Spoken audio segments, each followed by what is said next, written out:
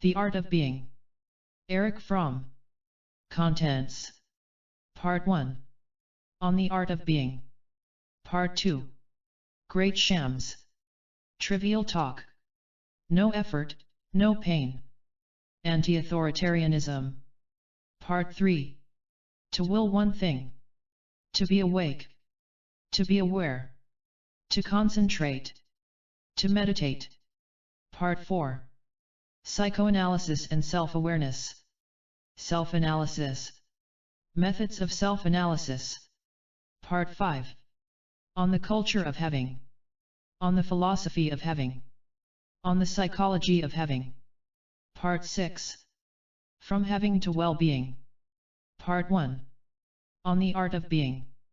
In the first part of this book I have tried to describe the nature of the having and of the being modes of existence, and the consequences that the dominance of either mode has for man's well-being.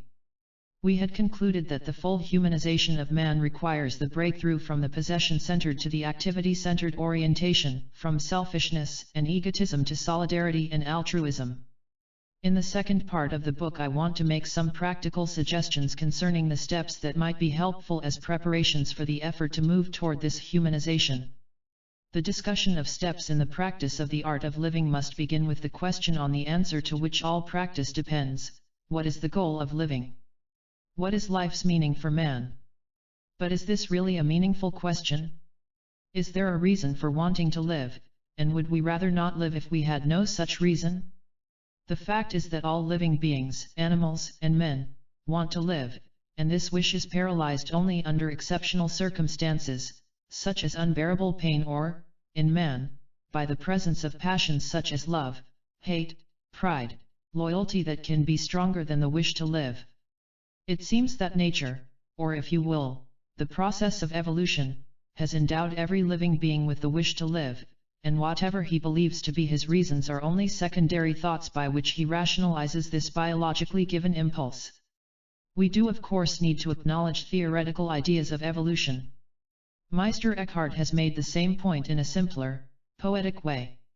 If you ask a good man, "Why do you love God?" you will be answered, "I don't know, because He is God."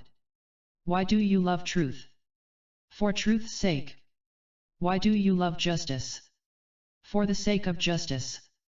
Why do you love goodness? For goodness' sake. And why do you live? On my honor, I don't know, I like to live.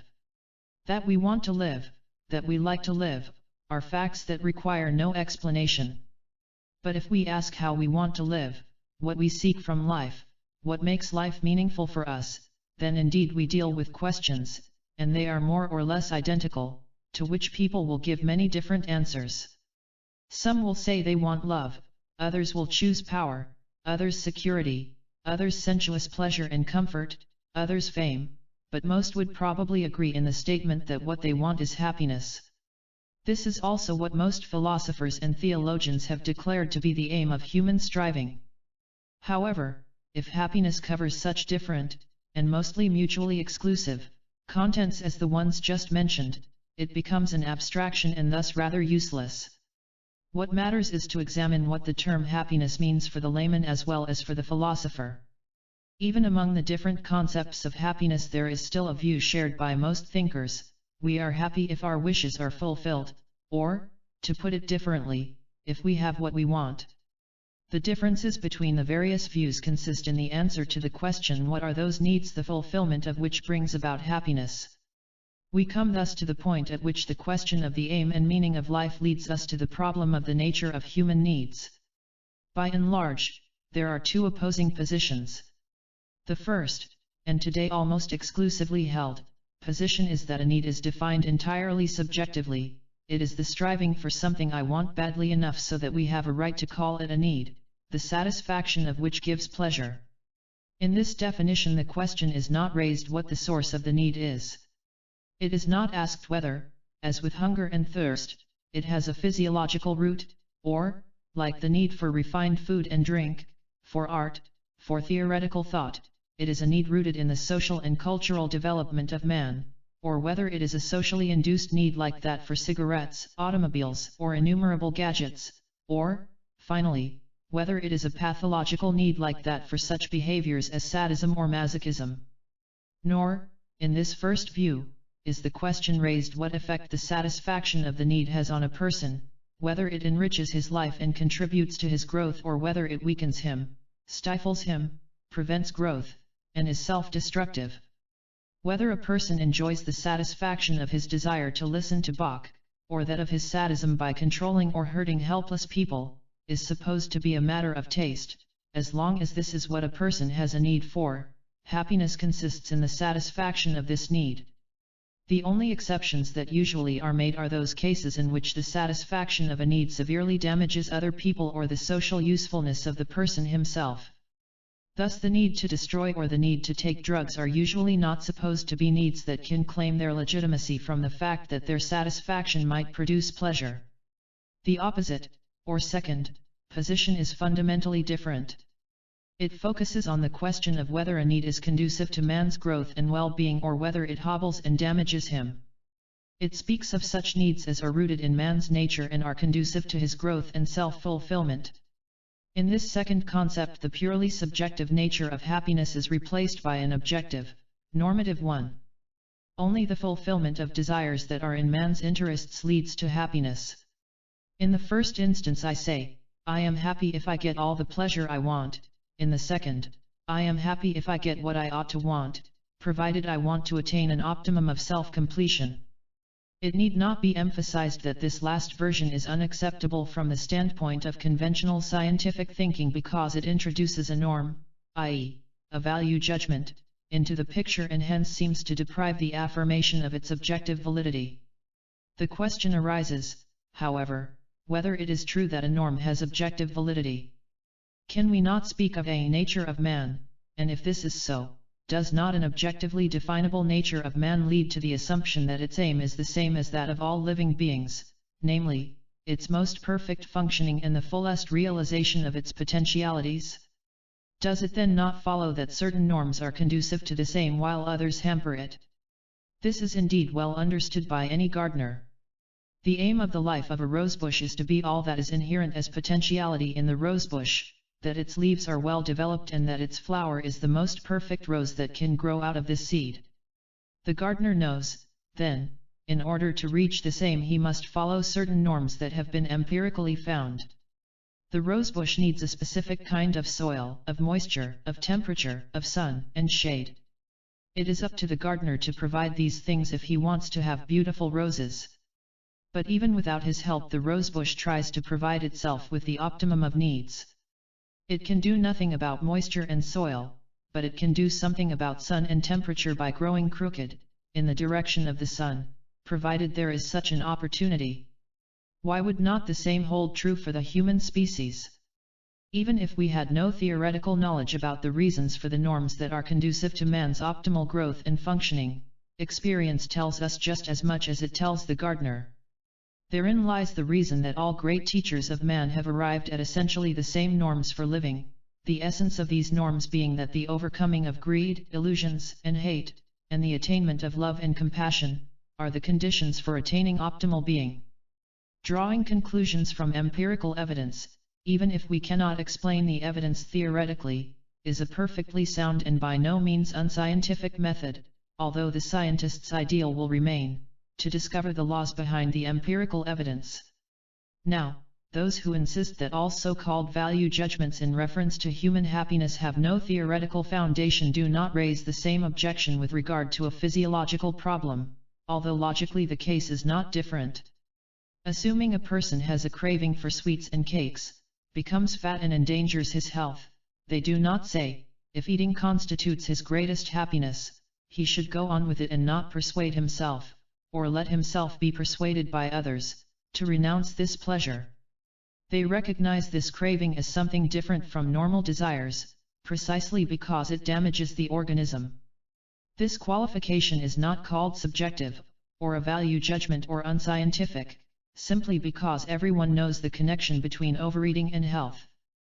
But, then, everyone also knows today a great deal about the pathological and damaging character of irrational passions such as the craving for fame, power, possessions, revenge, control, and can indeed qualify these needs as damaging, on an equally theoretical and clinical basis.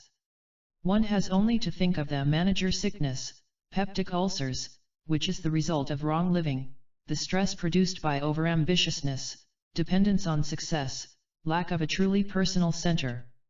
There is much data that goes beyond the connection between such wrong attitudes and somatic sickness. In recent decades, a number of neurologists, such as C. von Monaco, R. B. Livingston, and Heinz von Foerster, have suggested that man is equipped with a neurologically built-in biological conscience in which norms such as cooperation and solidarity, a search for truth and for freedom are rooted. These conceptions are based on considerations of the theory of evolution. I myself have attempted to demonstrate that the principal human norms are conditions for the full growth of the human being, while many of the purely subjective desires are objectively harmful. The goal of living as it is understood in the following pages can be postulated on different levels. Most generally speaking, it can be defined as developing oneself in such a way as to come closest to the model of human nature, Spinoza, or, in other words, to grow optimally according to the conditions of human existence and thus to become fully what one potentially is, to let reason or experience guide us to the understanding of what norms are conducive to well-being, given the nature of man that reason enables us to understand. Thomas Aquinas. Perhaps the most fundamental form of expressing the goal and the meaning of living is common to the tradition of both the Far East and Near East, and Europe: the Great Liberation, liberation from the dominance of greed, in all its forms, and from the shackles of illusions. This double aspect of liberation is to be found in systems such as Indian Vedic religion, Buddhism, and Chinese and Japanese Zen Buddhism, as well as in a more mythical form of God as Supreme King in Judaism and Christianity. It finds its crowning development, in the Near East and West, in Christian and Muslim mystics, in Spinoza, and in Marx. In all these teachings, inner liberation, freedom from the shackles of greed and illusions, is inseparably tied to the optimal development of reason, that is to say, reason understood as the use of thought with the aim to know the world as it is, and in contrast to manipulating intelligence, which is the use of thought for the purpose of satisfying one's need. This relation of freedom from greed and the primacy of reason is intrinsically necessary. Our reason functions only to the degree to which it is not flooded by greed. The person who is the prisoner of his irrational passions loses the capacity for objectivity and is necessarily at the mercy of his passions. He rationalizes when he believes he is expressing the truth. The concept of liberation, in its two dimensions, as the goal of life has been lost in industrial society, or rather it has been narrowed down and thus distorted. Liberation has been exclusively applied to liberation from outside forces, by the middle class from feudalism, by the working class from capitalism, by the peoples in Africa and Asia from imperialism. The only kind of liberation that was emphasized was that from outer forces. It was essentially political liberation. Indeed, liberation from outer domination is necessary, because such domination cripples the inner man, with the exception of rare individuals. But the one-sidedness of the emphasis on outer liberation also did great damage. In the first place, the liberators often transformed themselves into new rulers, only mouthing the ideologies of freedom. Second, political liberation could hide the fact that new unfreedom developed, but in hidden and anonymous forms. This is the case in Western democracy, where political liberation hides the fact of dependency in many disguises. In the Soviet countries the domination has been more overt.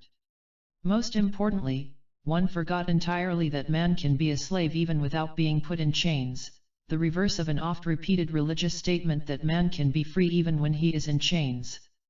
This may sometimes, in exceedingly rare cases, be true. However, it is not a statement that is significant for our times, but that man can be a slave without chains is of crucial importance in our situation today. The outer chains have simply been put inside of man. The desires and thoughts that the suggestion apparatus of society fills him with, chain him more thoroughly than outer chains. This is so because man can at least be aware of outer chains but be unaware of inner chains, carrying them with the illusion that he is free. He can try to overthrow the outer chains, but how can he rid himself of chains of whose existence he is unaware? Any attempt to overcome the possibly fatal crisis of the industrialized part of the world, and perhaps of the human race, must begin with the understanding of the nature of both outer and inner chains. It must be based on the liberation of man in the classic, humanist sense as well as in the modern, political and social sense. The Church still by and large speaks only of inner liberation, and political parties, from liberals to communists, speak only about outer liberation. History has clearly shown that one ideology without the other leaves man dependent and crippled.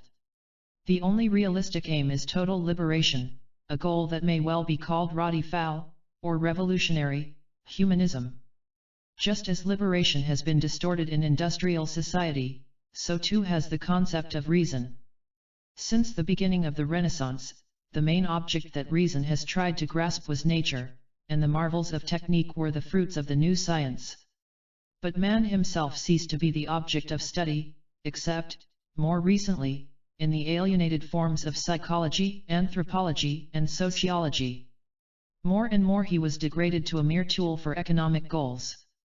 In the less than 3 centuries following Spinoza, it was Freud who was the first to again make the inner man the object of science, even though Freud was handicapped by the narrow framework of bourgeois materialism. The crucial question today is, as I see it, whether we can reconstitute the classic concept of inner and outer liberation with the concept of reason in its 2 aspects, as applied to nature, science, and applied to man, self-awareness. Before beginning to make suggestions concerning certain preparatory steps in the learning of the art of living, I want to make sure that there may be no misunderstanding of my intentions. If the reader has expected that this chapter was a short prescription for learning the art of living, he had better stop here. All I want, and am able, to offer are suggestions in what direction the reader will find answers, and to sketch tentatively what some of them are. The only thing that might compensate the reader for the incompleteness of what I have to say is that I shall speak only of methods I have practiced and experienced myself. This principle of presentation implies that I shall not try in the following chapters to write about all or even only about the most important methods of preparatory practices. Other methods such as yoga or Zen practice, meditation centered around a repeated word, the Alexander, the Jacobson, and the Feldenkrais methods of relaxation are left out. To write systematically about all methods would require at least a volume by itself, and aside from this I would not be capable of writing such a compendium because I believe one cannot write about experiences that one has not experienced. Indeed, this chapter could be ended right here by saying, read the writings of masters of living, learn to understand the true meaning of their words, form your own conviction of what you want to do with your life, and get over the naive idea that you need no master, no guide, no model, that you can find out in a lifetime what the greatest minds of the human species have discovered in many thousands of years, and each one of them building with the stones and sketches their predecessors left them. As one of the greatest masters of living, Meister Eckhart, said, "How can anyone live without being instructed in the art of living and of dying?" Yet I am not ending the book here, but shall try to present in a simple form some ideas I have learned studying the great masters. Before even considering some of the steps that are helpful, one should be made aware of the main obstacles that stand in the way. If one is unaware of what to avoid, all of one's efforts will be in vain. Part 2. Great Shams. Perhaps the most difficult obstacle to learning the art of living is what I would call the Great Sham. Not as if it were restricted to the field of human enlightenment, on the contrary, the latter is only one of the manifestations of the Great Sham pervading all spheres of our society. Phenomena such as products with built-in obsoleteness, products that are overpriced or actually useless if not harmful to the buyer, advertising that is a blend of a little truth and much falsehood, and many other social phenomena are part of the great fake, of which the law prosecutes only the most drastic forms. Speaking merely of commodities, their real value is covered up by the value that advertising and the name and greatness of their producers suggest. How could it be otherwise in a system whose basic principle is that production is directed by the interest in maximal profit and not by the interest in maximal usefulness for human beings? The great sham in the sphere of politics has become more visible recently through Watergate and the conduct of the Vietnam War, with its untrue statement about near victory or direct faking, as in false reports of aerial attacks. Yet only the tip of the iceberg of political sham has been exposed. In the spheres of art and literature the sham is also rampant. The public, even the educated public, has largely lost its capacity to know the difference between what is genuine and what is fake. This defect is caused by several factors. Foremost of all is the purely cerebral orientation of most people. They read or listen to only words and intellectual concepts, and do not listen with the third ear for proof of the author's authenticity. To give an example, in the literature on Zen Buddhism there are writers such as D.T. Suzuki, whose authenticity is beyond doubt. He speaks of what he has experienced. The very fact of this authenticity makes his books often difficult to read, because it is of the essence of Zen not to give answers that are rationally satisfying.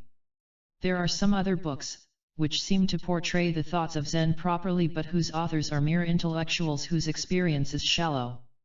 Their books are easier to understand, but they do not convey the essential quality of Zen. Yet I have found that most people who claim to have a serious interest in Zen have not noticed the decisive difference in quality between Suzuki and others. The other reason for our difficulty to discern the difference between the authentic and the sham lies in the hypnotic attraction of power and fame. If the name of a man or the title of a book is made famous by clever publicity, the average person is willing to believe the work's claims. This process is greatly helped by another factor. In a completely commercialized society in which salability and optimal profit constitute the core values, and in which every person experiences himself as capital that he has to invest on the market with the aim of optimal profit, success, his inner value counts as little as that of a dental cream or a patent medicine. Whether he is kind, intelligent, productive, courageous matters little if these qualities have not been of use to make him successful. On the other hand, if he is only mediocre as a person, writer, artist, or whatever, and is a narcissistic, aggressive, drunken, obscene headline maker, he will, given some talent, easily become one of the leading artists or writers of the day. Of course, not only he is involved, the art dealers, literary agents, PR men, publishers all are interested financially in his success. He is made by them. And once he is a nationally advertised writer, painter, singer, once he is a celebrity, he is a great man, just as the soap powder is the best whose name you cannot help remembering if you are a TV viewer. Of course, fake and fraud are nothing new, they have always existed. But there was perhaps no time in which the fact of being in the public eye was of such exclusive importance. With these examples, we touch upon the sector of the great sham that is most important in the context of this book, the sham in the field of man's salvation, of his well-being, inner growth, and happiness. I must confess here that I was very hesitant to write this chapter and was even tempted to leave it out after I had written it. The reason for this hesitancy lies in the fact that there are almost no words left in this field that have not been commercialized, corrupted, and otherwise misused. Words such as human growth or growth potential, self-actualization, experiencing versus thinking, the here and now, and many others have been cheapened by various writers and groups, and even used in advertising copy. Must I not fear that the reader will connect certain ideas I am writing about with others that have the opposite meaning, just because some words are the same? Is it not more adequate to stop writing in this field altogether, or to use mathematical symbols that are defined in a separate list? I beg the reader to be aware of the fact that words, in and by themselves, have no reality, except in terms of the context in which they are used, in terms of the intentions and the character of the one who uses them. If they are read in a one-dimensional way, without a depth perspective, they hide ideas rather than communicate them. Before beginning even a brief sketch, I want to state that in speaking of sham I do not imply that the leaders and practitioners in various movements are consciously dishonest or intend to deceive the public. Although there are some for whom this holds true, I believe that many intend to do good and believe in the usefulness of their spiritual commodities. Yet there is not merely conscious and intended sham, the socially more dangerous is the swindle in which the performers honestly believe, whether it is to plan a war or to offer the way to happiness. Indeed, certain things have to be said, even at the risk of my being taken as personally attacking well-meaning people. There is, in fact, little reason for personal attacks, since these merchants of salvation only satisfy a widespread demand. How could it be different? People are confused and unsure, they seek answers to guide them to joy, tranquility, self-knowledge, salvation, but they also demand that it be easy to learn, that it require little or no effort, that results be quickly obtained. In the 20s and 30s a new movement emerged built upon the genuine interest of a small number of people in new and hitherto unpopular ideas. These ideas were organized around two central issues: the liberation of the body and the liberation of the mind from the shackles into which conventional life had bound and distorted them. The first trend had two sources, one was psychoanalytic. George Grodek was the first to use massage to loosen up the body and thus help a patient to get rid of tensions and repressions. Wilhelm Reich went the same way, more systematically and with greater theoretical awareness of what he was doing, the breaking of the resistance that defends the repressed by breaking down the cramped and distorted bodily posture that functions as a protective defense against the repression. Reich's work was based on various methods of body awareness, starting with the work of Elsa Gindler in the 1920s. The second trend, the liberation of the mind, was centered mostly on Eastern ideas, particularly certain forms of yoga, Zen Buddhism, and Buddhist meditation. All the ideas and methods, in which only a few people were interested, are genuine and important and have been of great help to a number of persons who did not expect to find an easy shortcut to salvation. In the 50s and 60s a much larger number of people were looking for new ways to happiness, and a mass market began to form. Especially California was a fruitful soil for mixing up legitimate methods, like some of those mentioned, with cheap methods in which sensitivity, joy, insight, self-knowledge, greater effectiveness, and relaxation were promised in short courses, in a kind of spiritual smorgasbord program. Today there is nothing missing in this program. You can have sensitivity training, group therapy, Zen, Tai Chi Chuan, almost anything under the sun, in pleasant surroundings and together with others who suffer from the same troubles, lack of genuine contact and genuine feeling. From college students to business executives, everybody finds what he wants, with little effort required. With some dishes of the smorgasbord, such as sensory awareness, there is nothing the matter with the teaching, my only criticism being the atmosphere in which it is taught. In other endeavors the sham lies in the superficiality of the teaching, especially when it pretends to be based on the insight of the great masters. But perhaps the greatest sham is that what is promised, explicitly or implicitly, is a deep change in personality, while what is given is momentary improvement of symptoms or, at best, stimulation of energy and some relaxation. In essence, these methods are means of feeling better and of becoming better adjusted to society without a basic change in character. This Californian movement, however, is insignificant by comparison with the mass production of spiritual goods organized by and around Indian gurus. The most stunning success has been that of the movement called Transcendental Meditation, TM, whose leader is the Indian Maharishi Mahesh Yogi. This guru seized upon a very old Indian traditional idea, that of meditation over a mantra usually being a word from Hindu scripture that is supposed to have special significance, like Om in the Upanishads, if one concentrates on it. This concentration results in relaxation, and in lessening of tension, and in a feeling of well-being that accompanies the relaxation. TM can be practiced without mystifications by using English words such as be still, love, one, peace, or any others that recommend themselves. If practiced regularly every day in a relaxed position, with closed eyes, for about 20 minutes, it has apparently a marked effect of quietness, relaxation, and increase in energy.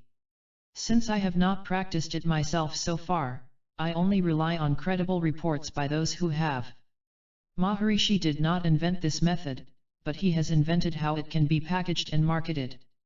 In the first place, he sells the mantras, alleging that for each individual that mantra is chosen which fits the individuality of the customer.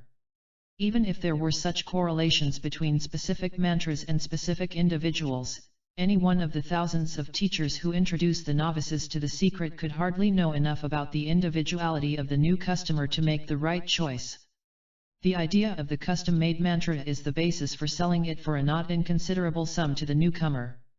The personal wishes of the individual are taken into account, and the possibility of this fulfillment is affirmed by the teacher. What a promise! Any wish can be fulfilled, if only one practices TM. After having heard 2 introductory lectures, the novice has an interview with the teacher. Then, with a little ceremony, he receives his personal mantra and is instructed never to say it aloud to himself or to anyone else. He has to sign a statement that he will never teach the method to others, obviously to keep the monopoly intact. The new adherent has a right to be checked every year about his progress by the teacher who introduced him, although, as I understand it, this is usually a brief routine procedure. The movement has now many hundreds of thousands of practicing adherents, mainly in the United States but increasingly also in a number of European countries.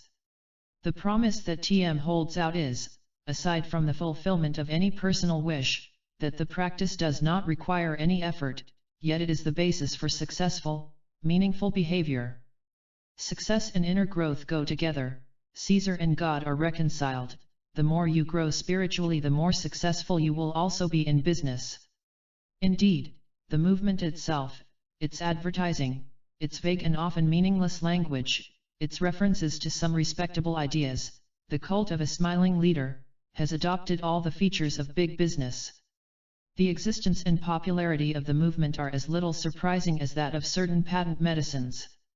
What is surprising is that among its adherents and practitioners are, as I know from personal experience, people of unquestionable integrity, high intelligence, and superior psychological insight. I must admit that I am puzzled by the fact. To be sure, their positive reaction is due to the relaxing and energizing effect of the meditation exercises. But what is so puzzling is that they are not repelled by the unclear language, the crude PR spirit, the exaggerated promises, the commercialization of the salvation business, and why they retain their connection with TM rather than choose another, non-mystifying technique such as one of those mentioned above. Has the spirit of big business and its selling methods already made such inroads that one must also accept them in the field of individual spiritual development? In spite of the favorable effect of mantra meditation, it does, in my opinion, damage to the supporter. In order to appreciate this damage, one must go beyond the isolated act of mantra meditation and see the entire fabric of which it is a part. One supports an idolatrous cult and thus decreases one's independence. One supports the dehumanizing feature of our culture, the commercialization of all values, as well as the spirit of PR falsehoods, the no-effort doctrine, and the perversion of traditional values such as self-knowledge, joy, well-being, by clever packaging. As a result, one's mind becomes confused and filled with new illusions in addition to those that exist already and should be gotten rid of. There is another danger in movements like TM. It is used by many people who are genuinely eager to achieve an inner change and to find a new meaning to life, and by its phraseology TM supports such wishes. But it is in fact at best only a method for relaxation, to be compared to Hatha Yoga or the honest autogenic training by the late Professor I.H. Schultz, which achieved states of refreshing and energizing relaxation in many people. Such relaxation, while desirable, has nothing to do with a fundamental human change from egocentricity to inner freedom. Admittedly, it is useful for a vain and egocentric person just as it is for a person who has dropped much of his having structure, but by pretending that it is more than momentary relaxation, TM blocks the way for many who would seek a real path of liberation did they not believe they had found it in transcendental meditation. Lately the movement has sought also to attract and incorporate those who have an interest not only in themselves but in mankind.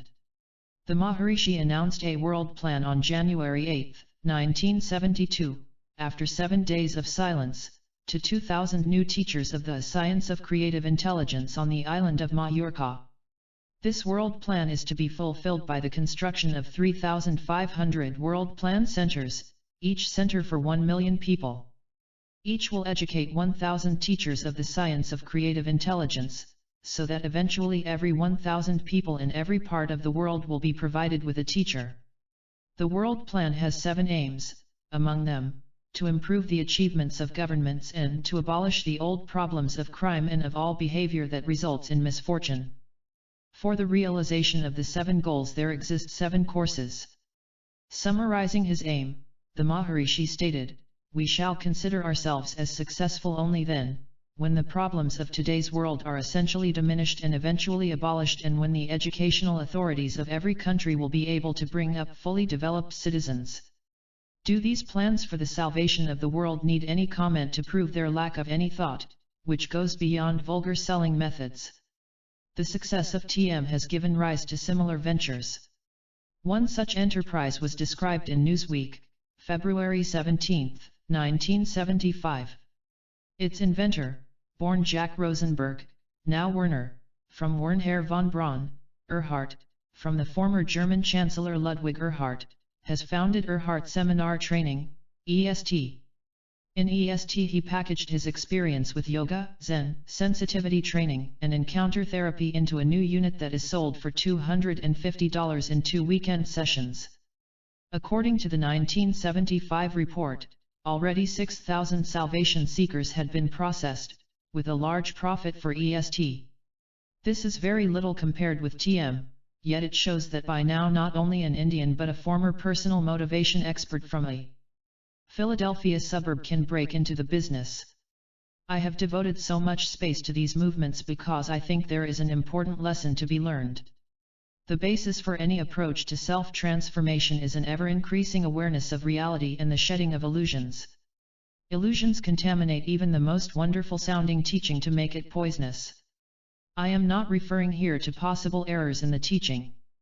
The Buddha's teachings are not contaminated because one does not believe that transmigration exists, nor is the biblical text contaminated because it contrasts with the more realistic knowledge of the history of the earth and the evolution of man. There are, however, intrinsic untruths and deceptions that do contaminate teaching, such as announcing that great results can be achieved without effort, or that the craving for fame can go together with egolessness, or that methods of mass suggestion are compatible with independence. To be naive and easily deceived is impermissible, today more than ever, when the prevailing untruths may lead to a catastrophe because they blind people to real dangers and real possibilities. The realists believe, of those who strive for kindness, that these latter mean well but that they are ingenuous, full of illusions, briefly, fools. And they are not entirely wrong. Many of those who abhor violence, hate, and selfishness are naive. They need their belief in everybody's innate goodness in order to sustain that belief. Their faith is not strong enough to believe in the fertile possibilities of man without shutting their eyes to the ugliness and viciousness of individuals and groups. As long as they do so, their attempts to achieve an optimum of well-being must fail. Any intense disappointment will convince them that they were wrong or will drive them into a depression, because they do not then know what to believe. Faith in life, in oneself, in others must be built on the hard rock of realism, that is to say, on the capacity to see evil where it is, to see swindle, destructiveness, and selfishness not only when they are obvious but in their many disguises and rationalizations.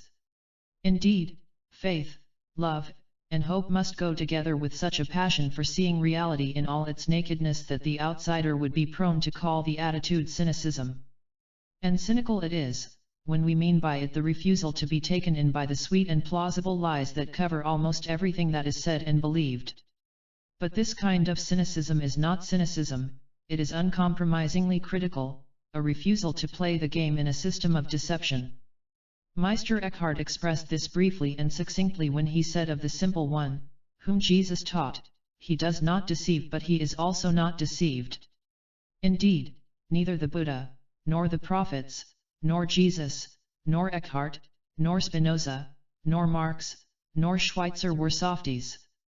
On the contrary, they were hard-headed realists, and most of them were persecuted and maligned not because they preached virtue but because they spoke truth. They did not respect power, titles, or fame, and they knew that the emperor was naked, and they knew that power can kill the truth-sayers. Trivial talk. Among the obstacles to learning the art of being, one other is indulging in trivial talk. What is trivial? Literally it means commonplace.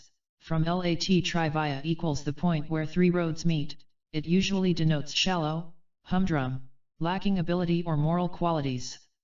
One might also define trivial as an attitude that is concerned only with the surface of things, not with their causes or the deeper layers, as an attitude that does not distinguish between what is essential and what is unessential, or one that is prone to reverse the two qualities.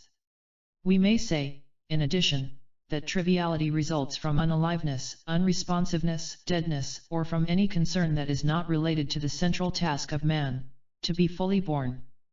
In this latter sense the Buddha has defined trivial talk.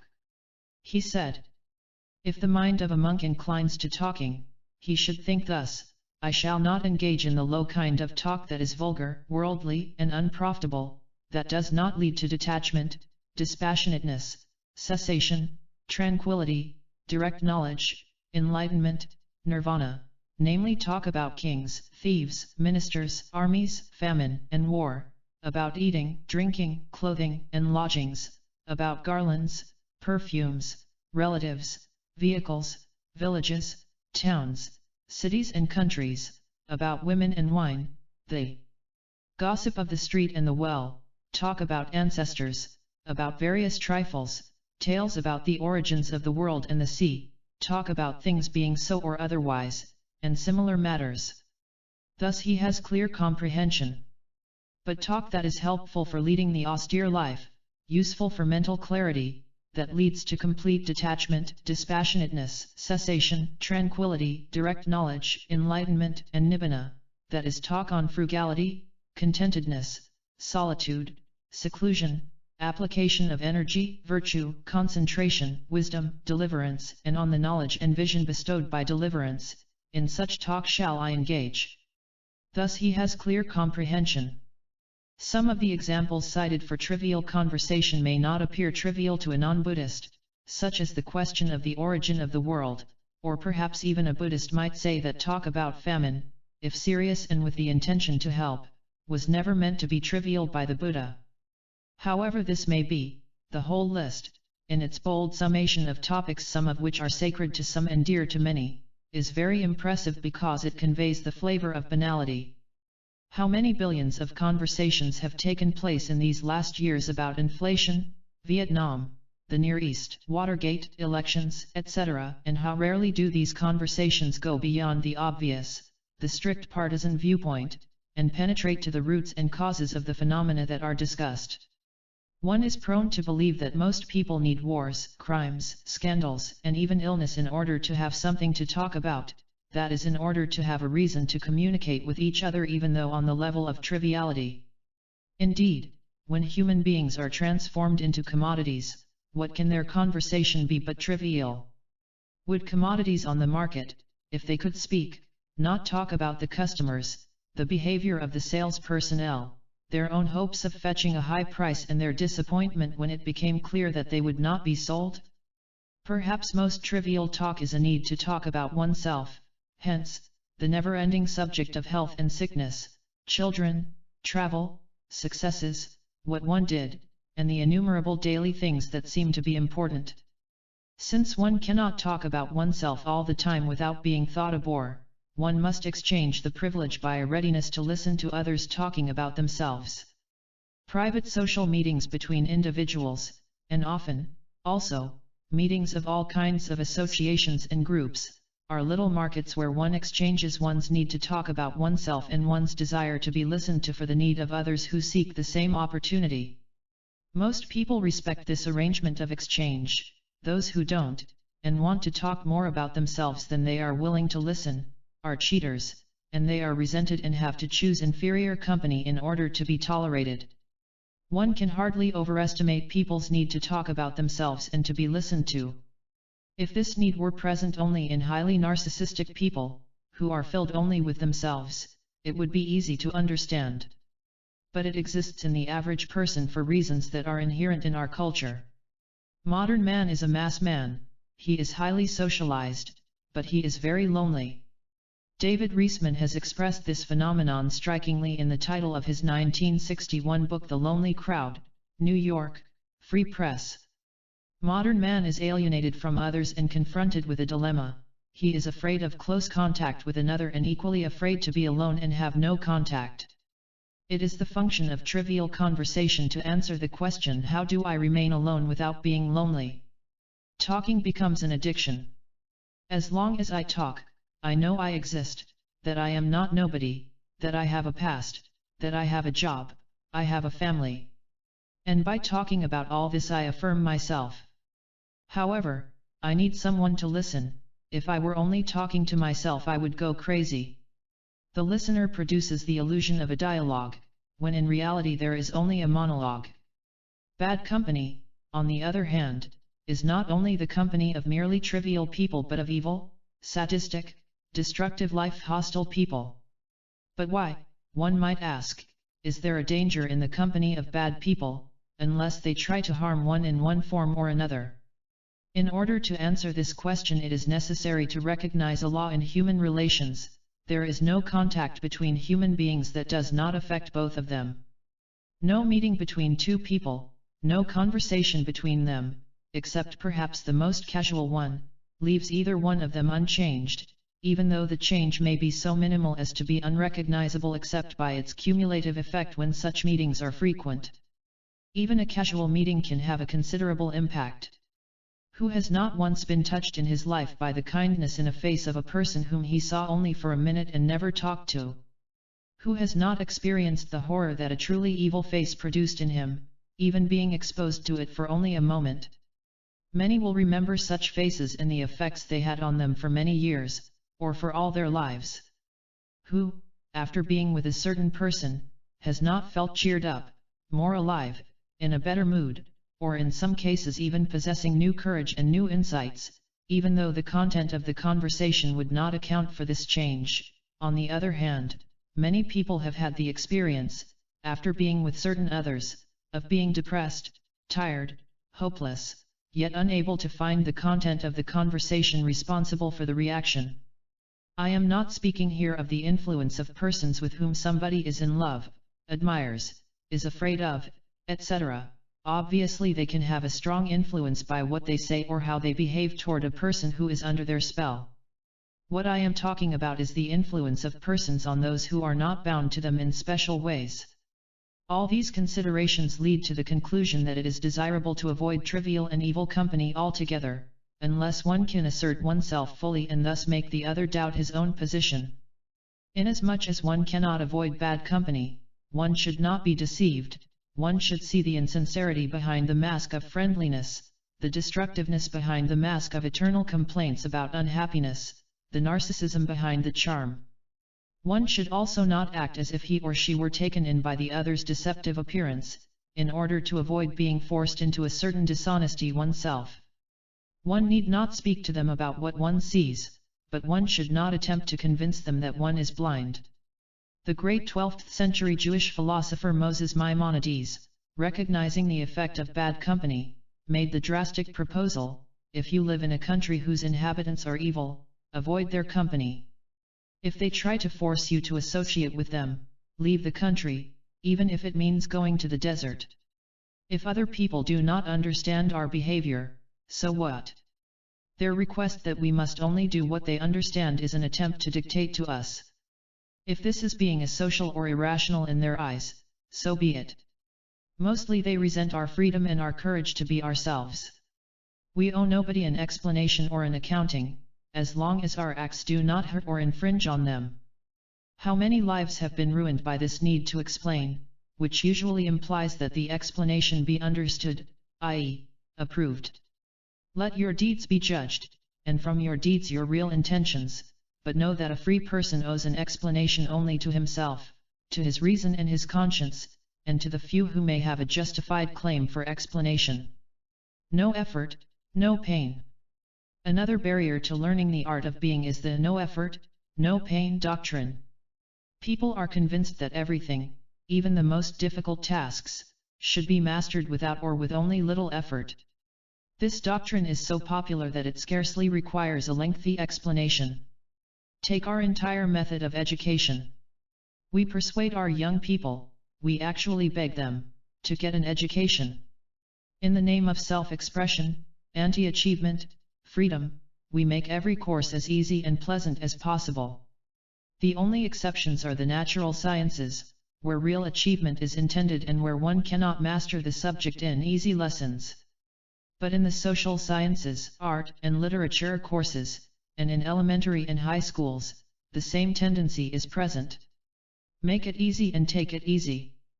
The professor who insists on hard work is called authoritarian, or old-fashioned. The causes for this trend today are not difficult to discover. The increasing need for technicians, for half-educated people who work in service industries, from clerks to minor executives, requires people with a smattering of knowledge as our colleges provide it. Second, our whole social system rests upon the fictitious belief that nobody is forced to do what he does, but that he likes to do it. This replacement of overt by anonymous authority finds its expression in all areas of life.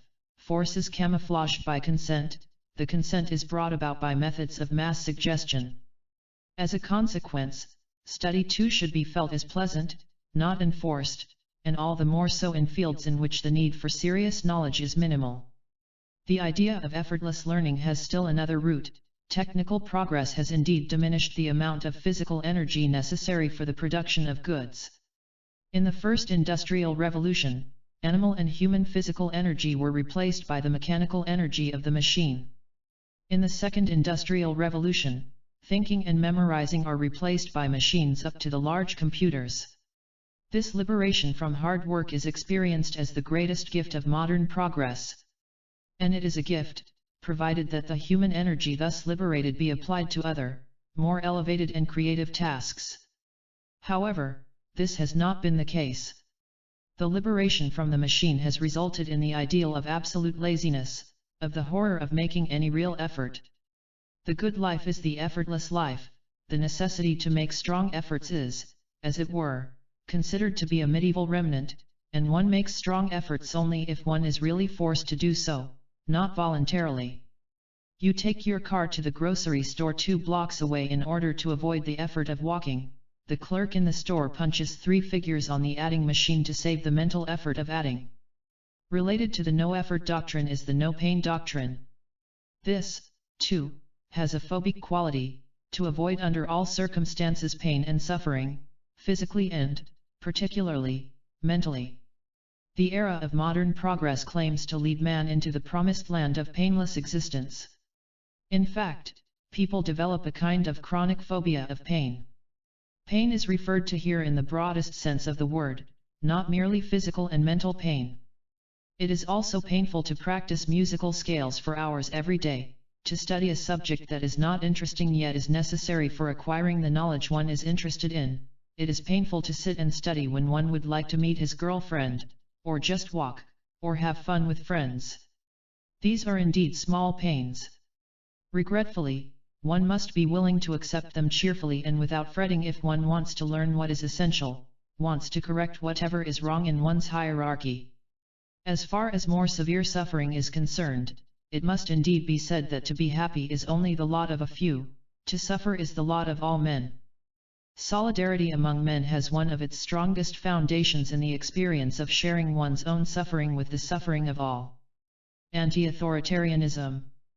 Another obstacle to being is the phobia against anything that is considered authoritarian, that is to say, forced upon the individual and requiring discipline. This phobia is consciously conceived as desire for freedom, the complete freedom to decide. Jean-Paul Sartre in his concept of freedom has given the philosophical rationalization for this ideal. It has many roots.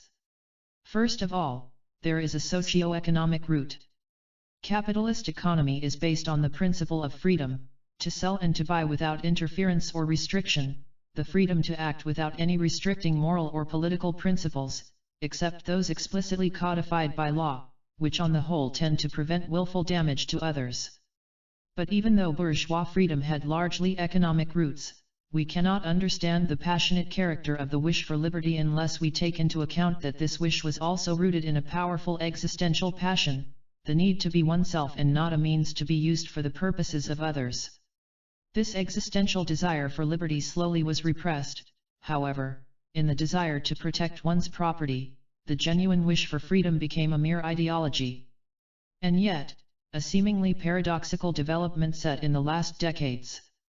Authoritarianism decreased considerably in the Western democracies, yet with it decreased, too, the factual freedom of the individual.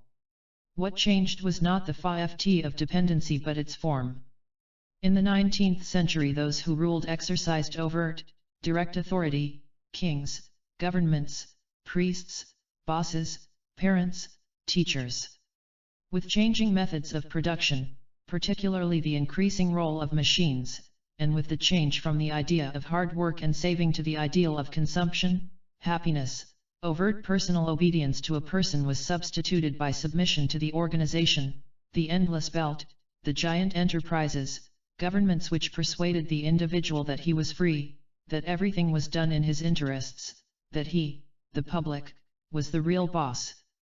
Yet precisely because of the gigantic power and size of the bureaucracy of the state, army, industry, the replacement of personal bosses by impersonal bureaucracies, the individual became more powerless than he was, even before, but he is not aware of his powerlessness. In order to defend himself against such an individually and socially disturbing awareness, he has now built up an ideal of absolute, unrestricted personal freedom. One manifestation of this has been the establishment of sexual freedom. Both the young and many of their middle-aged parents have tried to realize this ideal of freedom by rejecting any restrictions in the sphere of sexual relations. To be sure, this was partly a very wholesome process. After 2000 years of religious defamation, sexual desire and satisfaction ceased to be considered sinful, and hence constant guilt feelings and thus a readiness to atone for that guilt by renewed submission were reduced. But even with due appreciation of the historical significance of the sexual revolution, one should not ignore some other, less favorable side effects of that revolution. It tried to establish the freedom of whim instead of the freedom of will. What is the difference? A whim is any desire that emerges spontaneously, without any structural connection with the whole personality and its goals. In young children they form part of a normal pattern. The desire itself, even the most fleeting or irrational one, today requires its fulfillment. To disregard it or even to postpone it is experienced as an infringement of one's freedom. If a man meets a woman accidentally, has a few free hours, is bored, he may easily consider the idea of sleeping with her. Once the idea has appeared on his mental screen he decides to act accordingly, not necessarily because the woman attracts him particularly or because his sexual need is so intense, but because of the compulsive need to act out what even he has conceived as a wish. Or, say, a detached, lonely adolescent, who walks along the street, suddenly has the thought that it would be exciting to stab the young nurse whom he passes, and he stabs her to death. These are not merely a few instances in which people have followed whims. That the first act is lovemaking and the second is killing is of course a significant difference. But what they have in common is the character of a whim. Examples between these extremes abound, and anyone can find them for himself. The general criterion of a whim is that it responds to the question why not, and not to the question why. I am sure that anyone who observes behavior minutely has discovered with what extraordinary frequency people, when asked whether they would like to do this or that, begin their answer with why not. This why not implies that one does something simply because there is no reason against doing it, not because there is a reason for it. It implies that it is a whim but not a manifestation of the will. Following a whim is, in fact, the result of deep inner passivity blended with a wish to avoid boredom. Will is based on activity, whim on passivity. The most significant place in which the fiction of personal freedom is acted out is the area of consumption. The customer is the king of the supermarket and the automobile market. Many brands of each commodity vie for his favor. They have tried to entice him for months on the television screen, and when he buys he seems to be like a powerful man who, in full freedom, makes his choices between soap powder A, B, and C, all of which beg for his vote as political candidates do before election day. The customer king is not aware that he has no influence on what is offered him, and that the alleged choice is no choice since the different brands are essentially the same, sometimes even manufactured by the same corporation. It is possible to formulate a general psychological law: the greater the sense of powerlessness and the greater the lack of authentic will, the more grows either submission or an obsessional desire for satisfaction of one's whims and the insistence on arbitrariness. To sum up, the chief rationalization for the obsession of arbitrariness is the concept of anti-authoritarianism. To be sure, the fight against authoritarianism was and still is of great positive significance. But anti-authoritarianism can, and has, become a rationalization for narcissistic self-indulgence, for a childlike sybaritic life of unimpaired pleasure, in which according to Herbert Marcuse even the primary of genital sexuality is authoritarian, because it restricts the freedom of pregenital, i.e., anal perversions. Finally, the fear of authoritarianism serves to rationalize a kind of madness, a desire to escape from reality. Reality imposes its law on man, laws that he can only escape in dreams or in states of trance, or in insanity. Part 3. To will zero anything. The first condition for more than mediocre achievement in any field, including that of the art of living, is to will one thing. To will one thing presupposes having made a decision, having committed oneself to one goal. It means that the whole person is geared and devoted to the one thing he has decided on, that all his energies flow in the direction of this chosen goal. Where energies are split in different directions, an aim is not only striven for with diminished energy, but the split of energies has the effect of weakening them in both directions by the constant conflicts that are engendered. An obsessional neurosis is a case in point. The will of a person who is doubting whether he should do one thing or its opposite, whose attitude toward the most important people in his life is one of extreme ambivalence, may become completely paralyzed in making any decisions and or eventually in acting altogether. In the normal case, where the aims are not so rigidly opposed, a smaller amount of energy is wasted. Nevertheless, the capacity to reach any goal is greatly reduced. It actually does not matter what the goal is, material or spiritual, moral or immoral. A bank robber needs to will one thing just as much as a scientist or a violinist, provided that they want to do what they're doing excellently or even competently. Half-heartedness leads one to prison, the others to becoming an unproductive and bored college professor or a member of a second-class orchestra, respectively. Of course, if only amateur status is aspired to, matters are different. The thief will probably get into trouble, the scientist will likely feel frustrated, while the amateur violinist will thoroughly enjoy his activity for its intrinsic value, provided he does not expect to achieve excellence. It is easy to observe the frequency of unresolved contradictions of goals within people. In part they are derived from a split in our culture, which provides its members with opposite sets of norms, those of Christian charity and altruism and those of bourgeois indifference and selfishness. While in practice the norm of selfishness is generally adopted, quite a few people are nevertheless still influenced by the old norms, yet not strongly enough to lead them to a different conduct of life. In contemporary industrial society the opportunities for doing things wholeheartedly are greatly reduced. Indeed, if the worker on the endless belt, the bureaucrat filing papers, the street cleaner, or the man selling stamps behind the post office window tried to do this with a whole heart and a unified will, he would be in danger of becoming crazy. Thus, he tries to detach himself as much as he can from that work and occupy his mind with all sorts of thoughts, daydreams, or with nothing. But there are still a number of occupations that permit the development of excellence. To name a few, those of a scientist, a physician, an artist, even of a secretary who has interesting work to do, or the work of a nurse, a bus driver, an editor, a pilot, a carpenter. The increasing mechanization and routinization of work, however, will reduce these possibilities more and more. To begin with, even manual and clerical work need not be automatized and routinized as it is now. As a number of recent experiments show, one can reduce the monotony of work and create the possibility of a certain degree of interest and skill by reversing the process of overspecialization and changing the methods of production in such a way that the worker decides on his method of operating and thus ceases to be narrowed down to the repetition of one or two mechanical movements. However, in any kind of industrial mass production there are limitations to the extent to which work will permit the development of interest and the striving for excellence. The matter is quite different where we do not speak of the technical aspect of work but of its social aspect. This is more obvious today, when nearly all work is teamwork, from the work in an automobile plant to that in a research institute. Everyone finds himself in a net of interpersonal relations and is part of it, in various ways and to varying degrees. The social situation in which I live is part of my own life, it affects me as I affect it.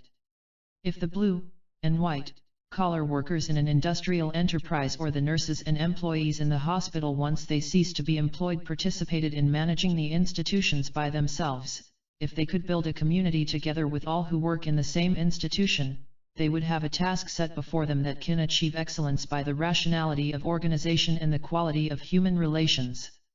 In such productive work each would also work productively on his own life. Aside from the place of work as a social organization, the optimal organization of society as a whole gives everyone the possibility to contribute with his whole heart. However, to achieve this would require that society and its political representative, the state, cease to be powers that stood over and against the citizen, but that they are the product of his work. At the present stage of alienation this is quite impossible. In a humanized society, aside from his own life, society itself becomes man's most important work fact, and the ends of both coincide. To be awake. Today there is much talk among seekers of new paths about altering and widening the state of consciousness. One usually means by this something like seeing the world in a new light, especially in a physical sense, with colors and forms appearing with greater intensity and in entirely original forms. Various means are recommended to reach this state of altered consciousness, primarily the psychodrugs of various intensities and self-induced states of trance. No one can deny that such states of altered consciousness can occur, but few people who are so enthusiastic about them seem to raise the question why anyone would want to alter his consciousness, when, in his normal state of being, he has not even reached the state of normally developed consciousness. The fact is, most of those who are so eager to reach states of altered consciousness do not have more developed states of consciousness than their fellow men who only drink coffee, liquor, and smoke cigarettes.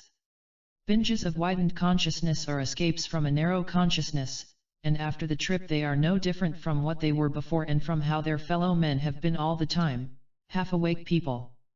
This term half-awake needs some explanation, especially since I introduce it to denote the customary state of mind in most people. We believe we are on solid ground if we distinguish between sleeping and being awake, and up to a certain extent we are. There are definite physiological, i.e., chemical and electrical, differences between the two states. From a psychobiological standpoint the differences can be thus described. In the state of awakeness the total person fulfills the function of providing food and shelter and other necessities of life and of protecting himself against dangers, mainly by fighting or running away, or, in man, by negotiating a compromise that avoids both equally dangerous alternatives. In the state of sleep man is freed from the function of having to make efforts for survival, he does not need to work, and only emergency signals such as unusual noises wake him up for self-defense. He is turned inward and is capable of formulating messages to himself, creating, directing, and acting out plans in which he expresses his wishes, his fears, and his deepest insights into himself and others, insights made possible by the fact that he is not drugged by the voices of common sense and illusions that intrude on him while he is awake. In fact, paradoxically, we are more awake when we are asleep than when we are not. Our dreams often testify to our creative activity, our daydreams to our mental laziness. However, both the sleeping state and the waking state are not two undifferentiated entities. Within each state are many sub-states, from light to deep sleep, states in which we dream, recognizable by an observer because our eyes move and technically called REM sleep, and states in which we do not dream. It is also known that definite distinctions exist within the waking state. They have been studied by means of analyzing differing kinds of electric waves emitted by the brain. Although our scientific knowledge in this field is still rudimentary, empirical self-observation, however, can provide us with data that we have not yet obtained in a more exact way. Everybody recognizes differences in the state of alertness, openness, vigor of mind, as against states of a certain sluggishness or inattentiveness. At the same time, it is also a matter of general experience that these two states can follow each other very rapidly, so that the usual explanation of not having had enough sleep or just being tired can be excluded. It is interesting to analyze what factor changes the state of tiredness to that of intense alertness. The most obvious example is that of the influence of people. The same man who was sitting in his office doing his routine work correctly yet listlessly, only sufficiently concentrated to do his work properly, leaves the office and meets a woman whom he is in love with. He is suddenly another man, alert, witty, attractive, full of life, energetic. One might say that from being half asleep he has become wide awake. Or the opposite case, a married man, quite immersed in work that is interesting, may be very alert and awake. He comes home, and he may totally change.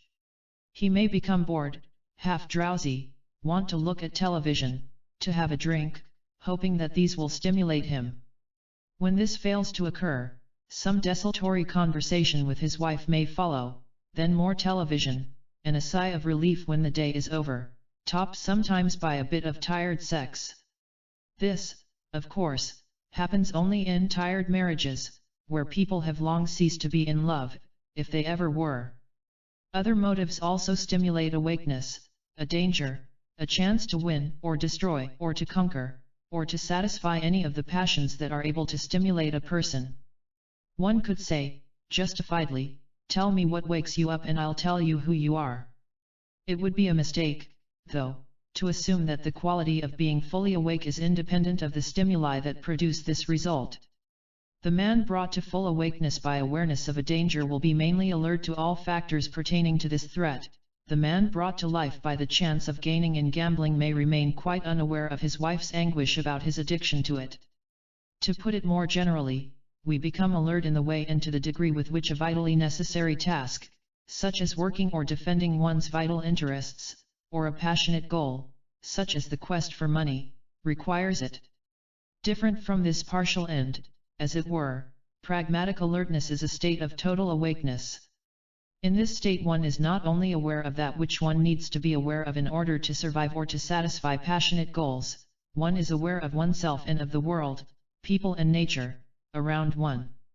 One sees, not opaquely but clearly, the surface together with its roots.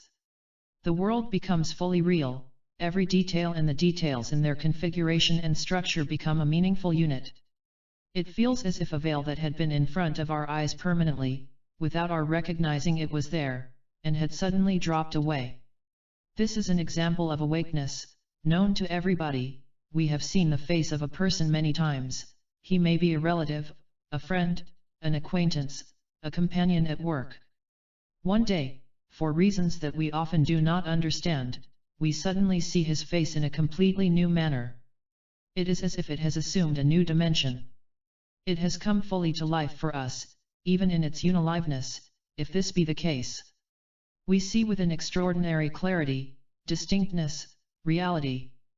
We see in it the man, not his problems, his past, nothing that leads us to theoretical considerations, just him, in his suchness. He may be evil or kind, strong or weak, brutal or delicate, or any blend of these factors. He has become he for us and his face remains in our mind.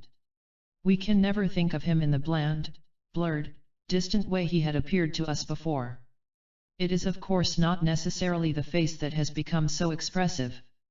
For quite a few people the hand, the shape of the body, the gestures and movements are of equal significance, or even more so. Two people look at each other and are aware of each other. They see each other in their unique suchness. There is no barrier, no fog. They see in a state of intense awakeness. In this process of direct, unimpeded awareness, they do not think about each other, they do not raise psychological questions, do not ask how the person has become what he is, how he will develop, whether he is good or evil. They are just aware.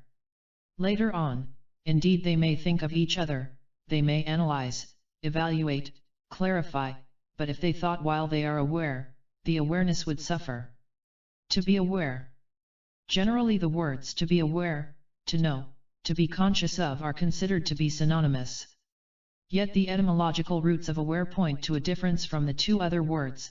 The root of aware, as the German gewahr, has in the English and German history of the word the meaning attention or mindfulness, German, Aufmerksamkeit. It is usually construed as to be or to become aware of something. This means more than simple consciousness or knowledge. It has the meaning of discovering something that was not quite obvious, or was even not expected. In other words, awareness is knowing or consciousness in a state of close attention. Let us consider the different meanings of awareness. Awareness can refer to one's body or to one's psychic state, i.e., one's feelings and one's mood. A simple example of bodily awareness is to become aware of one's breathing. Of course, we know that we are breathing, but this is an intellectual knowledge that can be proven by our observing the fact of breathing, of inhaling and exhaling, or the movement of our abdomen. But this knowledge that we breathe is something quite different from the awareness of the act of breathing. Anybody can notice the difference by making a simple experiment. One sits down in a relaxed, that is, neither slouching nor rigid, posture, closes one's eyes, tries to think of nothing and just feel one's breathing. This is by no means as easy as it sounds, because many thoughts will intrude and one will notice, especially in the beginning, that after a few seconds one stopped being aware of one's breathing and began to think of many often irrelevant things. To the degree to which one succeeds in concentrating on one's breathing, one is aware of the process of breathing. Without trying to force it or to control it, without any purpose or goal at all, one gives oneself to the act of breathing.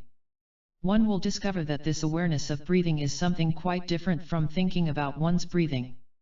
In fact, the two modes exclude each other. As soon as I think about my breathing, I cannot be aware of the act of breathing. Another example, also simple for anyone to try, is the following. Again, one assumes the relaxed position and closes one's eyes. The hands are resting on one's upper legs, the posture one can see in the statues of the famous Abu Simbel sitting pharaohs. One decides to raise one arm up to a 45-degree angle.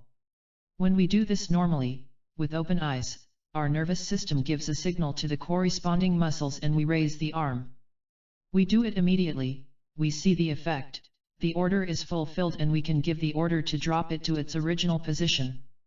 Have we experienced the movement of the arm? Hardly.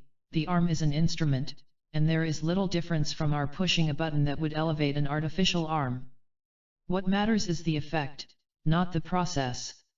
If, in contrast to the usual method, we want to concentrate on the experience of the movement, we must try to forget the end and move the arm with such slowness that we begin to feel how it moves, from the subtle raising of the palm from the rest, to the moment when it is airborne, then further and further when it eventually has arrived at more or less the planned height, and then as we move it down again until it comes to a full rest.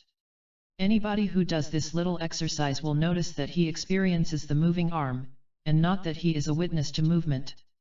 He will also recognize that he is so concentrating on being aware of the movement that he does not think or reflect about it. He may think or reflect about it before or afterward, but in the process of becoming aware thinking is excluded. The same principle exists in the art of moving, taught by Katya Delikova, and in an old Chinese traditional sequence of movements, the Tai Chi Chuan. The latter is a particularly recommendable exercise because it combines elements of sensory awareness with a state of concentrated meditation.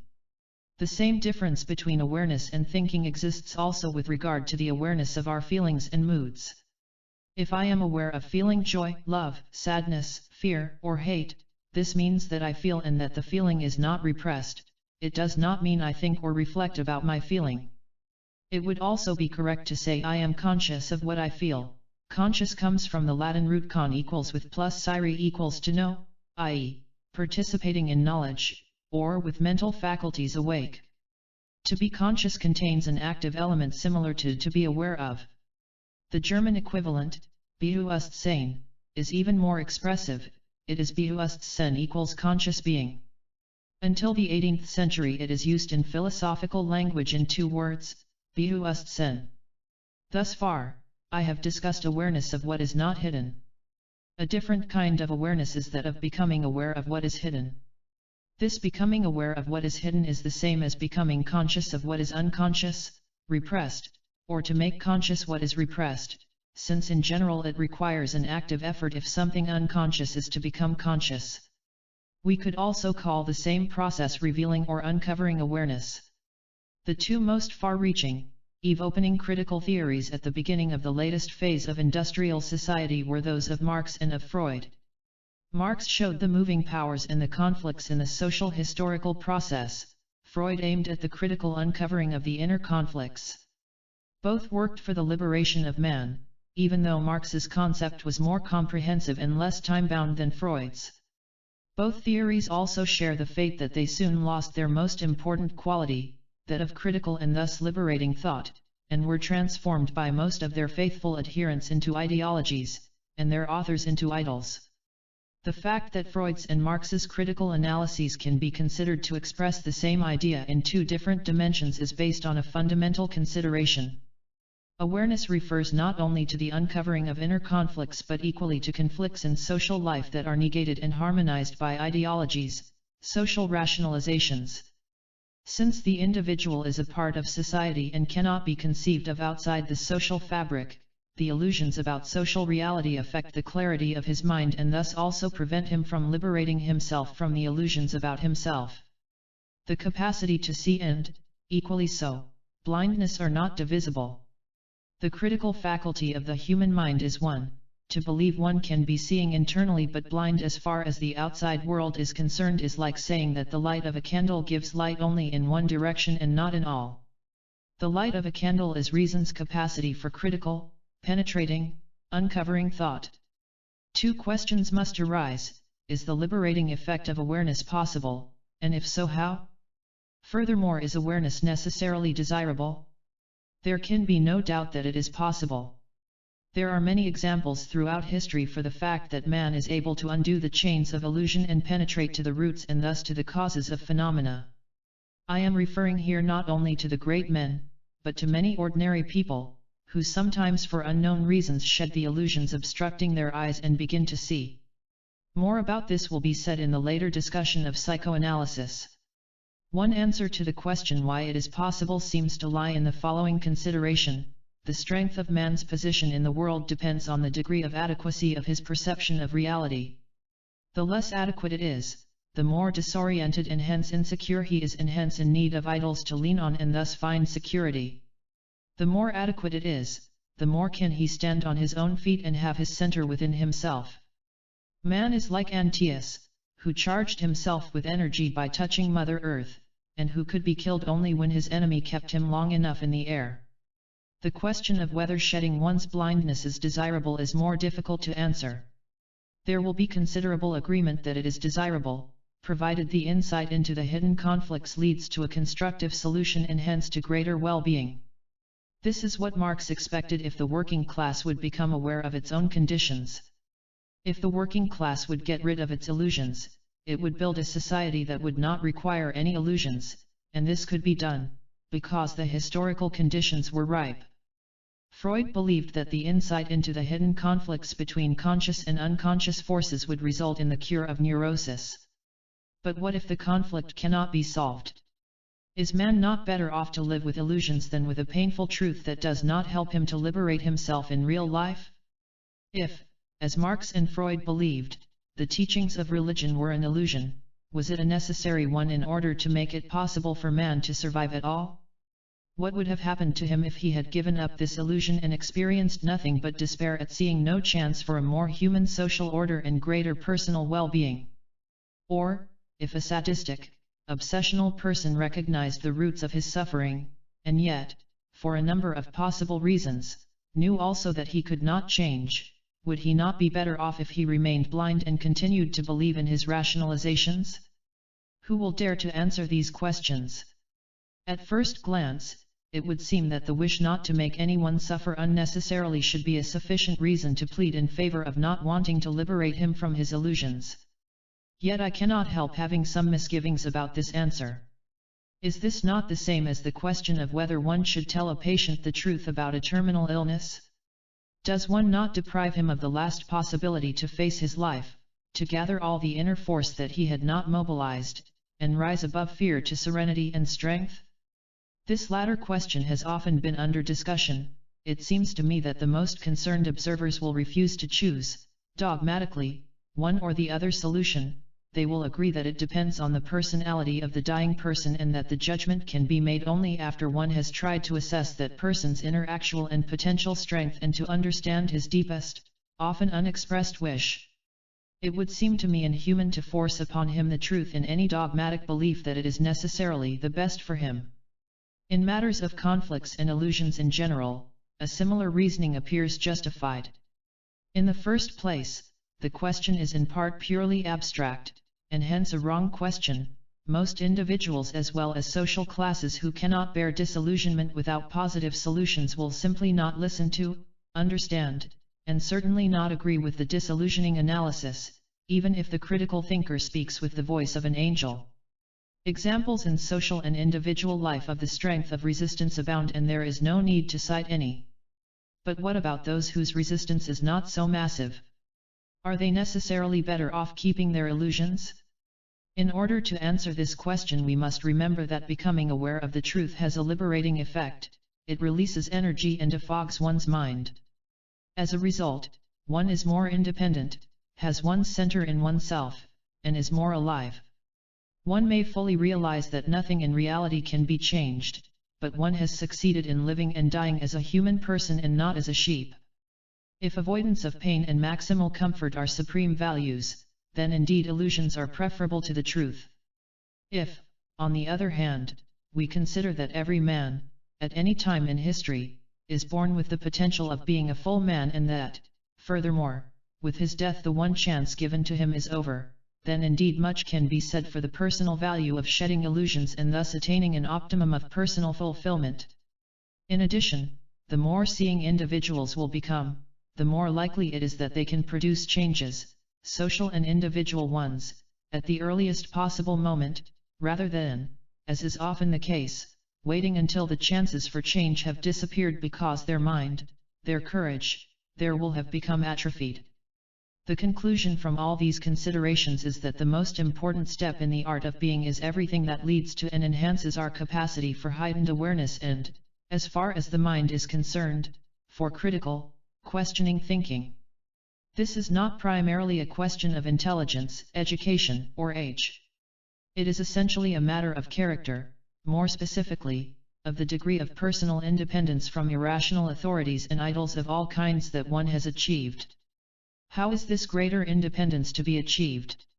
What can be said here is only this: once one is aware of the crucial importance of non-submission, I mean here of inner non-submission and not necessarily of purely defiant, dogmatic disobedience, one will become very sensitive to the small signs of submission, one will look through the rationalization that justifies it, one will practice courage, and one will discover that once the problem and its central significance are recognized, one discovers by oneself many answers to the question. It is the same as it is with everything else. One discovers answers to problems only when one feels that they are burning and that it is a matter of life and death to solve them. If nothing is of burning interest, one's reason and one's critical faculty operate on a low level of activity, it appears then that one lacks the faculty to observe. Another helpful attitude is one of deep distrust. Since most of what we hear is either plainly untrue, or half true and half distorted, and since most of what we read in the newspapers is distorted interpretations served as facts, it is by far the best plan to start out with radical skepticism and the assumption that most of what one hears is likely to be a lie or a distortion. If this sounds too grim and cynical, I might add that I do not mean this quite literally, but that I want to emphasize that it is much more healthful than the opposite premise, namely, to believe that people say the truth until the opposite is proven.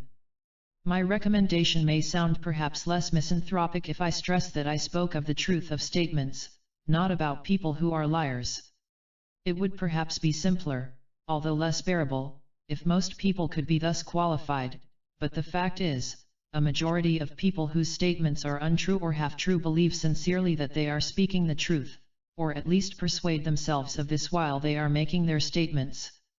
As for the practical steps to self-awareness, I shall discuss them later in the chapter on psychoanalysis and self-analysis. First, however, I want to discuss some other steps in the learning of the art of living. To content rate. The capacity to concentrate has become a rarity in the life of cybernetic man. On the contrary, it seems as if he does everything to avoid concentration. He likes to do several things at the same time, such as listen to music, read, eat, talk with friends. A cartoon has expressed this trend quite succinctly. A man has installed a television on the wall above his bed, so that he could look at the screen while he was making love. Indeed, television is a good teacher of non-concentration.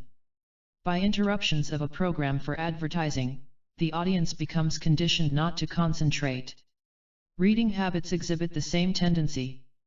The fashion of editing and publishing anthologies accentuates this trend. Worse, one is offered fragments of thought by an author as a substitute for reading his book, thereby one does not need to concentrate in order to grasp a complex system of thoughts, but gets the meat in easy chunks that require far less concentration. Many students have the habit of never reading a whole book, even if there is no anthology or abridgment. The introduction, the conclusion, some pages that the professor has indicated, and one knows the author's thought, at least superficially and without need to concentrate. How little concentration on a subject and on the other person occurs in conversations is surely known to anyone who observes average oral exchanges. When people are by themselves, they also avoid concentrating on anything. They immediately pick up a newspaper or a magazine, which permits easy reading and demands no real concentration. Concentration is such a rare phenomenon because one's will is not directed to one thing. Nothing is worth the effort to concentrate on it, because no goal is pursued passionately. But there is more to it. People are afraid to concentrate because they are afraid of losing themselves if they are too absorbed in another person, in an idea, in an event. The less strong their self, the greater the fear of losing themselves in the act of concentration on the non-self. For the person with a dominant having orientation, this fear of losing oneself is one of the main factors that operates against concentration.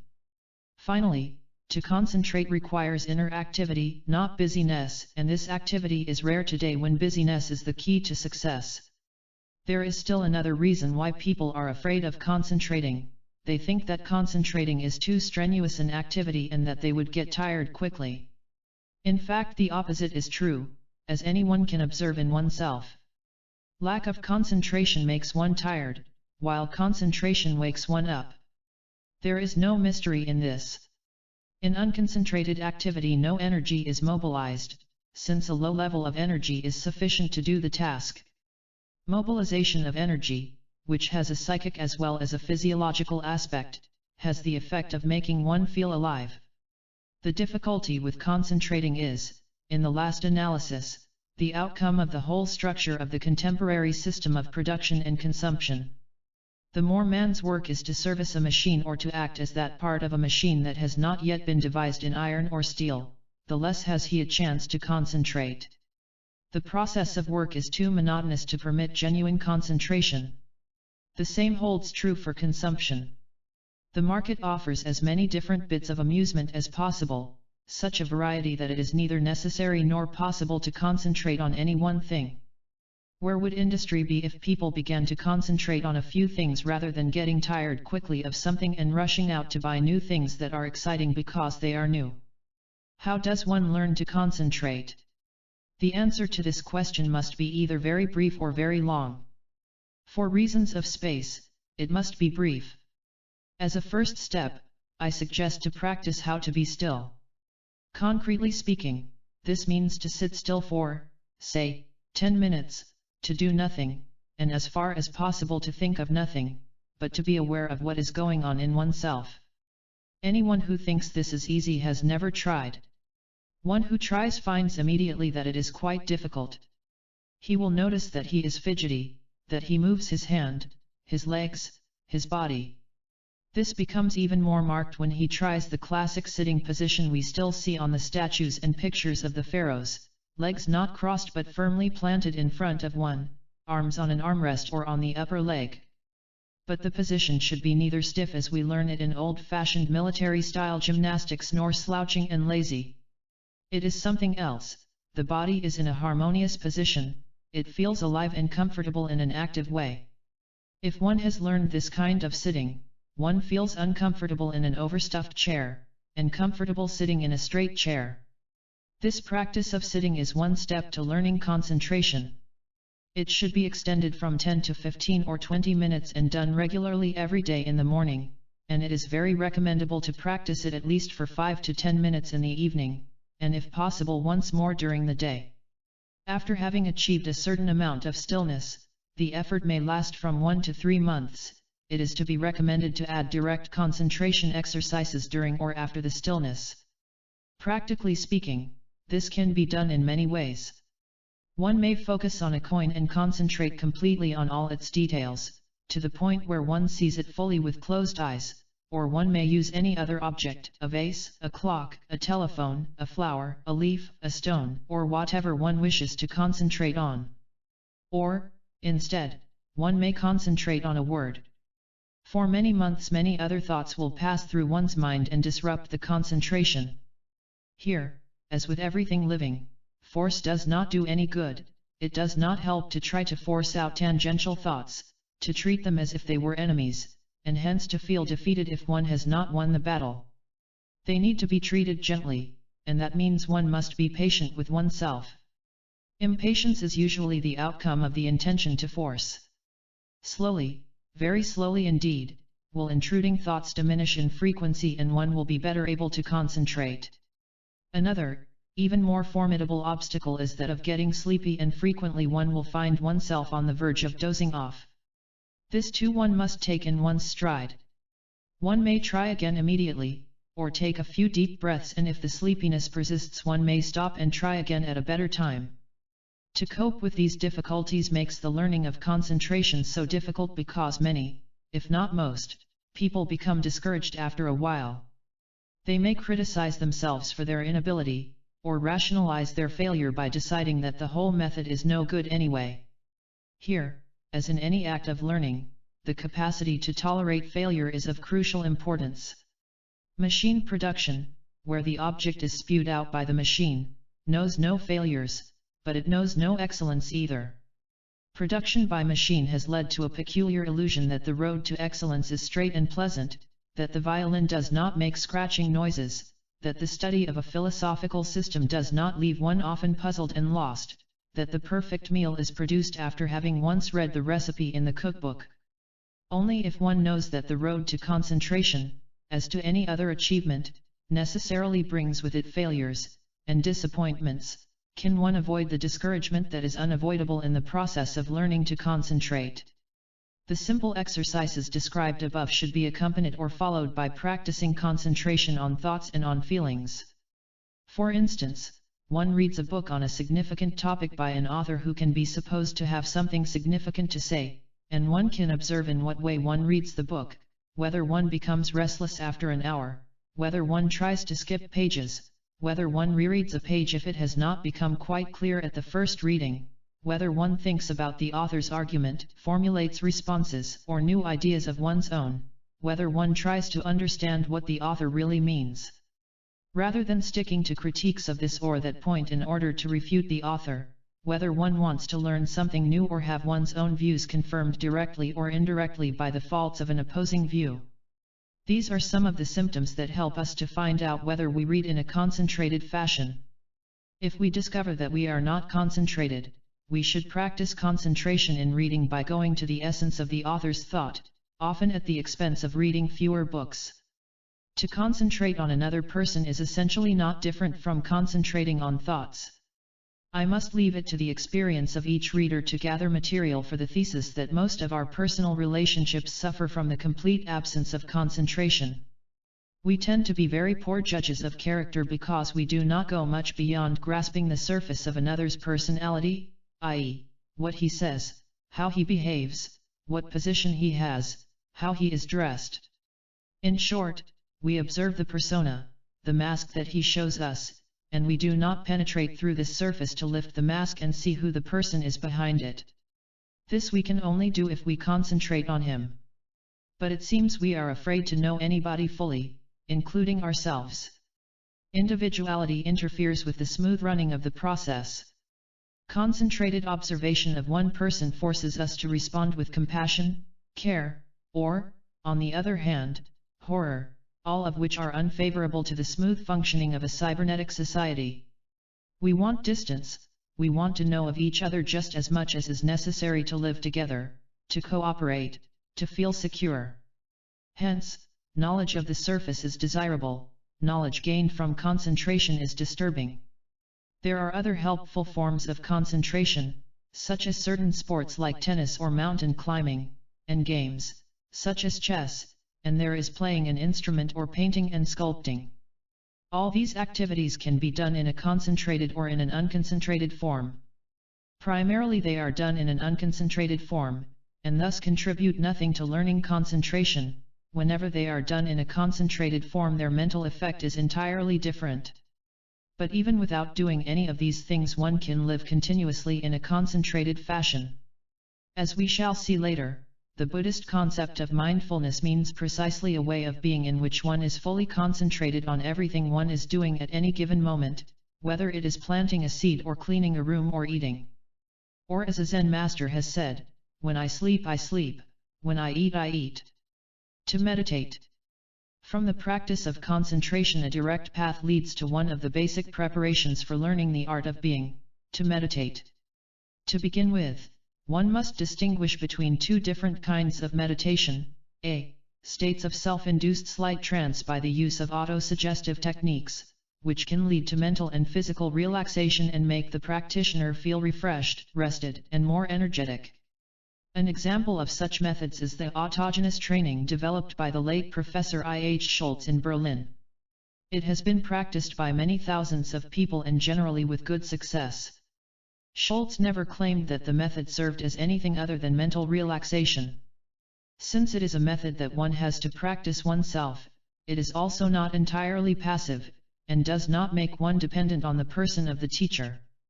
In contrast to autosuggestive forms of meditation, are those the main aim of which is to achieve a higher degree of non-attachment, of non-greed, and of non-illusion, briefly, those that serve to reach a higher level of being.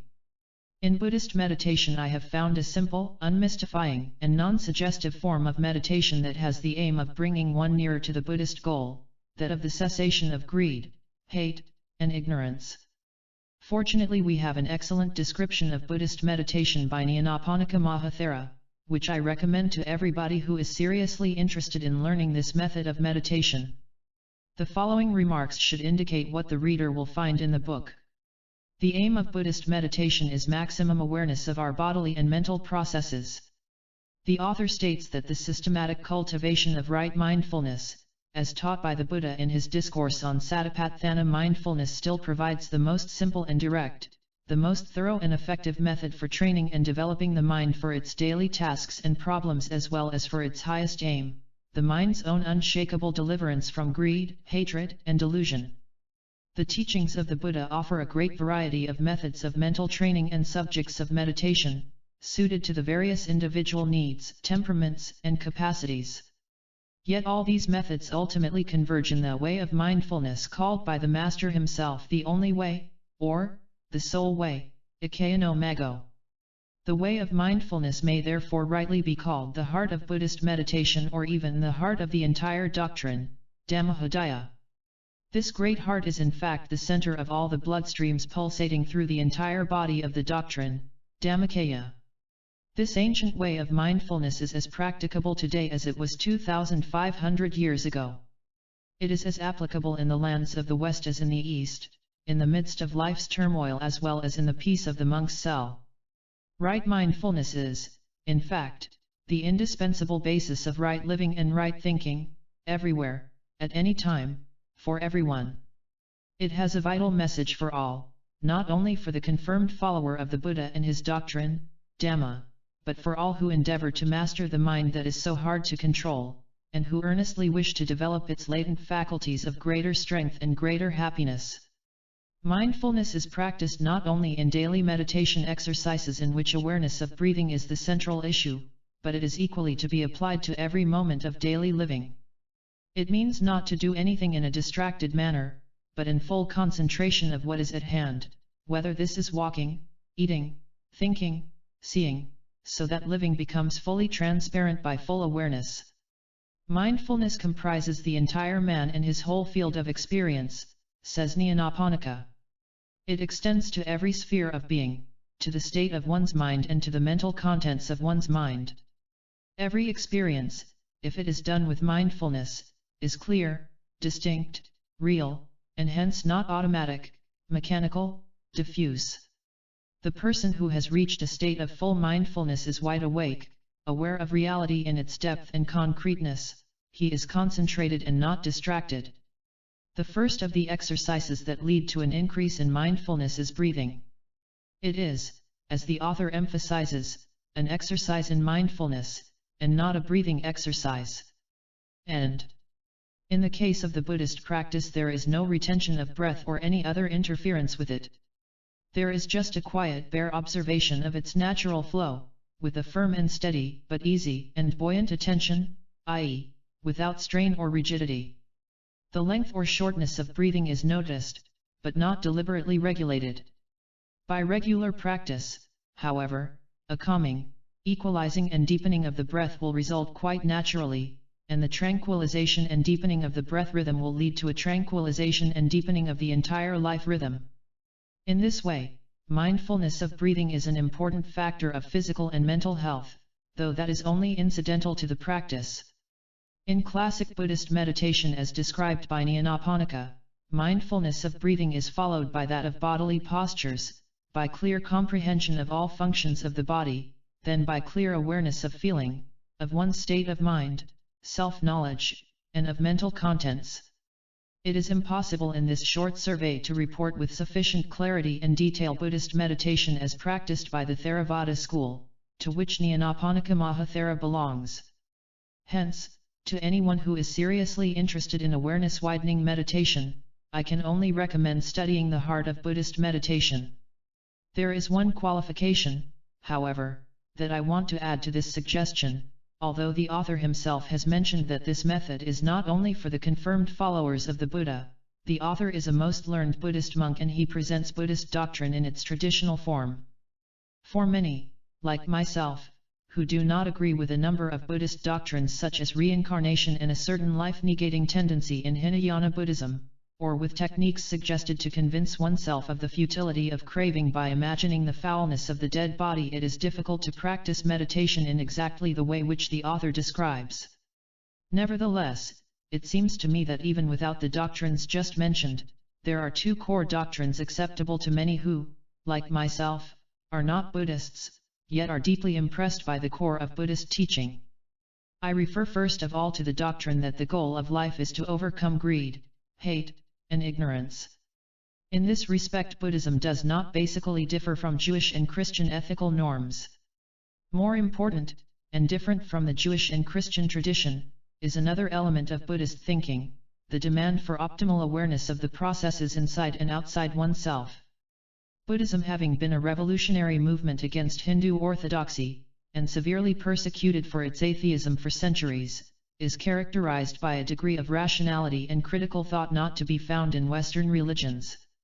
The essence of its teaching is that, by a full awareness of reality, greed, hate, and hence suffering can be overcome. It is a philosophical anthropological system that arrives at norms for living as a consequence of analyzing the observable data about man's existence. Nyanaponika Mahathera himself has expressed his point with great clarity. He describes the function of mindfulness as producing an increasingly greater clarity and intensity of consciousness and presenting a picture of actuality that is increasingly purged of any falsifications. He speaks of meditation as leading to a natural, close and more friendly contact with subconsciousness. In that way, he writes, the subconsciousness will become more articulate and more amenable to control, i.e., capable of being coordinated with, and helpful to, the governing tendencies of the conscious mind. By reducing the element of the unpredictable and of the unmanageable emerging from the subconscious, self-reliance will receive a safer basis. He ends the description of the practice of mindfulness by emphasizing one of the most significant elements in Buddhist thinking, its insistence on independence and freedom. He writes, in its spirit of self-reliance, Satipatthana mindfulness does not require any elaborate technique or external devices. The daily life is its working material. It has nothing to do with any exotic cults or rites, nor does it confer initiations or esoteric knowledge in any way other than by self-enlightenment. We have seen that the essence of Buddhist meditation is to achieve optimal awareness of reality, more particularly of one's body and of one's mind. Even for one who follows the method of Buddhist meditation in its traditional form, the question arises whether this form cannot be enlarged by adding new dimensions of awareness that in the traditional method are only hinted at.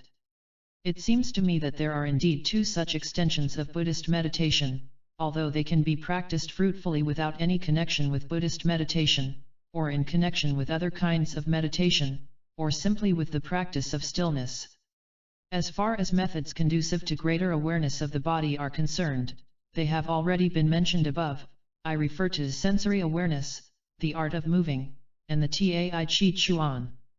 The other aspect of Buddhist meditation is greater clarity and intensity of consciousness and presenting a picture of actuality that is increasingly purged of any falsifications.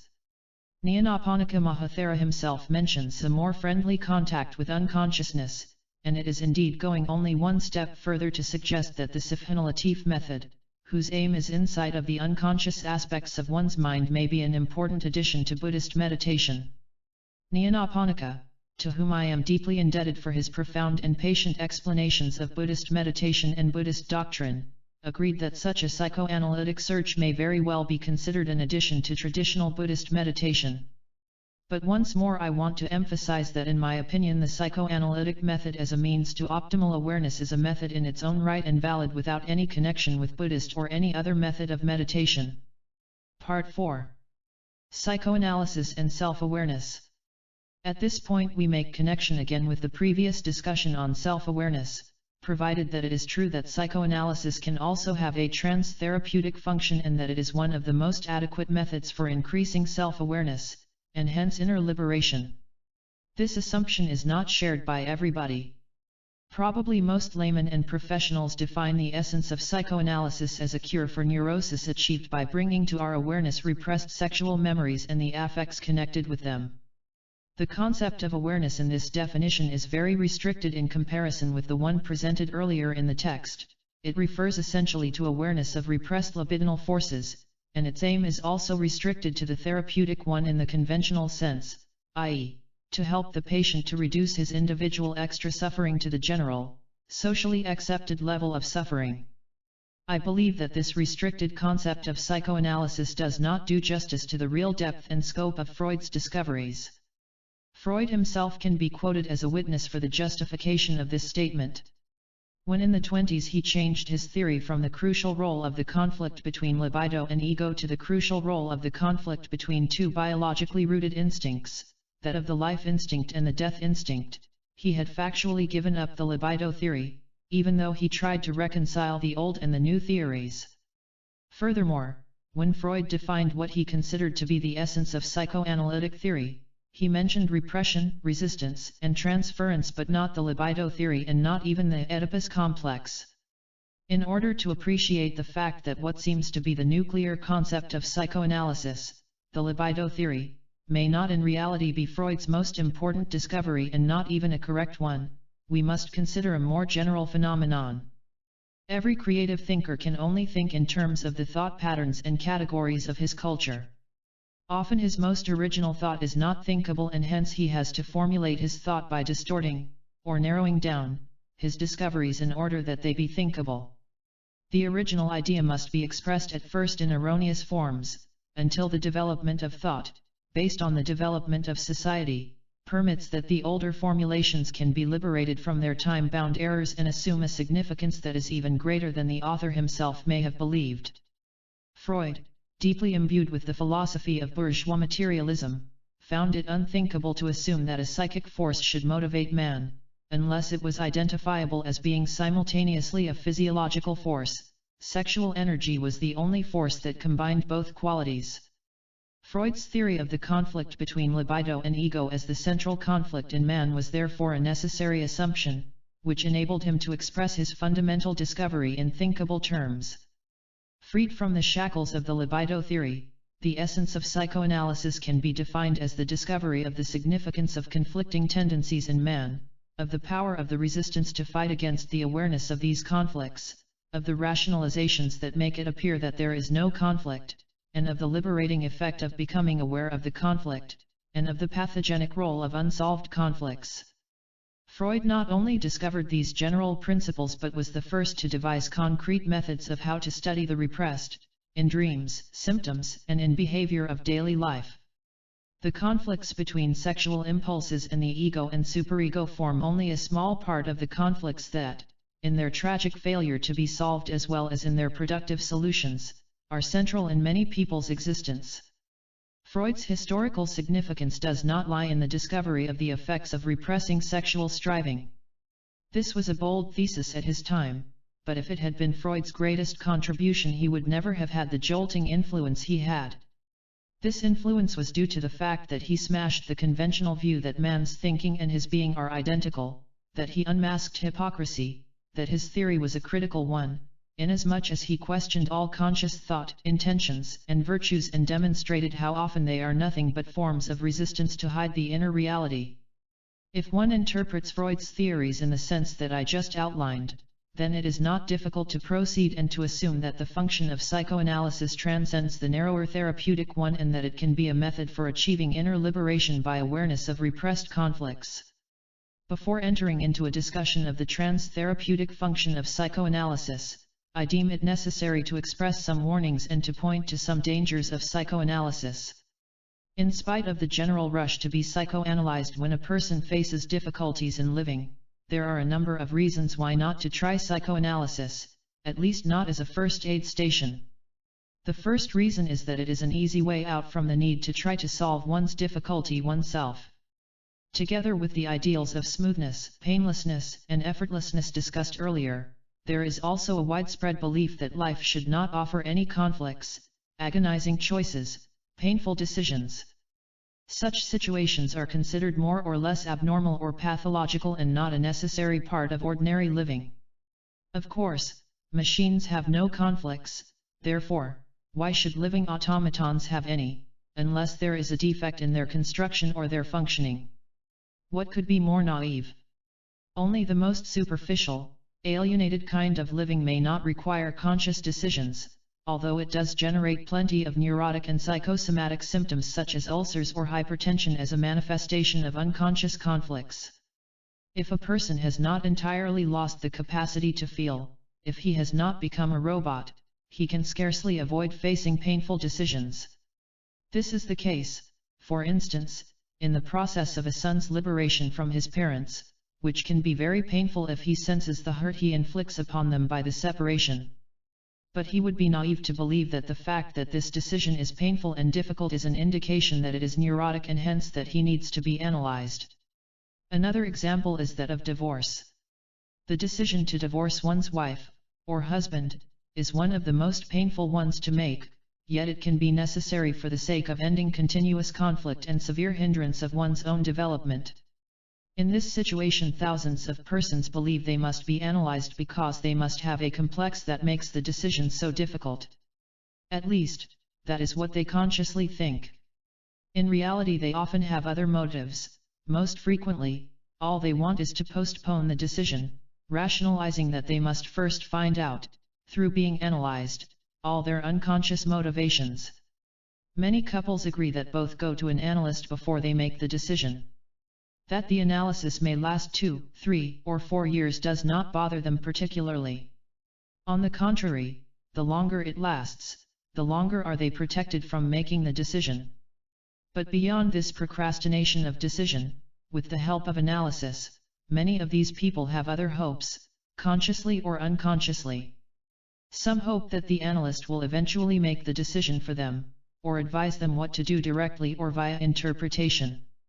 Even if this does not work, they have a second expectation, that psychoanalysis will result in such inner clarity that they will be able to decide without difficulty and with no pain involved. When both expectations fail to materialize, they may nevertheless achieve a doubtful advantage. Either they are so tired of talking about the divorce that they decide, without much further thought, either to divorce or to stay together. In the latter case they have at least a topic to talk about that interests both of them, their own feelings, fears, dreams, etc. In other words, this analysis has given some substance to their communication, although mainly one of talking about feelings rather than feeling differently toward each other. To the examples given so far, many others could be added: a man deciding to give up a well-paid for a more interesting and less lucrative job, a government official's choice to resign or act against his conscience, a person participating in a political protest movement and risking losing his job or being blacklisted, a priest's decision to let his conscience speak the truth and risk being dismissed from his order and losing all material and psychic security that belonging to it gives. It appears that people much more rarely go to a psychoanalyst for help in the conflict between the demands of conscience and those of self-interest than in connection with family and personal conflicts as described in the previous examples. One might suspect that these family and personal conflicts are put in the foreground in order to cover up the much more fundamental, severe, and painful conflicts between conscience, integrity, authenticity, and self-interest. Usually these latter conflicts are not even seen as such but are quickly shoved away as irrational, romantic, infantile impulses that need not and should not be pursued any further. Yet they are the crucial conflicts of everyone's life, much more crucial than divorce or not divorce, which, most of the time, is only the replacement of an older by a newer model. Another reason for not trying psychoanalysis lies in the danger that one is seeking, and finds, in the psychoanalyst a new father figure on whom one becomes dependent, thus blocking one's own further development. The classic psychoanalyst will say that the opposite is true, that the patient discovers the unconscious dependency on a father in the transference to the analyst, and by analyzing the transference dissolves the transference as well as the original attachment to a father.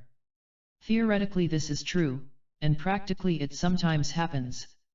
But many times something quite different occurs. The analysand may have indeed cut the tie with father, but under the disguise of this independence builds up a new tie, that to the analyst.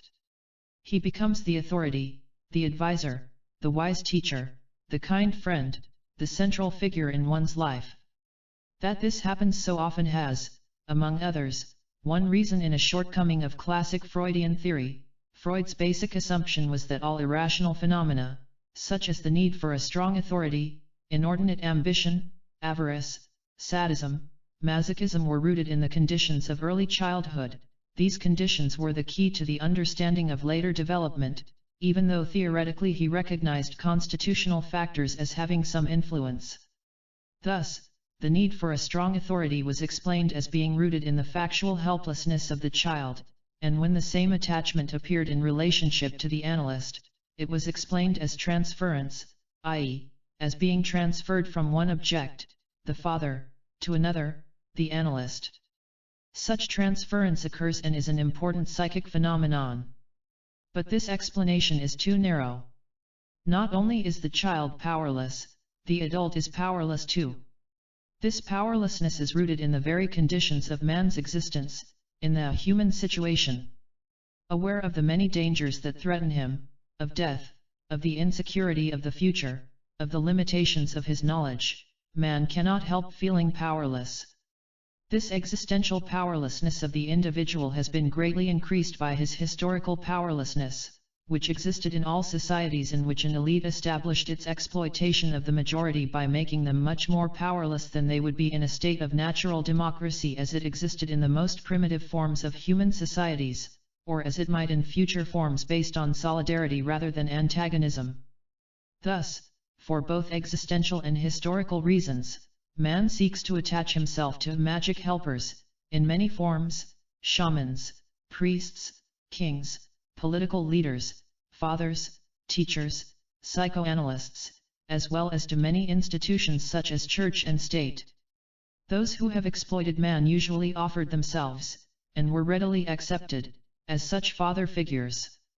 One preferred to obey men who, allegedly, meant well rather than to admit to oneself that one obeyed out of fear and impotence.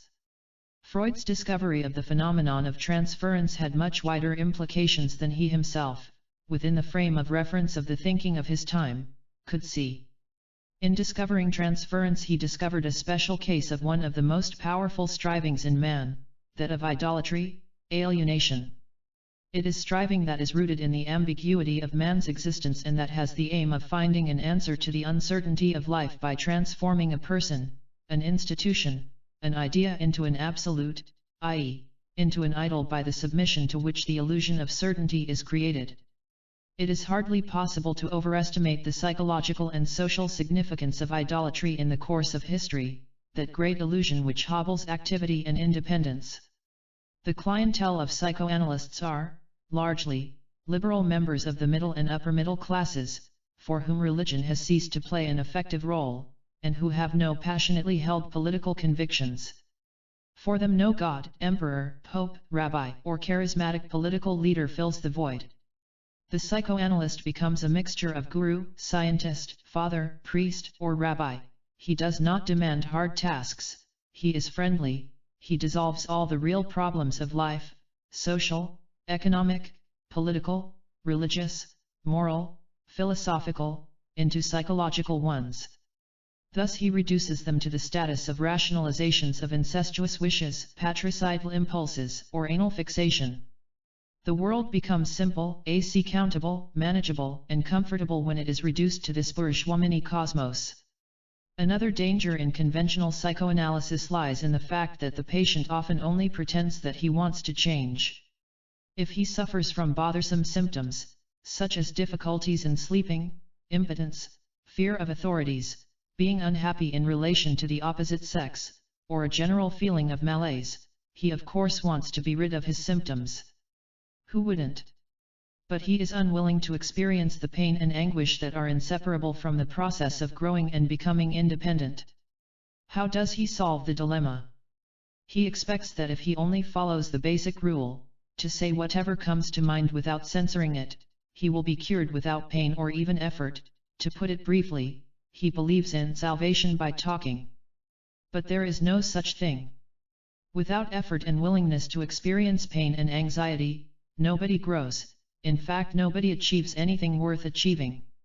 One more danger of conventional analysis is something that one should expect least, the cerebralization of affective experience. Freud's intention was clearly the opposite. He wanted to break through conventional conscious thought processes and arrive at the experience, the raw, unrationalized, illogical feelings and visions behind the smooth surface of daylight thought. He indeed found it in the hypnotic state, in the dream, in the language of symptoms, and in many usually unobserved small details of behavior. But in the practice of psychoanalysis the original goal withered away and became an ideology. More and more, psychoanalysis became transformed into a kind of historical research into the development of an individual, heavily overloaded with theoretical explanation and constructions. The analyst had a number of theoretical assumptions and he used the patient's associations as documentary proofs for the correctness of his theories. He was in good faith because he was convinced of the truth of the dogma, and he believed that the material the analysand offered must be profound and genuine precisely because it fitted the theory. The method became increasingly one of explanation. Here is a typical example. A patient suffers from obesity caused by compulsive eating habits. The analyst interprets her compulsion and the ensuing fatness as being rooted in her unconscious desire to swallow her father's semen and to be pregnant through him. The fact that she has no direct memories of ever having had such wishes and fantasies is explained by the repression of this painful infantile material, but, on the basis of the theory, this origin is reconstructed and the rest of the analysis consists largely in the analyst's attempt to use the patient's further associations and dreams in order to prove the correctness of the reconstruction. It is assumed that when the patient has fully understood the meaning of the symptom, she will be cured from it. Basically, the method of this kind of interpretation is to cure by explanation. The crucial question is, why has the neurotic symptom been formed? While the patient is asked to go on associating, he is engaged intellectually in the research about the origin of his symptoms. What was meant to be an experiential method has become transformed, in fact, though not in theory, into an intellectual search. Even if the theoretical premises were correct, such a method could not lead to changes, except those that are brought about by any method of suggestion. If a person is analyzed for a considerable time and told that this or that factor is the cause of his neurosis, he will easily be ready to believe that this is so and relinquish his symptom on the basis of the faith that the discovery of the roots has brought about the cure. This mechanism is so frequent that no scientist would accept the cure of a symptom as being caused by a given medicine unless the patient is unaware whether he got the medicine or a placebo, and not only the patient, but the physician also, in order to make sure that he himself is not influenced by his own expectations. Double-blind test. The danger of intellectualization is all the greater today, when the prevailing alienation from one's own affective experience leads to an almost total intellectual approach to oneself and the rest of the world.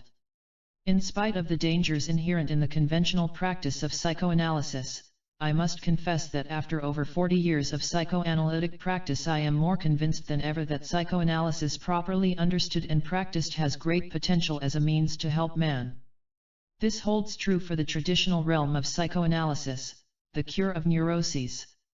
But we are not concerned here primarily with psychoanalysis as a therapy for neuroses but with a new function of analysis, which I call trans-therapeutic analysis.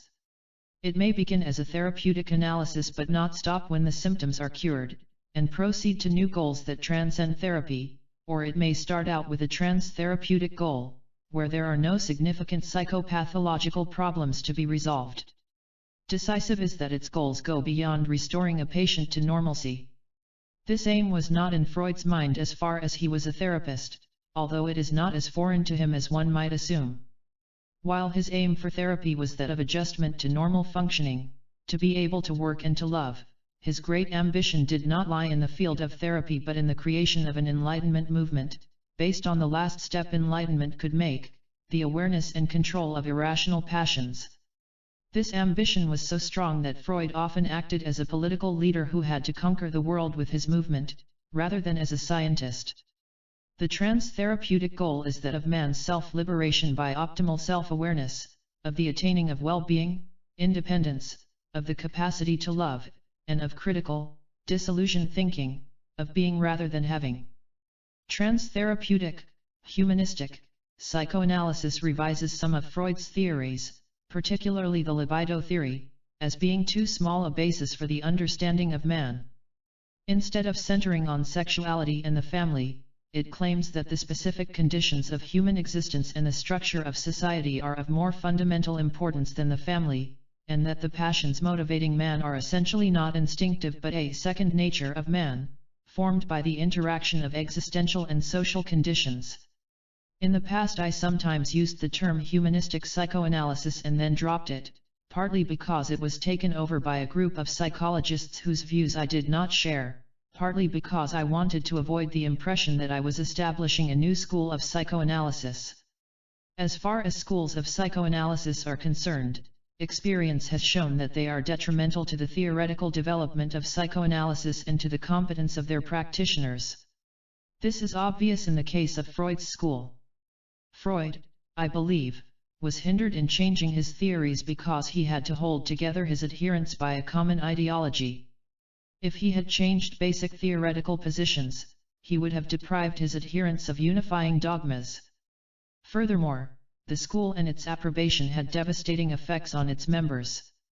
Being properly ordained gave to many the necessary moral support to feel competent for their task without having to make further great efforts in learning. What holds true for the orthodox school holds true, from my observation, for all the rest. These observations have led me to the conviction that the formation of psychoanalytic schools is undesirable and only leads to dogmatism and incompetence. Also, the technical procedure is different, more active, direct, and challenging. The basic aim, nevertheless, is that of classic psychoanalysis, the uncovering of unconscious strivings, the recognition of resistance, transference, rationalization, and the interpretation of dreams as the royal road to the understanding of the unconscious. One qualification should be added to this description. A person who seeks optimal growth may also have neurotic symptoms and thus need analysis as a therapy. A person who has not been completely alienated, who has remained sensitive and able to feel, who has not lost the sense of dignity, who is not yet for sale, who can still suffer over the suffering of others, who has not acquired fully the having mode of existence, briefly, a person who has remained a person and not become a thing, cannot help feeling lonely, powerless, isolated in present-day society. He cannot help doubting himself and his own convictions, if not his sanity. He cannot help suffering, even though he can experience moments of joy and clarity that are absent in the life of his normal contemporaries. Not rarely will he suffer from a neurosis that results from the situation of a sane man living in an insane society, rather than that of the more conventional neurosis of a sick man trying to adapt himself to a sick society. In the process of going further in his analysis, i.e., of growing to greater independence and productivity, his neurotic symptoms will cure themselves. In the last analysis, all forms of neuroses are indications of the failure to solve the problem of living adequately. Self-analysis. If the exploration of one's unconscious should be a part of meditation, the question arises whether a person can analyze himself as part of his meditation practice. No doubt this is very difficult, and it is preferable that he be introduced into the practice of self-analyzing by analytic work with a competent analyst. The first question to answer is what analyst is competent for this kind of trans-therapeutic analysis. If the analyst himself has not had this goal, he would scarcely understand what the patient wants and needs. Not that he must have achieved this goal by himself, but that he is on the way toward it. Since the number of analysts pursuing this goal is relatively small, it is not easy to find such an analyst. One rule should be observed here, as in choosing an analyst for strictly therapeutic reasons, that one should thoroughly investigate the psychoanalyst through people who know him well, patients and colleagues, and not believe in big names or impressive offices as recommendations. One should also be skeptical of enthusiastic reports by patients who have idolized their analyst. One should try to form an impression of the analyst in 1 or 2, or even 10 first interviews and watch him as carefully as he is supposed to watch you. To work for years with a wrong analyst can be as harmful as being married for years to the wrong person. As for the school an analyst comes from, that in itself says little. The existentialist psychoanalysts are supposed to be more concerned with problems of human goals, and some are. Others understand little, and simply use a philosophical jargon taken from Husserl, Heidegger, or Sartre as a gimmick, without really penetrating the depth of the patient's personality. Jungians have the reputation of being those most concerned with the spiritual and religious needs of the patient. Some of them are, but many, in their enthusiasm for myths and analogies, fail to penetrate into the depths of the patient's individual life and into his personal unconscious. The neo-Freudians are not necessarily more reliable than the others. Not to be a Freudian is not enough. Some indeed approach analysis from a standpoint that is related to the one outlined here. Many others have a rather superficial approach, which lacks depth and critical thought. Perhaps the school furthest away from the one I suggest are the orthodox Freudians, because the libido theory and the one-sided emphasis on childhood experience stand in their way. Yet, in spite of that doctrine, there are probably a few whose personal qualities and philosophy make them acceptable guides to the full awareness of one's inner reality.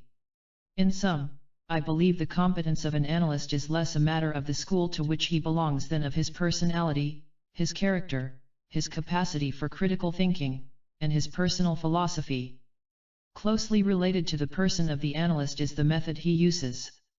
First of all, I do not believe that an analysis aimed at teaching self-analysis need last very long.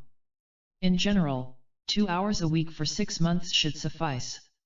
This requires a special technique. The analyst should not be passive. After listening to the patient for 5 to 10 hours he should have an idea of the patient's unconscious structure and of the intensity of his resistance. The analyst then should be able to confront the patient with his findings, analyze his reactions and, particularly, his resistance. Furthermore, he should analyze from the beginning the patient's dreams, using them for guidance of his own diagnosis, and then communicate their interpretation, as well as that of the rest, to the patient.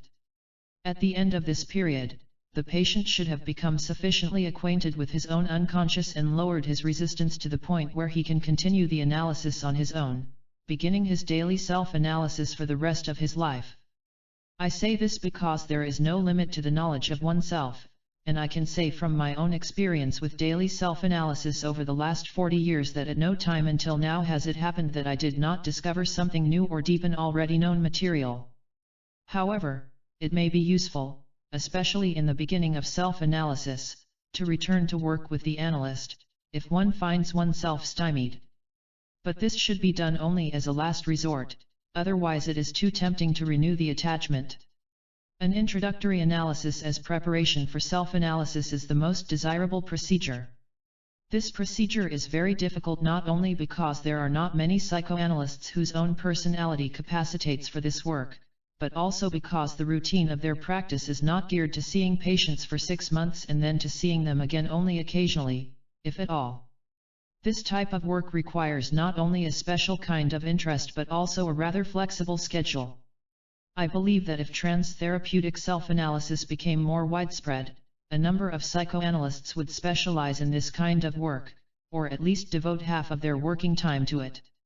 But what if one does not find the proper analyst or for any number of reasons cannot go to the place where he practices or cannot afford it financially?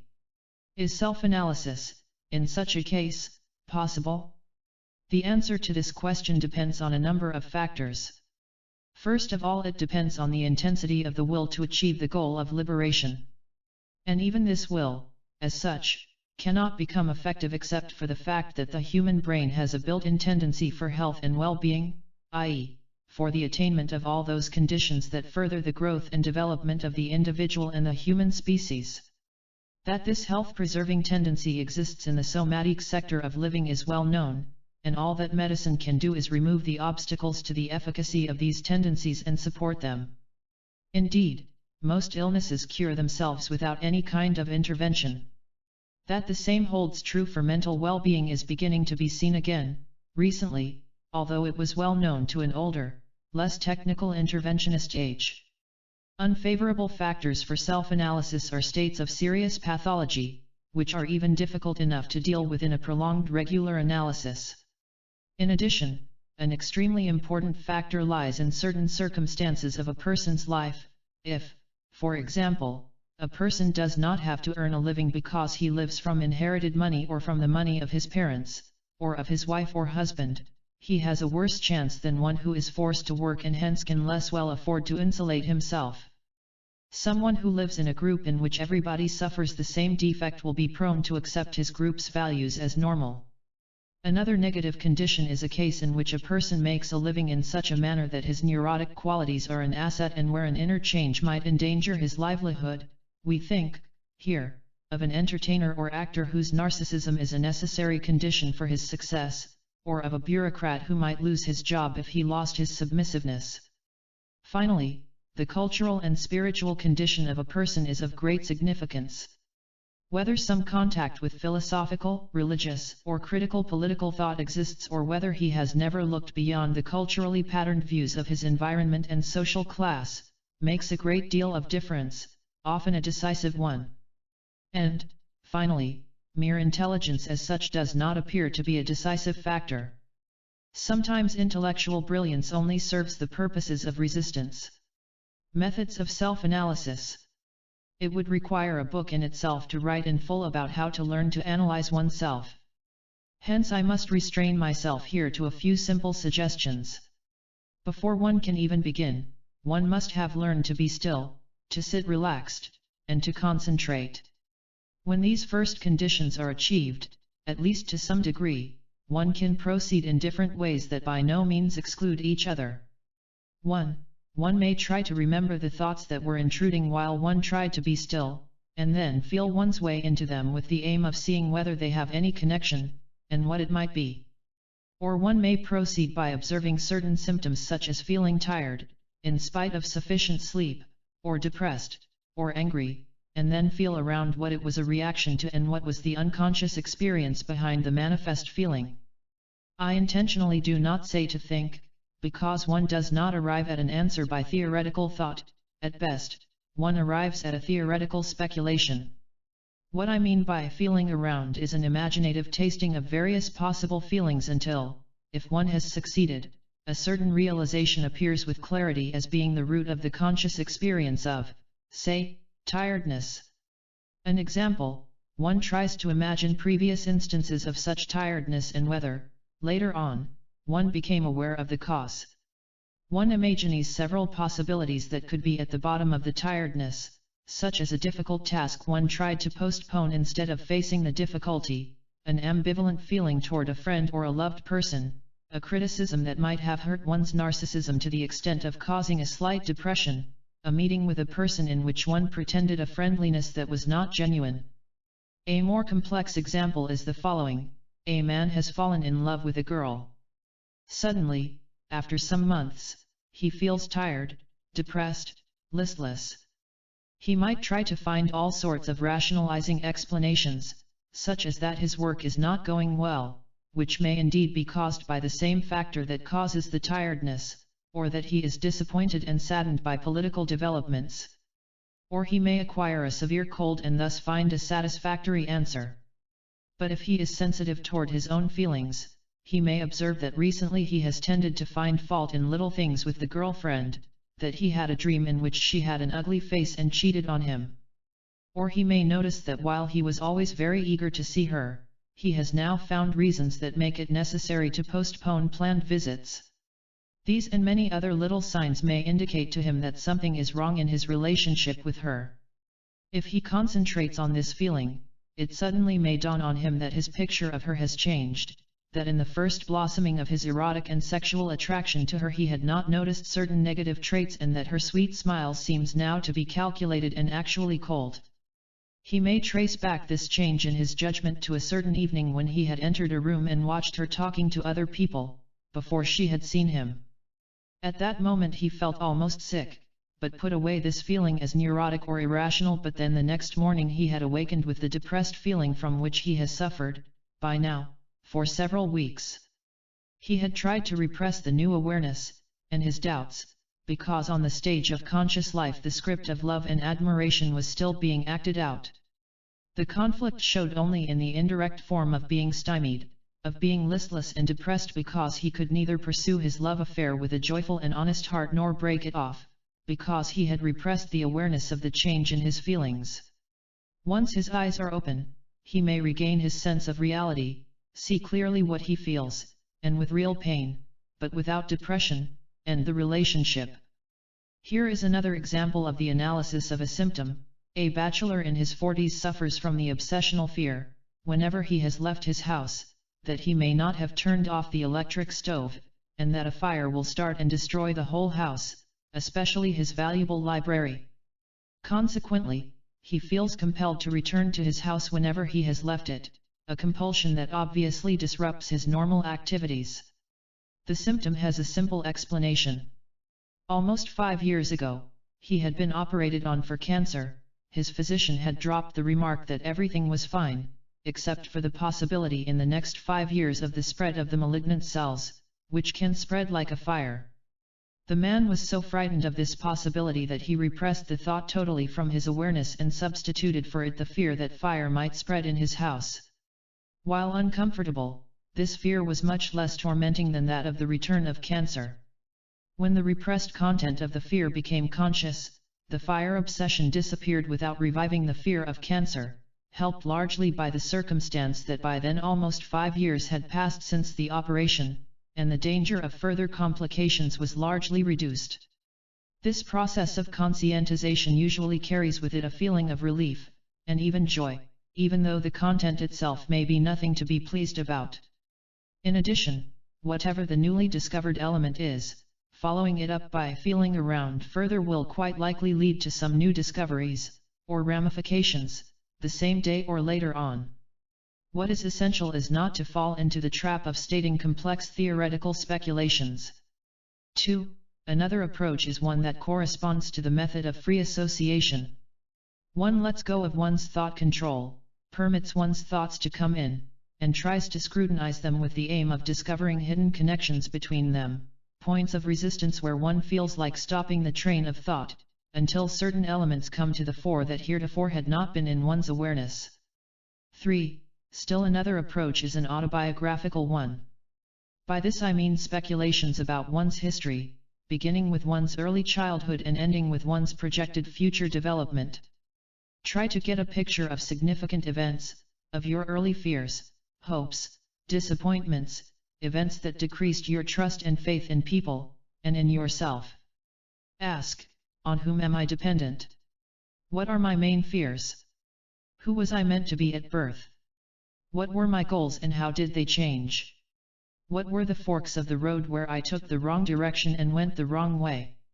What efforts did I make to correct the error and return to the right way? Who am I now, and who would I be if I had always made the right decisions and avoided crucial errors? Whom did I want to be long ago, now, and in the future? What is my image of myself? What is the image I wish others to have of me? Where are the discrepancies between the two images, both between themselves and with what I sense is my real self? Who will I be if I continue to live as I am living now? What are the conditions responsible for the development as it happened? What are the alternatives for further development open to me now? What must I do to realize the possibility I choose? This autobiographical research should not consist of abstract constructions in terms of psychoanalytic theorizing, but should remain on the empirical level of seeing, sensing, imagining, with theoretical thoughts reduced to a minimum. 4. Closely related to the autobiographical approach is one that tries to uncover the discrepancies that exist between our conscious goals in life and those of which we are not aware, yet which determine our life. In many persons there are two such plots, a conscious, official one, as it were, which is the cover story for the secret plot that dominates our behavior. The discrepancy between the secret and the conscious plots is shown in many of the ancient Greek dramas, in which the secret plot is attributed to fate, Moira. Moira is the alienated form of man's unconscious plot, which is within him and which determines his life. The Oedipus drama, for instance, shows this discrepancy with all clarity. Oedipus' secret plot is to kill his father and marry his mother. His conscious and intended life plot is to avoid this crime under all circumstances. Yet the secret plot is stronger, against his intention and without awareness of what he is doing, he lives according to the secret plot. The degree of discrepancy between the conscious and unconscious plots varies enormously in many people. On the one end of the continuum are those persons for whom there is no secret plot because the person has grown so far that he has become entirely one with himself, and need not repress anything. On the other extreme there may be no secret plot because the person has identified with his evil self to a degree that he does not even try to pretend that there is a better self. The former are sometimes called the just ones, the awakened ones, the latter are severely sick people for whom a number of diagnostic labels could be used, but without adding to their understanding. The vast majority of men can be plotted on a continuum between the two extremes, yet even in this middle group an important distinction can be made. There are those whose conscious plot is an idealization of what they are actually striving for, so that the two plots are essentially similar. With others, the cover story is exactly the opposite of the secret plot, it serves only to hide it in order to follow it all the better. It is in the cases of significant contradictions between the two plots that severe conflicts, insecurity, doubts, and waste of energy occur and, as a result, a number of manifest symptoms develop. How could it be otherwise when a person has constantly to use a great deal of energy in order to avoid being aware of the inner contradiction, to cease being plagued by deep doubts about his identity, and to repress his own dim sense of lack of genuineness and integrity? His only alternative is either to continue his state of malaise or to penetrate to the deeply repressed layers of experience, and the latter process is necessarily conducive to a good deal of anxiety. Here are a few examples of secret plots. I remember a man, whom I knew well but did not analyze, who once told me the following dream. I sat at a coffin which served as a table. A meal was served on it, which I ate. Next, I was shown a book in which many great men had signed their names. I saw the names of Moses, Aristotle, Plato, Kant, Spinoza, Marx, and Freud. I was asked to sign my name as the last one. The book then was presumably to be closed forever. The dreamer was a man with extraordinary ambition. Despite great knowledge and brilliance, he had the greatest difficulty to write a book by himself and with ideas he had not taken from somebody else. He had a sadistic character, which was covered up by altruistic, radical ideas and occasional gestures of helpfulness to others. In the first part of his dream we see a thinly veiled necrophagous desire. The lunch served on the coffin expresses, if translated into non-censored clear text, the desire to eat the body in the coffin. This is one of the frequent manifestations of what Freud called the dream work, which translates the unacceptable latent dream thought into a harmless-sounding manifest dream text. The second part of the dream is hardly censored at all. The dreamer's ambition is to have the fame of one of the greatest thinkers of the world. His selfishness is expressed in the fact that he wishes that with him the history of philosophy should be ended, no more great men should arise from which future generations could benefit.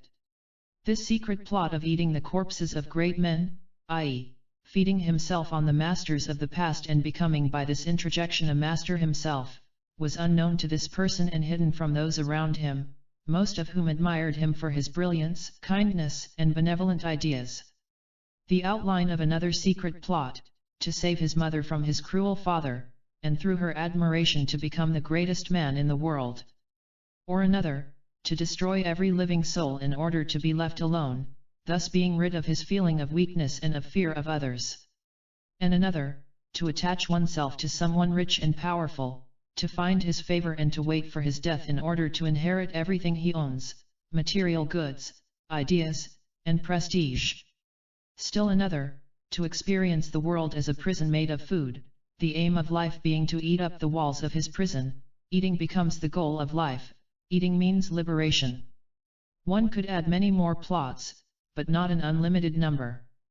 Since the secret plots are all answers to the basic needs rooted in human existence, there are only a limited number because the number of man's existential needs is limited. Does this mean that we are in reality traitors, liars, sadists, etc., and only cover this up and do not act it out in overt behavior?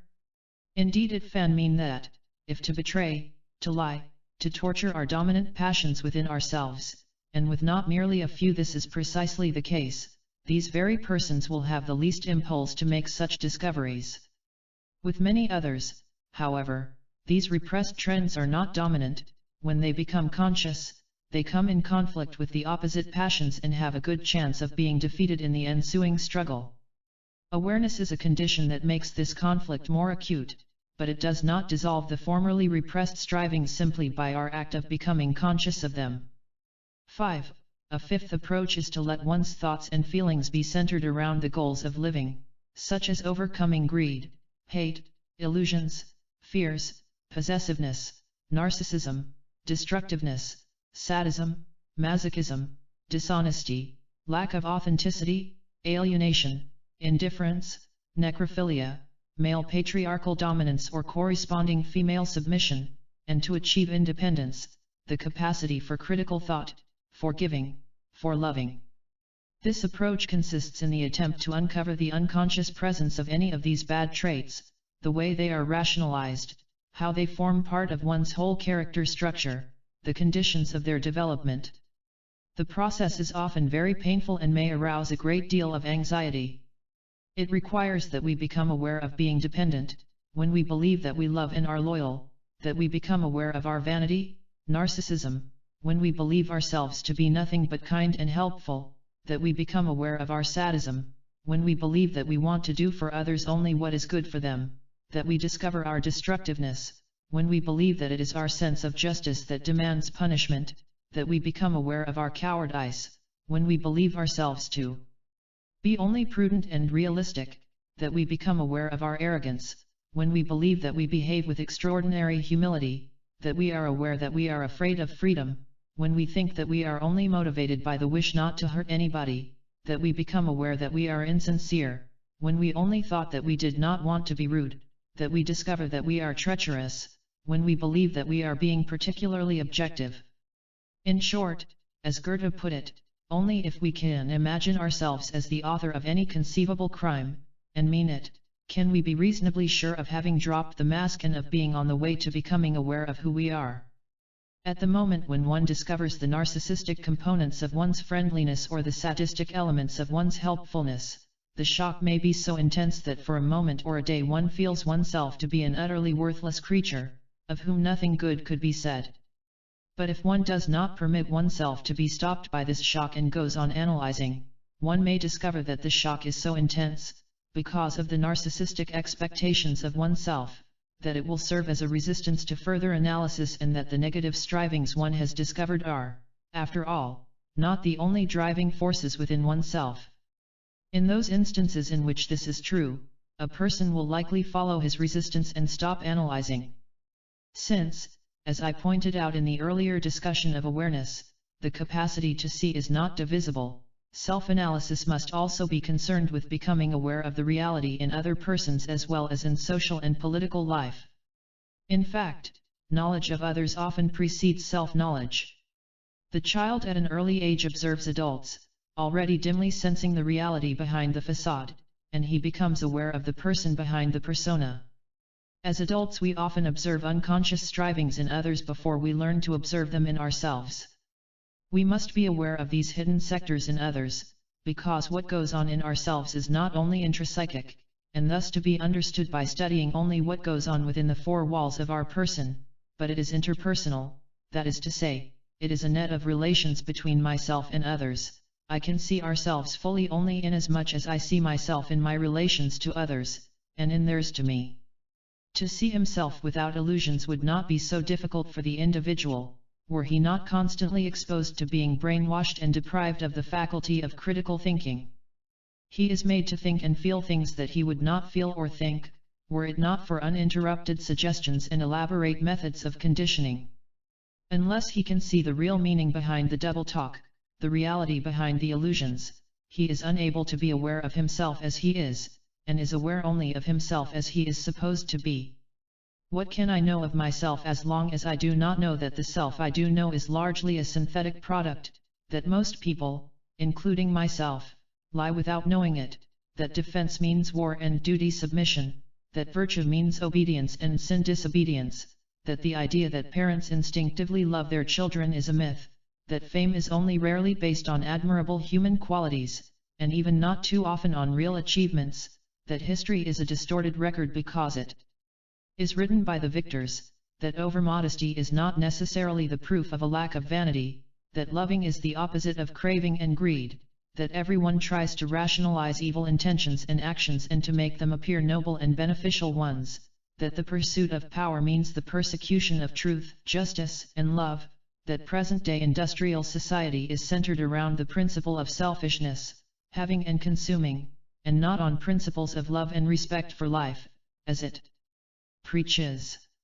Unless I am able to analyze the unconscious aspects of the society in which I live, I cannot know who I am, because I don't know which part of me is not me.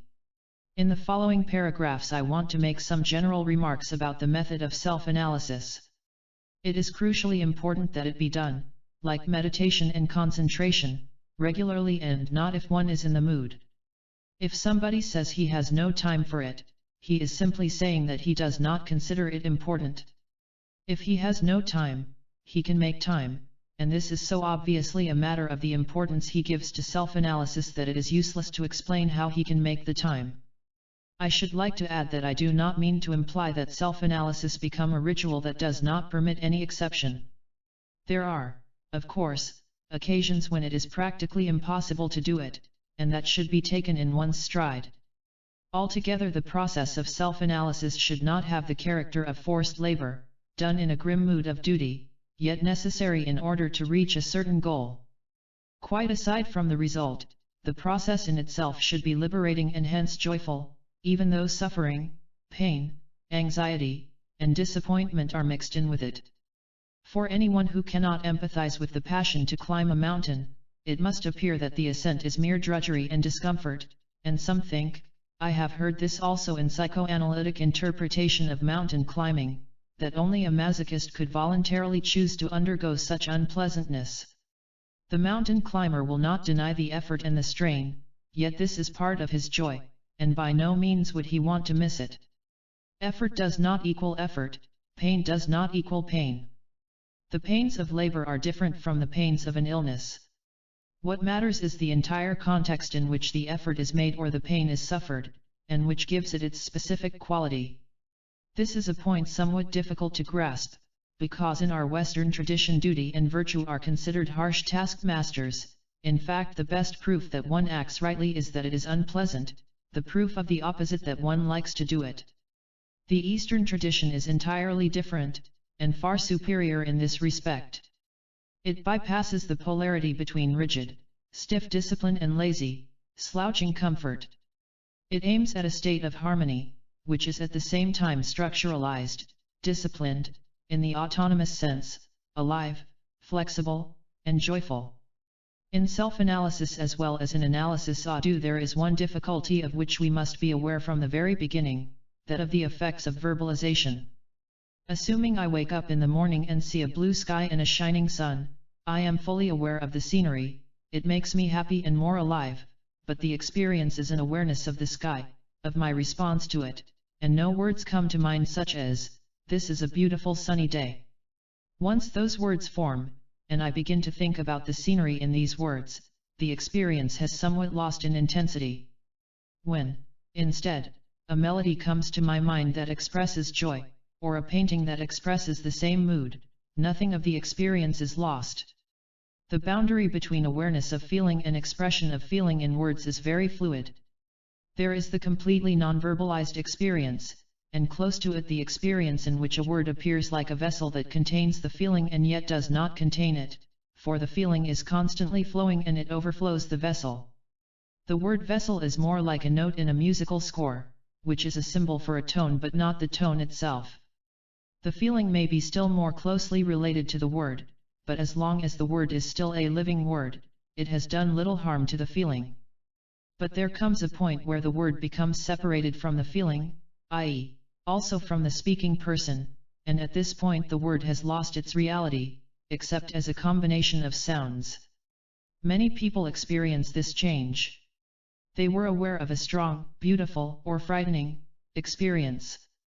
A day later, when they want to remember it by putting it into words, they say a sentence that accurately describes the feeling, yet the sentence sounds foreign to them, it is felt as if it were entirely in their head, that it has no connection with what they felt when it happened. When this happens, one should realize that something went wrong, and that one has begun juggling words, rather than become aware of inner reality, and one should begin to analyze the resistance that eggs one on to cerebralize feelings. Such thoughts about feelings should be treated like any other interfering thoughts. Self-analysis should be done for at least 30 minutes every morning, if possible at the same time and place, and outside interference should be avoided as far as possible. It can be done also in walking, although in the streets of a big city there is too much unrest. But self-analysis, and particularly breathing and awareness exercises, can be done whenever one is not occupied with something else. There are many occasions when one has to wait, or has nothing to do, as in a subway or a plane. All these occasions should be used for one or another form of mindfulness rather than for starting to read a magazine, talking to somebody, or daydreaming. Once one has acquired the habit of doing so, such situations when one has nothing to do become very welcome because they are enriching and enjoyable. It is surprising that self-analysis has hardly been discussed in psychoanalytic literature. One might have expected that Freud's self-analysis, about which he himself reports in his dream interpretation, would have suggested to others to experiment in the same direction. Maybe the fact that this has not been so can be explained by the assumption that the image of Freud became so idolized that it was quite natural that he could not have been analyzed by anyone else, but had to owe his enlightenment, as it were, only to himself, that it is different with ordinary men. They could not be without a creator, and Freud himself or the priests acting in his name had to enlighten them. Whatever the reasons may be for this lack of following up Freud's example, it was only, as far as I am aware, Karen Horney who suggested self-analysis as a real possibility. In the case she describes, she deals mainly with an acute neurotic problem and its solution. The main point in this context is her warm recommendation of self-analysis, although she clearly saw the difficulties. The main reason for the fact that self-analysis has been so neglected as a curative possibility lies probably in the conventional bureaucratic concepts of most analysts about their role and that of the patient. As in general medicine, the sick person is transformed into a patient and the belief is fostered that he needs a professional to get cured. He is not supposed to cure himself, since that would indeed break down the sacred bureaucratic difference between the professional healer and the non-professional sufferer. This bureaucratic attitude does much harm, too, in the process of regular analysis, where the analyst, if he wants sincerely to understand the patient, must become himself a patient, his own, and forget that he is supposed to be the only healthy, normal, rational one of the two. Perhaps the most important reason for the unpopularity of self-analysis is the idea that it is very difficult. In an analysis ado, the analyst can call the other's attention to his rationalizations, resistances, and narcissism. In self-analysis, one is in danger of going in circles and giving in to one's resistances and rationalizations without being aware that this is what one is doing. Indeed, it cannot be denied that self-analysis is difficult, but so is every other path to well-being. No one has formulated this difficulty more succinctly than Spinoza, at the end of his Ethics, Book 5, Prop 42. If the way which, as I have shown, leads hither seems very difficult, it can nevertheless be found. It must indeed be difficult, since it is so seldom discovered, for if salvation lay ready to hand and could be discovered without great labor, how could it be possible that it should be neglected by almost everybody? But all noble things are as difficult as they are rare. The difficulty might be discouraging if the question were to reach or not to reach the final goal. But if, as we said before, one is not craving for perfection, if one is not concerned with the point of the way at which one arrives, but with the act of walking in the right direction, the difficulties do not appear so formidable. Most of all, self-analysis will result in such an increase in inner clarity and well-being that one would not want to miss it, in spite of all the difficulties. Having recommended self-analysis as a fruitful method in the search for self-liberation, I want to add that this recommendation does not imply that it is a necessary step that everybody should take. It is one which appeals to me and which I have recommended to others who use it with profit. There are many others who will use other methods of concentration, stillness, and awareness that are quite as useful. A very telling example was Pablo Casals, who began every day by playing one of Bach's unaccompanied cello concertos. Who could doubt that this was the optimal method of self-liberation for him? Yet even as far as the method of self-analysis is concerned, a misunderstanding, I fear, could have crept between the reader and myself. The process that I have described could be misunderstood as a daily moralistic search of conscience, which should be the basis for a steady moral progression in a virtuous life. If the reader's criticism were that I am opposed to ethical relativism, to the arbitrariness of freedom, to the supreme value of everybody's doing his own thing, regardless of what it is worth, I must plead guilty. But I refuse such a plea if the accusation were that I am anxiously concerned about man's straight pursuit of virtue and the horror of sin, and that I do not appreciate the fact that sin itself is often the very basis of progress. In order to clarify this point, it must be kept in mind that the fundamental position from which self-analysis was discussed is the conception of living as a process and not as a sequence of fixed stages. In sinning, the seed for an upward movement is attained, in virtue the seed of decay may be contained. As a mystical principle says, the descent is for the sake of the ascent. Sinning is not harmful but only stagnating and resting on what one has achieved. There is still another possible misunderstanding I want to correct. It might sound as if self-analysis increases the tendency for being occupied with oneself, i.e., that it is the very opposite to the aim of getting rid of one's ego-boundness. Indeed, that can be an outcome, but only of an unsuccessful analysis. Self-analysis becomes a kind of cleansing ritual, not because one is so concerned with one's ego but because one wants to free oneself from egoism by analyzing its roots. Self-analysis becomes a daily practice that permits one to be minimally concerned with oneself the rest of the day. Finally, it becomes unnecessary, because there are no more obstacles to full being. I cannot write about this state, because I have not attained it. At the end of this discussion of psychoanalysis, I believe one further qualification is necessary, which holds true for all psychological knowledge.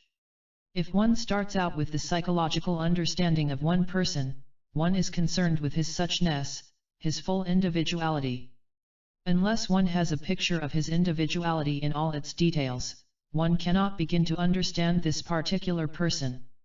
If one's interest in a person shifts from the more superficial to the deeper levels, it shifts necessarily from the particular to the universal. This universal is not an abstraction, not a limited universal like the instinctive nature of man. It is the very essence of human existence, the human condition, the needs that follow from it, the various answers to these needs. It is the content of the unconscious, which is common to all men because of the identity of the existential condition of all men and not because of some racial heritage, as Jung believed. One then experiences oneself and one's fellow man as variations of the theme man, and maybe man as a variation of the theme of life. What matters is that which all men share, not that in which they differ.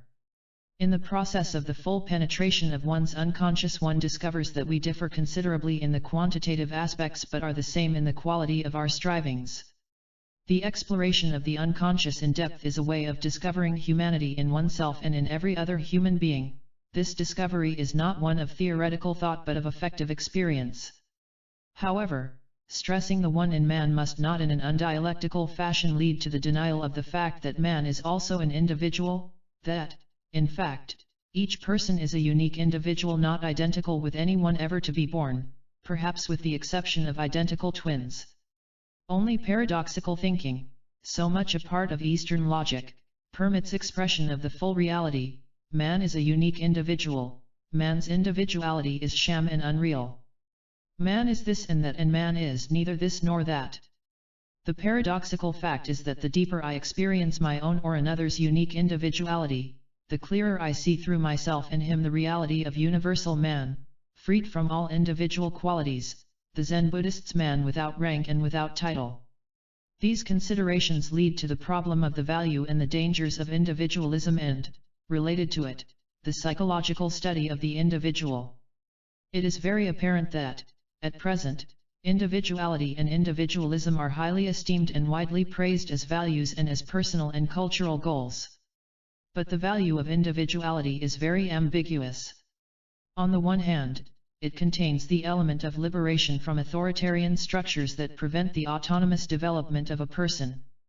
If self-knowledge serves to become aware of one's true self, and to develop it rather than to introject a foreign self, imposed by the authorities, it is of great human value. In fact, the positive aspect of self-knowledge and psychology are so widely emphasized that it is scarcely necessary to add more words to this praise.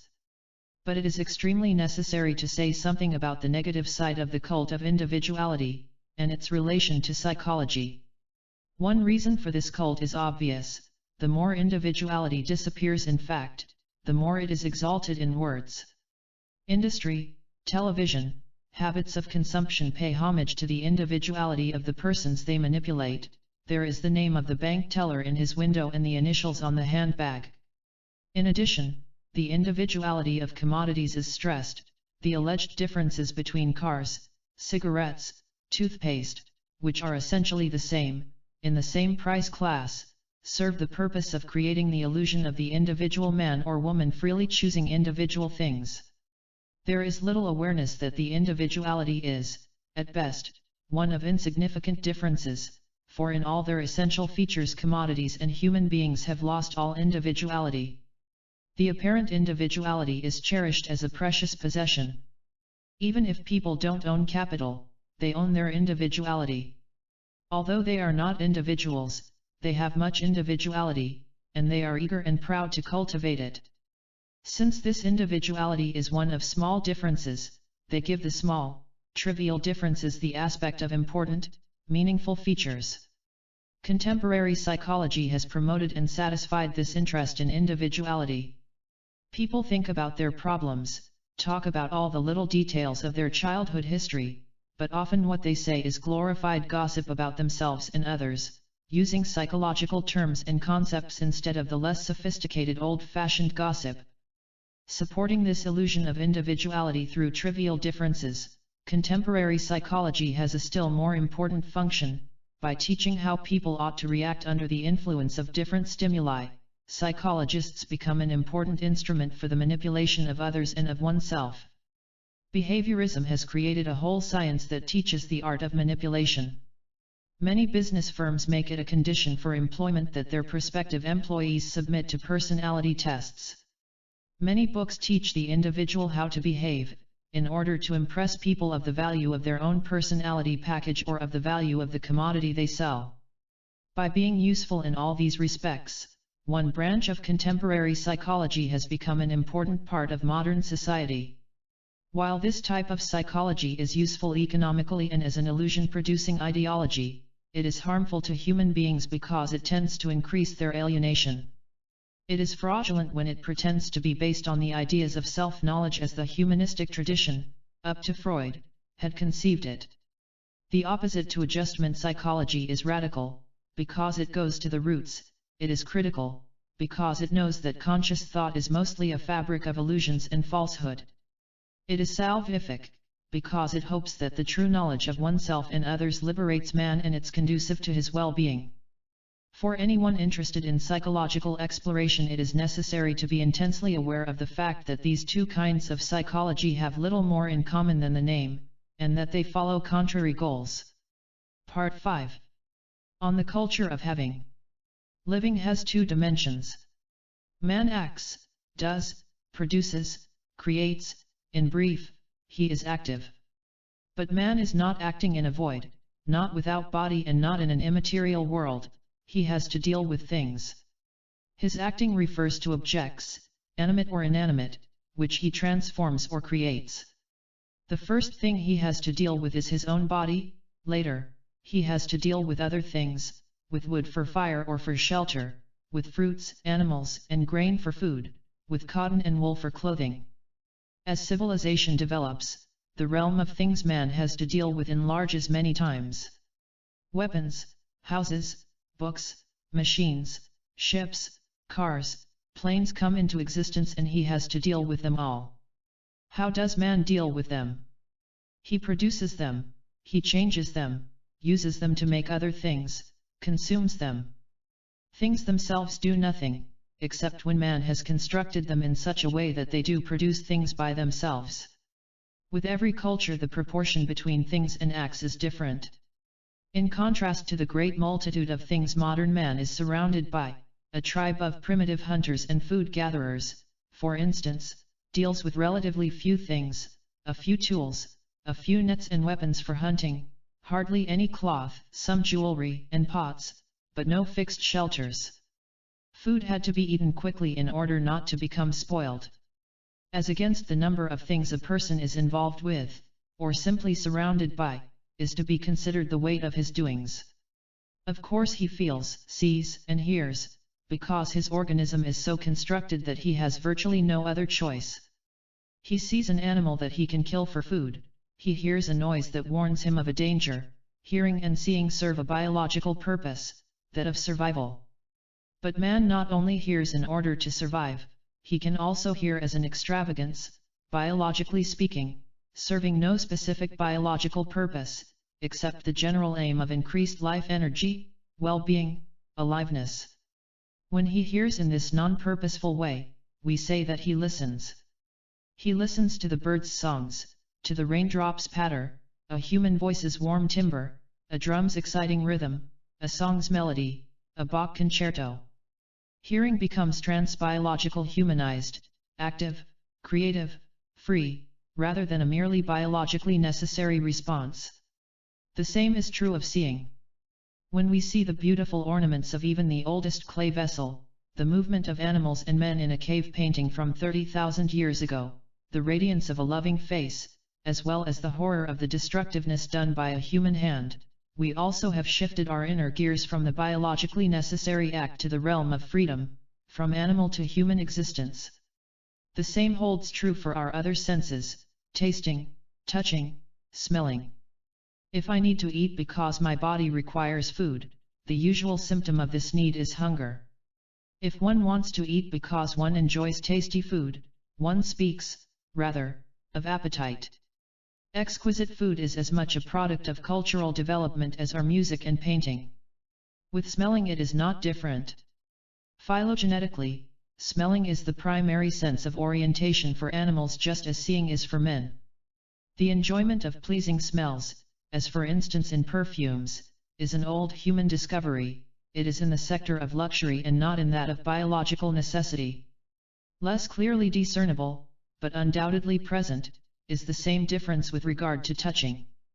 Perhaps I have only to remind the reader about people who touch others as they touch a piece of cloth in order to appreciate its quality, as against those whose touch is warm and tender.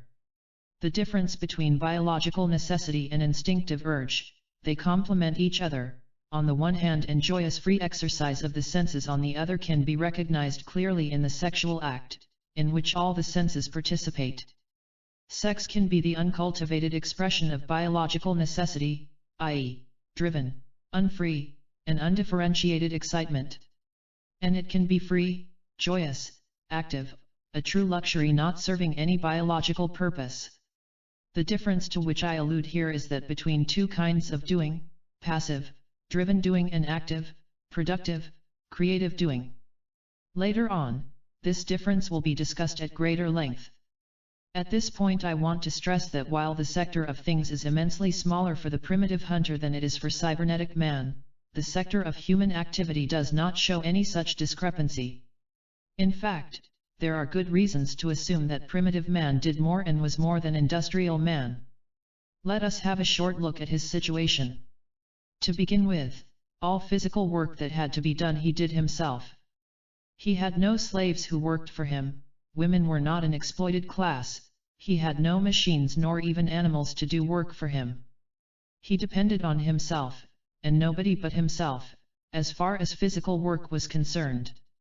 But, so will the standard objection run, this held true for his physical activities, with regard to thinking, observing, imagining, painting, speculating philosophically and religiously, prehistoric man was far behind man of the machine age. This objection seems valid because we are influenced by the idea that increased schooling is commensurate with increased intellectual and artistic activity. But this is by no means so. Our education is not conducive to increased thinking or the development of active imagination. The average man today thinks very little for himself. He remembers data as presented by the schools and the mass media, he knows practically nothing of what he knows by his own observing or thinking. Nor does his use of things require much thought or skill. One type of gadget requires no skill or effort at all, as for instance the telephone. Another type of gadget, the automobile, requires some initial learning and after a while, when it has become routine, only a very small amount of personal effort or skill is needed. Nor does modern man, including the educated groups, think much about religious, philosophical, or even political problems. He ordinarily adopts one or the other of the many clichés offered him by political or religious books or speakers, but the conclusions are not arrived at as a result of active and penetrating thinking of his own. He chooses the cliché that appeals most to his own character and social class. Primitive man is in an entirely different situation. He has very little education, in the modern sense of spending a certain amount of time in an educational institution. He himself is forced to observe and to learn from his observations. He observes the weather, the behavior of animals, the behavior of other human beings. His life depends on acquiring certain skills and he acquires them by his own doing and acting, not in 20 quick lessons. His life is a constant process of learning. W. S. Laughlin has given a succinct picture of the primitive hunter's wide range of mental activities.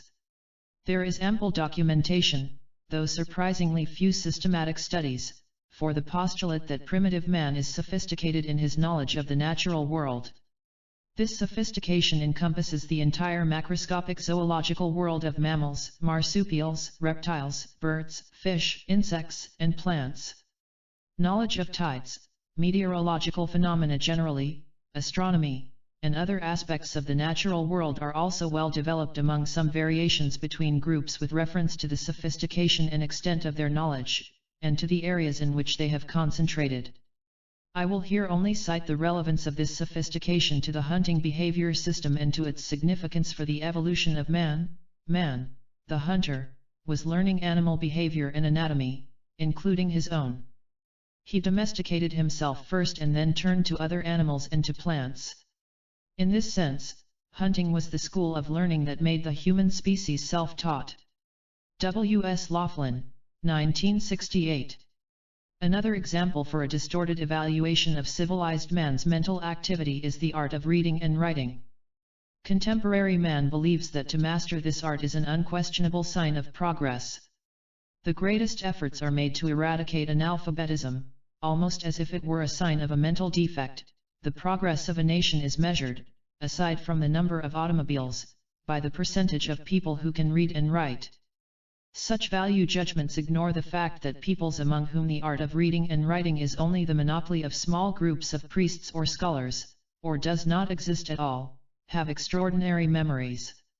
Modern man finds it difficult to understand that a whole literature such as the Vedas, the Buddhist texts, the books of the Old Testament, the later Jewish oral tradition were transmitted faithfully from generation to generation, for many hundreds of years, before they were written down.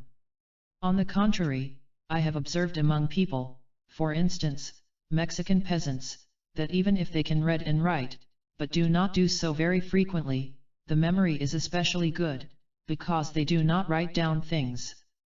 Everyone can make a similar observation with himself. As soon as he writes something down, he ceases to make the act and effort, which memorizing requires. He does not have to engrave, as it were, the data in his brain, because he has stored them in an auxiliary instrument, parchment, paper, or tape. He feels that he does not need to remember, because the content is safely deposited in the notes he has made. The faculty of memory thus suffers from a lack of practice. Today one can observe how people want to avoid active thinking even in small doses, for instance when a salesperson in a store adds up 3 figures on the machine rather than do them herself. The same principle of greater activity by primitive man can be seen in art. The primitive hunters and food gatherers, about 30,000 years ago, painted the extraordinary scenes of animals and men, a few of which have come to us well preserved in caves of southern France and northern Spain. These beautiful paintings are a delight even for modern man, who is familiar with the painting of the great masters of the last several centuries. But even if we would say that the cave painters were geniuses, the Da Vinci's and Rembrandts of the last Ice Age, this can hardly be said for the ornamentation of pottery and tools, dating back to the oldest prehistorical times. It has often been said that the cave paintings, as well as these ornaments, had practical, magic purposes such as to contribute to the success of the hunt, to fight evil spirits, and so on. But, even granted this, whatever the practical purposes may have been, it was not required that things be made so beautiful. Besides, the ornamentation of the pottery cannot have been the creation of so many geniuses. That every village had its own style of ornament, often varying only slightly, proves that these people had an active aesthetic interest. I have spoken so far of the most primitive cultures, the primitive hunters and food gatherers, and what we know and can surmise of their cultures, at least since the full emergence of Homo sapiens sapiens around 40,000 to 50,000 years ago. They made few things with their hands, yet they were very active in applying their own faculties of thinking, observing, imagining, painting, and sculpting. If one wanted to express the relation between the thing sector to the doing sector in quantitative terms, one could state that among the most primitive people it is 1:100, whereas the proportion for modern man would be 100:1. History offers us many variations between these two extremes. A Greek citizen in the period of the flowering of Greek democracy was certainly surrounded by more things than the hunter, yet he was actively concerned with the affairs of state. He developed and used his reason to an extraordinary degree. He was engaged, both artistically and philosophically. What more do we have to know of a population than that the dramas of Sophocles and Aeschylus formed the artistic nurture of an Athenian citizen, and what does it say about the aesthetic and emotional passivity of a contemporary New Yorker, if we think of the plays and movies that excite him? Different and yet in many ways similar is the picture we get from the life of a medieval artisan. His work was done with interest, with care, it was not boring. The making of a table was a creative act in which the table was the child of his efforts, his experience, his skill, and his taste. Most of what had to be done he had to do himself. He was also actively engaged in many common activities, such as singing, dancing, and church services. The peasant was much worse off materially. He was not a free man, yet he was not quite a slave either. The work in the fields may not have given much satisfaction. I speak here especially of the period before the position of the peasant deteriorated considerably in the 16th century, yet he participated in and enjoyed a culturally rich life based on his specific folk culture. Neither he nor the artisan were spoon-fed by seeing others making efforts, or enjoying themselves, or suffering. Whatever filled their lives, it was largely a result of their own doing and their own experience. Even the artisan, economically and socially far superior to the peasant, did not have much, except his house and his tools, and he earned just enough to live according to the traditional standard of living of his social class. He did not want to have or to consume more, because not the acquisition of riches but the productive use of his faculties and the enjoyment of being were his goal. Contemporary man, in cybernetic society, is surrounded by as many things as there are stars in the sky. To be sure, he has produced most of them. But has he? The worker in a giant factory produces no thing. Surely he participates in the production of an automobile, or an electric refrigerator, or a toothpaste, but, depending on the kind of industrial process, he makes a few stereotyped movements, puts in some screws, or the motor or a door. Only the final worker in the chain sees the finished product, the others see it on the streets. They acquire and own a cheaper car, they see only the expensive car driven by people who are better off. But that the single worker has produced a car can be said only in an abstract sense. In the first place, machines have produced the car, and other machines have produced the car-producing machines. The worker, not as a full man but as an alive tool, has a part in the production in the performance of tasks that cannot yet be done by machines, or only too expensively. The engineer and stylist may claim that they have produced the car, but surely that is not true. They may have contributed their share, but they have not produced the car. Eventually, the executive, or manager, will claim that he has produced the car. He thinks that because he directed the whole process, he has produced the car. But this claim is even more dubious than that of the engineer. We do not know whether the manager was, as a physical entity, really necessary for the production of the car. His claim may be as questionable as that of a general who insists that he conquered a fortress or won a battle when quite obviously his soldiers conquered the fortress and fought the battle. They moved, attacked, were wounded, or killed, while he had made the plans and saw to their proper execution. Sometimes the battle is won because the opposing general is simply more incapable than the winning one, and thus the victory is won by the faults of the opponent. The problem here is that of the productive role of the directing and managing function, which I shall not further pursue except to say that, for the manager, the car has been transformed from the physical appearance of the car as it leaves the assembly line into a commodity. This means the car to him is not primarily interesting because of its real use value, but because of its fictitious use value suggested by advertising that bamboozles the mind of the prospective buyer with all sorts of irrelevant data, from sexy girls to virile-looking cars. The car as a commodity is in a sense the product of the manager, who orders the real car to be made with profit-pregnant features that can give it special sales appeal. Modern man can produce effects in the material world that are greater than earlier man ever was able to achieve. But these effects are completely incommensurate with the physical and intellectual efforts invested in them. To drive a powerful automobile requires neither physical strength nor particular skill or intelligence.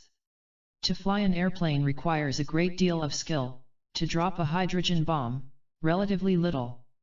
To be sure, there are some activities that still require considerable skill and effort, those of artisans, physicians, scientists, artists, highly skilled workers, pilots, fishermen, horticulturists, and some other such occupations or professions. Yet these skill-requiring activities are increasingly fewer. The vast majority of men make a living by work that requires little intelligence, imagination, or concentration of any kind. Physical effects, results, are no longer proportionate to human effort, and this separation between effort, and skill, and result is one of the most significant and pathogenic features of modern society, because it tends to degrade effort and to minimize its significance. We must arrive, then, at a first conclusion. In contrast to the generally accepted view, modern man is basically very helpless in relation to his world. He only appears powerful because he dominates nature to an extraordinary degree. But this domination is almost completely alienated. It is not the result of his real human powers but of the mega-machine, which enables him to achieve much without doing much or being much. Thus, modern man can be said to live in a symbiotic relationship with the world of machines. Inasmuch as he is a part of them, he is, or appears to be, powerful. Without them, standing by himself, using his own resources, he is as powerless as a little child. That is why he worships his machines. They lend him their strength, they create the illusion that he is a giant, when without them he is a cripple. When man in other ages believed that his idols gave him his strength, it was pure illusion, except that he projected his strength into the idol and received some of it back in the worship of it. In the worship of the machines it is basically the same. To be sure, Baal and Astarte were only what man thought they were. The idols were, as prophetic critique put it, nothing but pieces of wood or stone, and their power was exclusively that of man's having transferred his own power to them and getting part of that power back from them. Machines, however, are not mere ineffective pieces of metal, they do create a world of useful things. Man is really dependent on them. But just as with the idols, it is he who has invented, planned, and built them. They, like the idols, are the product of his imagination, of his technical imagination, which, coupled with science, has been able to create things which are realistically very effective, yet which have become his ruler. According to legend, Prometheus brought man fire, in order to liberate him from the control by nature. Man at this point of his history has enslaved himself to the very fire that was to liberate him. Man today, wearing the mask of a giant, has become a weak, helpless being dependent on the machines he made, and hence on the leaders who guarantee the proper functioning of the society that produces the machines, dependent on a well-functioning business, frightened to death of losing all the props, of being a man without rank and without title, of just being, of being challenged by the question "Who am I?" In summary, modern man has many things and uses many things, but he is very little. His feelings and thinking processes are atrophied like unused muscles. He is afraid of any crucial social change because any disturbance in the social balance to him spells chaos or death, if not physical death, the death of his identity.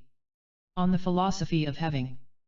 That which one has is one's property, and inasmuch as everybody has his body it could be argued that property is rooted in the very physical existence of man.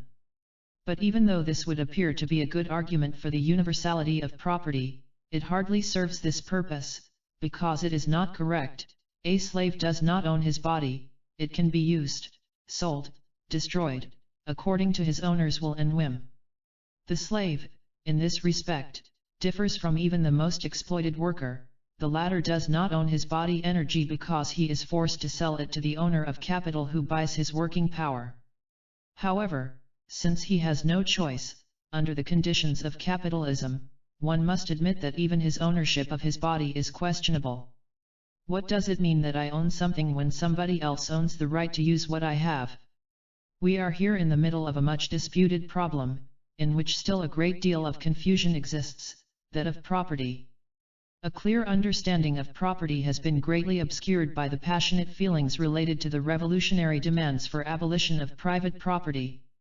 Many people have thought that their personal property, their clothes, books, furniture, and so on, even their spouses, would be taken away and nationalized. Of course, the swingers today have, in fact, begun to socialize their wives, among each other, although otherwise sharing politically conservative views. Marx and other socialists had never proposed anything as silly as that the personal property or things one uses should be socialized. They were referring to the ownership of capital, i.e., the means of production that enable an owner to produce commodities that were socially undesirable and to impose on the worker his conditions because he, the owner, gave him work. As a reaction against socialist demands, the professors in political economy asserted that property was a natural right, inherent in human nature, and that it had existed as long as human society. Attending several courses on economic history in 1918 and 1919, I heard two, at the time, outstanding professors lecture, in all seriousness, that capital was not characteristic of capitalism alone, but that even the primitive tribes who used cowrie shells as means of exchange thus proved that they had capital, ergo, that capitalism was as old as mankind. Their example from primitive peoples was actually badly chosen. We know now, even better, that the most primitive peoples had no private property, except in the things that served their immediate personal needs, such as cloth, jewelry, tools, nets, arms, and weapons. In fact, most of the classical accounts of the origin and function of private property have taken for granted that in nature all things were held in common, the views of anthropologists I have presented in the Anatomy of Human Destructiveness. Even the Church Fathers indirectly accepted this view. According to them, property was both the consequence and the social remedy for the sin of covetousness that came with the fall of man. In other words, private property was a result of the fall, just as was male domination over women and the conflict between man and nature. It is useful to distinguish between various concepts of property that are sometimes confused.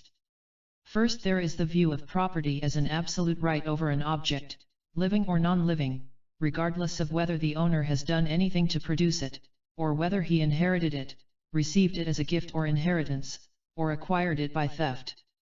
Aside from the latter point, which requires certain qualifications both in the relations between nations and the laws in civil society, the great law systems of Rome and of the modern state speak of property in this sense.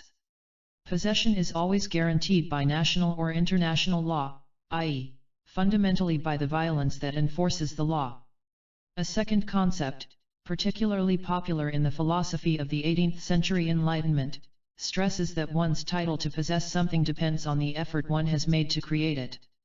Characteristic is John Locke's view that if one adds one's labor to something that, at this point, is nobody's property, residential nullius, it becomes one's own property. But Locke's emphasis on one's productive part in establishing property, originally, loses most of its significance by his additional qualification that the title to property one has established could be freely transferred to others who had not worked for it. Locke apparently needed this qualification because otherwise he would have run into the difficulty that workers could claim the products of their work as their property. A third concept of property, which transcends the aforementioned essentially legal concepts and is based on the meaning of property for man, metaphysically and spiritually, comes from those promulgated by Hegel and Marx. For Hegel in his philosophy of right, sections 41 and 45, property was necessary because a person must translate his freedom into an external sphere in order that he may achieve his ideal existence, since property was the first embodiment of freedom and so is in itself a substantive end. While Hegel's statement may sound, at superficial reading, to be nothing but a rationalization for the sacredness of private property, it is indeed much more, although space does not permit an exposition of Hegel's philosophy that is necessary for a full understanding. Marx formulated the problem entirely ad personam and without any philosophical mystification. As with Hegel, property was for him an externalization of the human will. But as long as the property created was not his but the owner's of the means of production, as long as man was alienated from his own work, property could not be his property. Only when society was organized in a common enterprise, where the full development of the individual depended on the full development of all, mine or thine were meaningless concepts. In such a community, labor itself, i.e., unalienated labor, would become pleasureful and possession, aside from objects that one used, an absurdity. Everybody would receive not according to the amount of work he did, but according to his needs. Needs here, of course, real needs of man and not synthetic, damaging needs suggested to him by industry. A radically different distinction is that between property for use, functional property, and property for possession, non-functional, although there are many blendings of these two types. In German the difference between the two kinds of properties is made clear by the use of two different words, Besitz and Eigentum. Besitz comes from sitzen, and means literally that upon which one sits. It refers to that which one controls, legally and factually, but it is not related to one's own productive action. Eigentum, on the other hand, is different. While aig is the Germanic root of haben, to have, it has changed its meaning in the course of many centuries so that Meister Eckhart could translate it already in the 13th century as the German equivalent of the Latin word for property, proprietas. Proper corresponds to eigen, it means that which is particular of a person, as in proper name. Eigentum equals proprietas equals property refers then, to all that is particular of a person as a specific individual, his own body, the things that he uses daily, and to which he gives some of his individuality by this daily acquaintance, even his tools and abode, all that forms his constant surroundings. It is perhaps difficult for a person living in today's cybernetic society, in which everything is obsolete in a short time, and even if it is not, it will eventually be exchanged for something newer, to appreciate the personal character of the things of daily use. In using them one imparts something of his life and of his personality to them. They are not lifeless, sterile, or changeable things anymore. That this is true has been clearly demonstrated in the custom of many earlier cultures, by no means only primitive, to put in a person's grave the very things of his personal and daily property. The equivalent in modern society is a person's last will and testament, which may have its consequences for years after his death. But his objects are not his personal things, but precisely the impersonal private property he owns, such as money, land, rights, and so forth.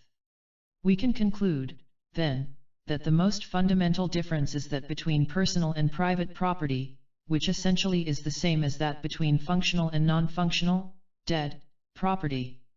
This difference is by far more fundamental than that between private and public property, since, as many examples have shown, the legal form of a public, or national, or socialized property can be just as coercive and alienating as private property, provided it is managed by bureaucrats who only in name but not in fact represent the interests of the workers and employees. Functional and dead property appear often in their pure form, but they are frequently blended, as we can easily see in the following examples. The most elementary example is the body. The body is the only property everybody has, it is, as it were, a natural property. For the infant, as Freud has so brilliantly shown, the excrements are probably experienced as a still more extreme form of possession. They are his, the product of his body, he gets rid of them but need not fear this loss too much because every day replenishes the loss of the previous day. But the body, in contrast, is not only a possession, it is also an instrument, which we use to satisfy our needs, and furthermore it changes according to the use we make of it. If we do not use our muscles, they become weaker, flabbier, even to the extreme point of becoming unusable. On the contrary, our body becomes stronger and healthier the more it is used, of course within certain limits. In the case of having a house or a piece of land the situation is different, because we deal here with a social category and not with a natural one, as is the case with the body. Let us think of a nomadic tribe. They did not own land, they lived on a piece of land for a while, used it, built their tents or huts on it, and after a while abandoned it. The land was not their private property, nor was it communal property, it was not property at all, but an object of use that was theirs only in the very restricted sense that they used it. The same holds true for tools, such as fishing nets, spears, axes, and so on. They were possessions only inasmuch as they were used. The same principle exists in certain agricultural cooperatives today, where the individual does not own land, i.e., where he cannot sell it and has a right to it only as long and to the extent to which he cultivates it. Among many primitive cultures without private property, the same principle applies to the relationship of man to woman and to the institution of marriage. A relationship is socially recognized as marriage as long as the man and the woman love each other, want each other, and want to stay together. When the relationship loses this function, each one is free to leave, because no one has the other. In contrast, with regard to institutional property, the law states that my house or my land, or my tools or my wife or my children are my property, that I have them and it does not matter whether I care for them. In fact, it is my right to destroy everything that is my property. I can burn my house, or a painting even if it is a unique work of art. I do not owe an account to anybody for what I do with what is mine.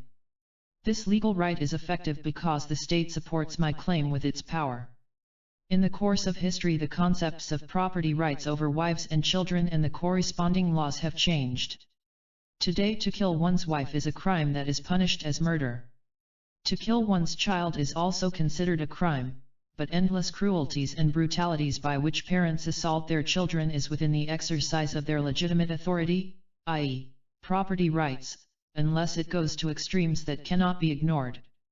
Nevertheless, in one's relationship to his wife and children there have always been elements transcending pure possession. They were living beings, they were living in close contact with their master, he needed them and they gave him pleasure, hence, there was also an element of functional property in addition to legal property. Property in the form of capital is the extreme form of legal possession property. It could be said that capital is not different from a tool, for instance an axe, that its owner uses. But in the case of the axe it becomes valuable only by its serving its owner's skill, i.e., as functional property. In the case of capital, the owner has it, even if he does nothing with it. It remains valuable even if it is not invested, but if the owner invests it, he does not have to use his skill or make any commensurate effort to bring him profit. The same holds true for the oldest form of capital, land. My legal right that makes me the owner permits me to gain profit from it without making any effort, i.e., without doing any work myself. It is for this reason that non-functional property may also be called dead property. Dead, or non-functional, property has its legitimacy in conquest, or in law. But the law itself is backed up by force, and in this sense the difference between conquered property and legal property is only relative. Also, in the case of legal possession force constitutes right, because the state guarantees my property right by force, of which the state has the monopoly. Man cannot exist without having, but he can exist very well with purely functional having and has existed so for the first plus or minus 40,000 years of his history since he emerged as Homo sapiens sapiens. Indeed, he can, as I shall argue later, only exist sanely if he has mainly functional property and a minimum of dead property. Functional property is an existential and actual need of man, institutional property satisfies pathological need, conditioned by certain socio-economic circumstances. Man must have a body, shelter, tools, weapons, vessels. These things are necessary for his biological existence. There are other things that he needs for his spiritual existence, such as ornaments and objects of decoration, briefly, artistic and sacred objects and the means to produce them. They can be property in the sense that an individual uses them exclusively, but they are functional property. With an increase in civilization, functional property in things increases. The individual may have several suits or dresses, a house, labor-saving devices, radio and television machines, record players and recordings, books, tennis rackets, a pair of skis. All these possessions need not be different from those functional possessions that exist in primitive cultures. They need not be, but they often are. The change of function happens at the point where possession ceases to be an instrument for greater aliveness and productivity but is transformed into a means for passive, receptive consumption. When having has primarily the function of satisfying the need for ever-increasing consumption, it ceases to be a condition for more being but is basically no different from keeping possession. This statement may sound strange since keeping and spending are opposites. This is so indeed, if we look only at the surface. But seen dynamically, they share one fundamental quality: the miser as well as the waster is inwardly passive and unproductive. Neither is actively related to anything or anybody, neither changes and grows in the process of living, each only represents one of two different forms of non-aliveness. Showing the distinction between possession having and use having needs to take into account the double meaning of use, passive use, the consumer, and productive use, the artisan, artist, skilled worker. Functional having refers to productive use. Also, possessive having can have another function than that of gaining without having to make an effort. In the first place, dead property gives power to its owner in a society centered around property. The one who has much property is usually politically powerful. He appears to be a great man because he is a powerful man. People admire his greatness because they prefer to admire to being afraid. The rich and powerful man can influence others by intimidating them or by buying them, hence, he acquires the possession of fame or admiration.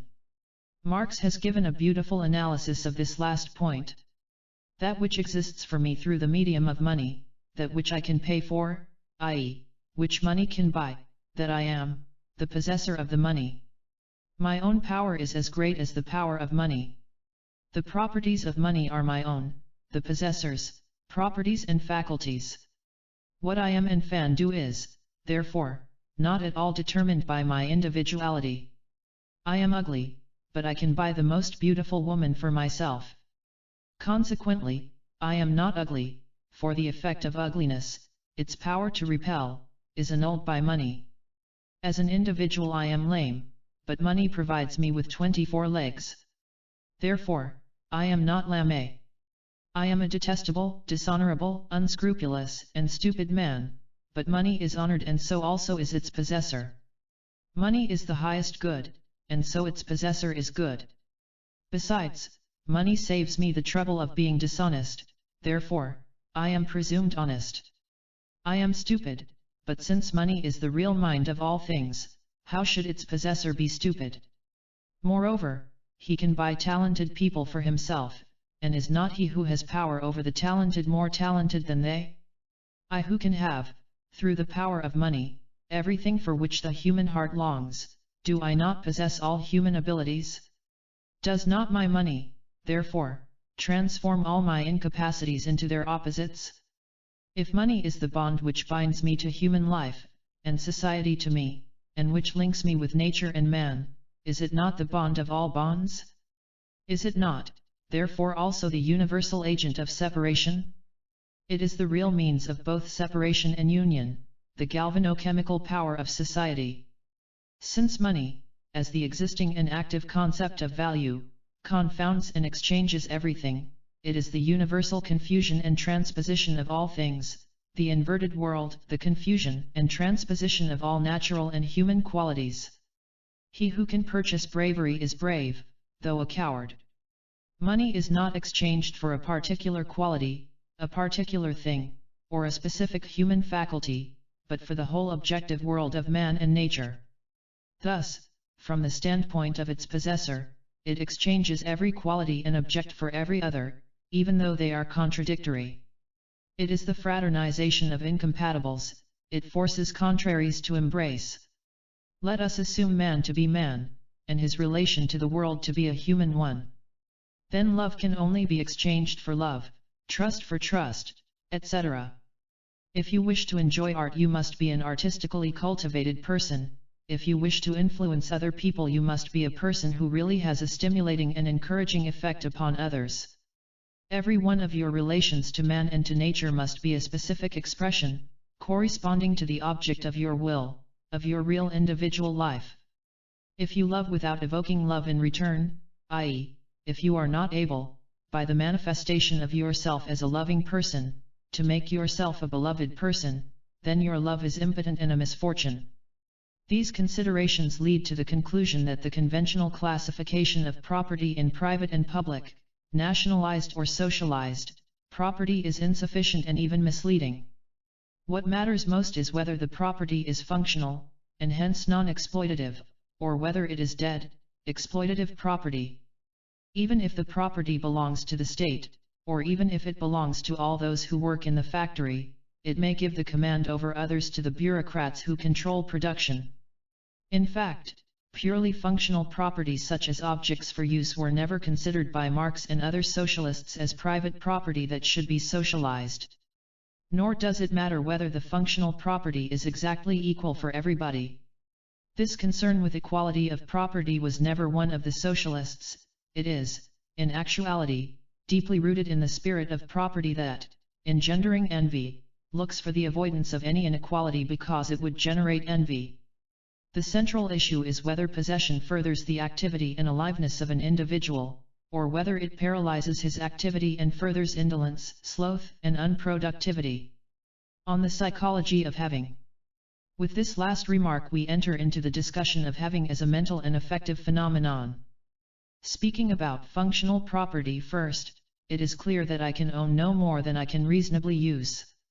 This coupling of owning and using has several consequences. 1. My activity is constantly stimulated, because having only what I use, I am constantly stimulated to be active. 2. The greediness to possess, avarice, can hardly develop, because I can only wish to have the amount of things that fit my capacity to use them productively. 3. I can hardly develop envy, since it would be useless to envy another for what he has when I am busy using what I have. And 4. I am not worried by the fear of losing what I have, since functional property is easily replaceable. Institutional possession is an entirely different experience. It is, aside from functional having and being, the other elementary mode of experience of oneself and the world. These two modes of experience are to be found in almost everybody. Rare are those who do not experience having at all. Far more numerous are those for whom it is almost the only experience they know. Most people are characterized by the particular blending of the having and being modes in their character structure. Yet, simple as the concept and word having seems to be, to describe the experience of the having mode is difficult, especially because such a description can succeed only if the reader responds not only intellectually but tries to mobilize his affective experience with having.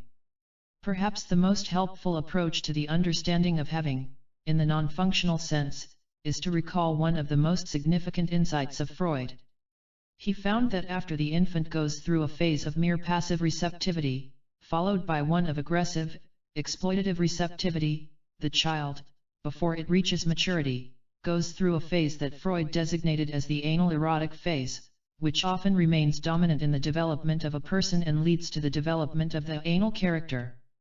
In this context, it is of little importance that Freud believed a special phase of the libido development was primary and that character formation was secondary, whereas in my opinion, as well in that of authors closer to Freud, like Erik Erikson, the relation is in the reverse. What matters is the view that the predominant orientation toward possession is seen by Freud as the period before the achievement of full maturity and as pathological if it remains permanent.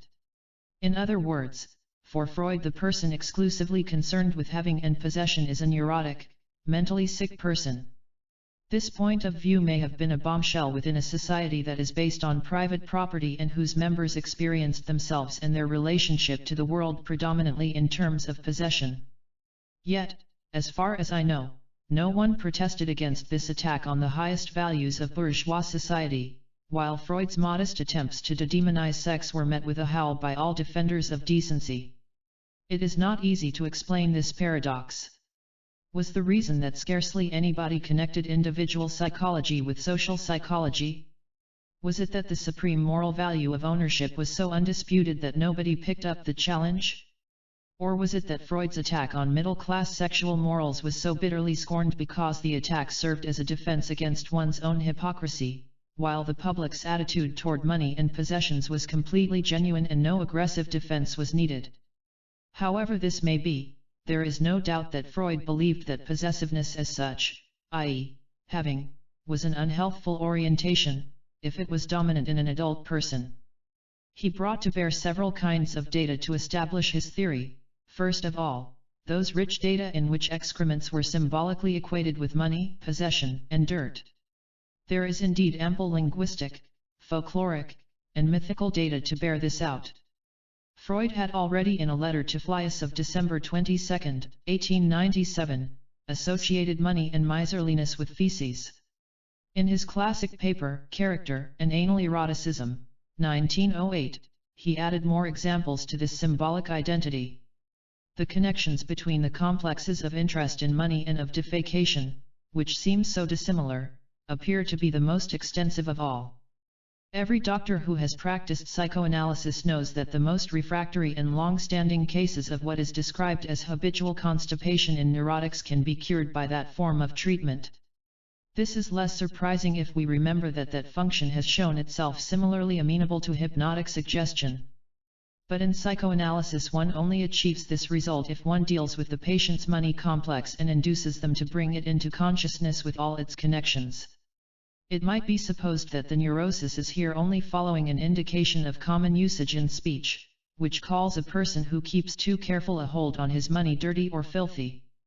But this explanation would be far too superficial.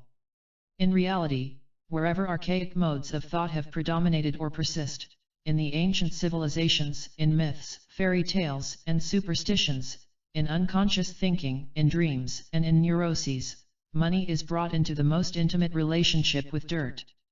We know that the gold which the devil gives his paramours turns into excrement after his departure, and the devil is certainly nothing else than the personification of the repressed unconscious instinctual life.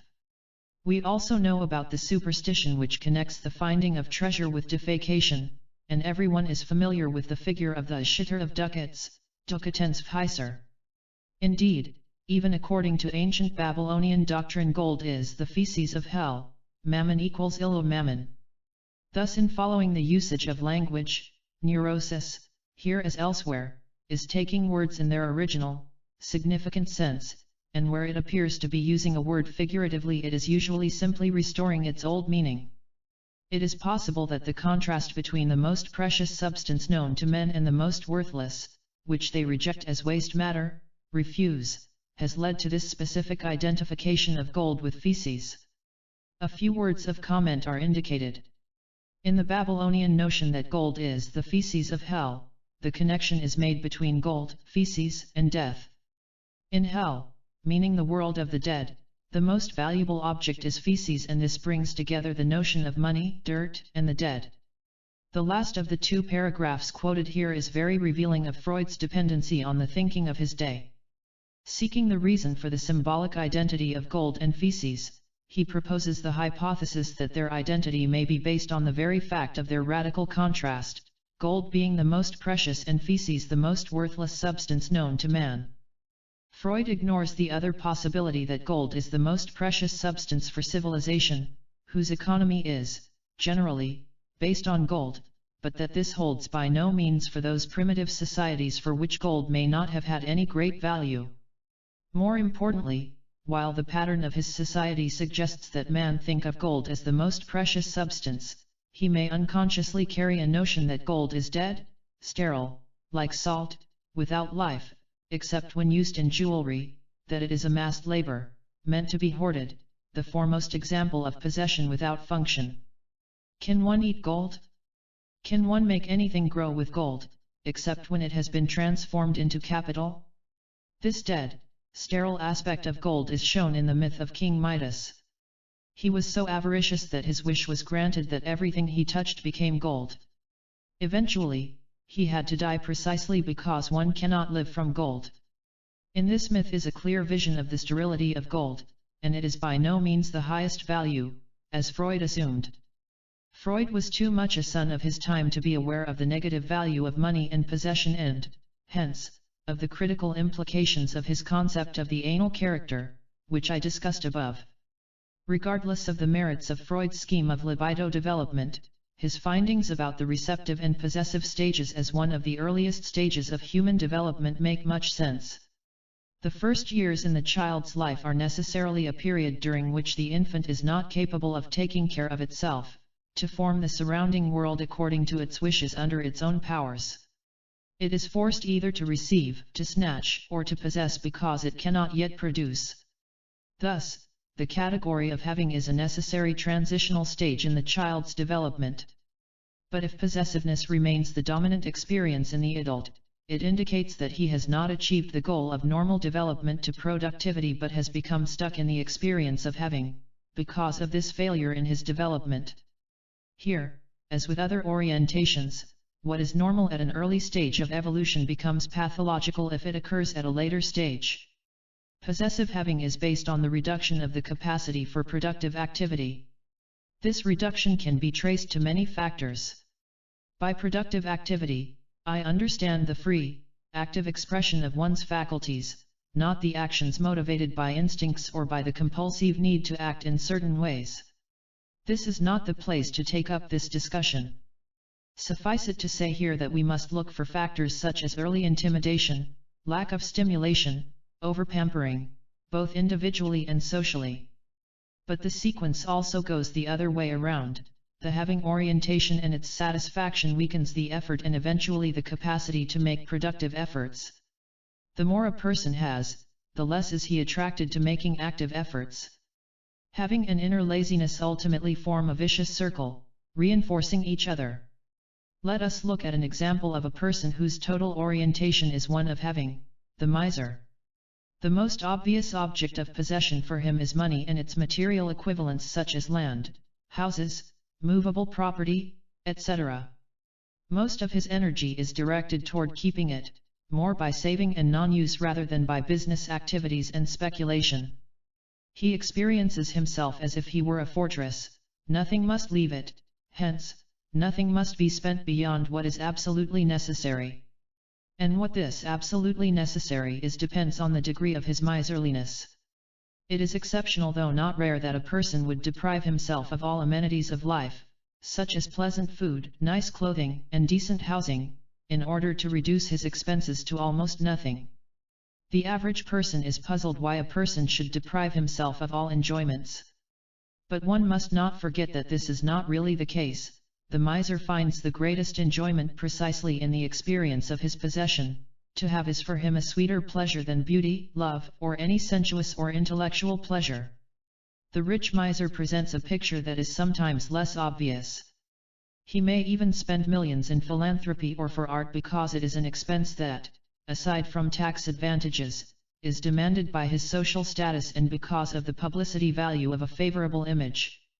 But he may go to great lengths to set up a control system that ensures him against any unnecessary expenditure of postage, or he may make compulsive efforts to prevent his workers losing even 1 minute of their working time. Bennett even reports that Henry Ford, the founder of the automobile dynasty, wore socks until they could hardly be mended anymore, and being afraid of his wife secretly buying new socks in a store, changed them in his car and threw away the old ones on the way.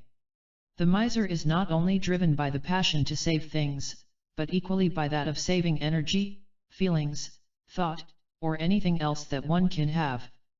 For him energy is a fixed amount which he has, and which cannot be replenished. Hence, every expenditure of energy that is not absolutely necessary must be avoided because it diminishes his stock of it. He avoids unnecessary physical efforts, does everything in the shortest possible way. Usually he works out pedantic, orderly methods for maximal reduction of energy consumption. This attitude often becomes manifest in his sexual behavior. This manifestation is obviously to be found mostly among men. To him, semen is a most precious product, but limited in quantity. Whatever is spent of it is lost forever. That he knows intellectually that this is not so has little effect on the way he feels about it. Therefore, he must reduce sexual intercourse to a minimum in order to lose only a minimum of semen. I have known quite a number of men who had worked out a system to achieve the optimal compromise between the demands of saving and of health, which, they thought, demands a certain amount of sexual activity. This complex is sometimes at the root of male impotence. In the same way, the miser tends to save words, feelings, and thoughts.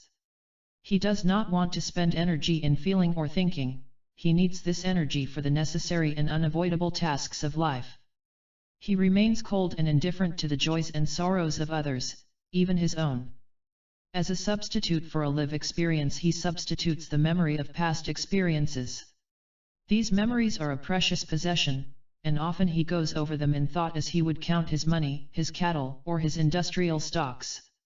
In fact, the memory of past feelings or experiences is the only form in which he is in touch with his own experiences.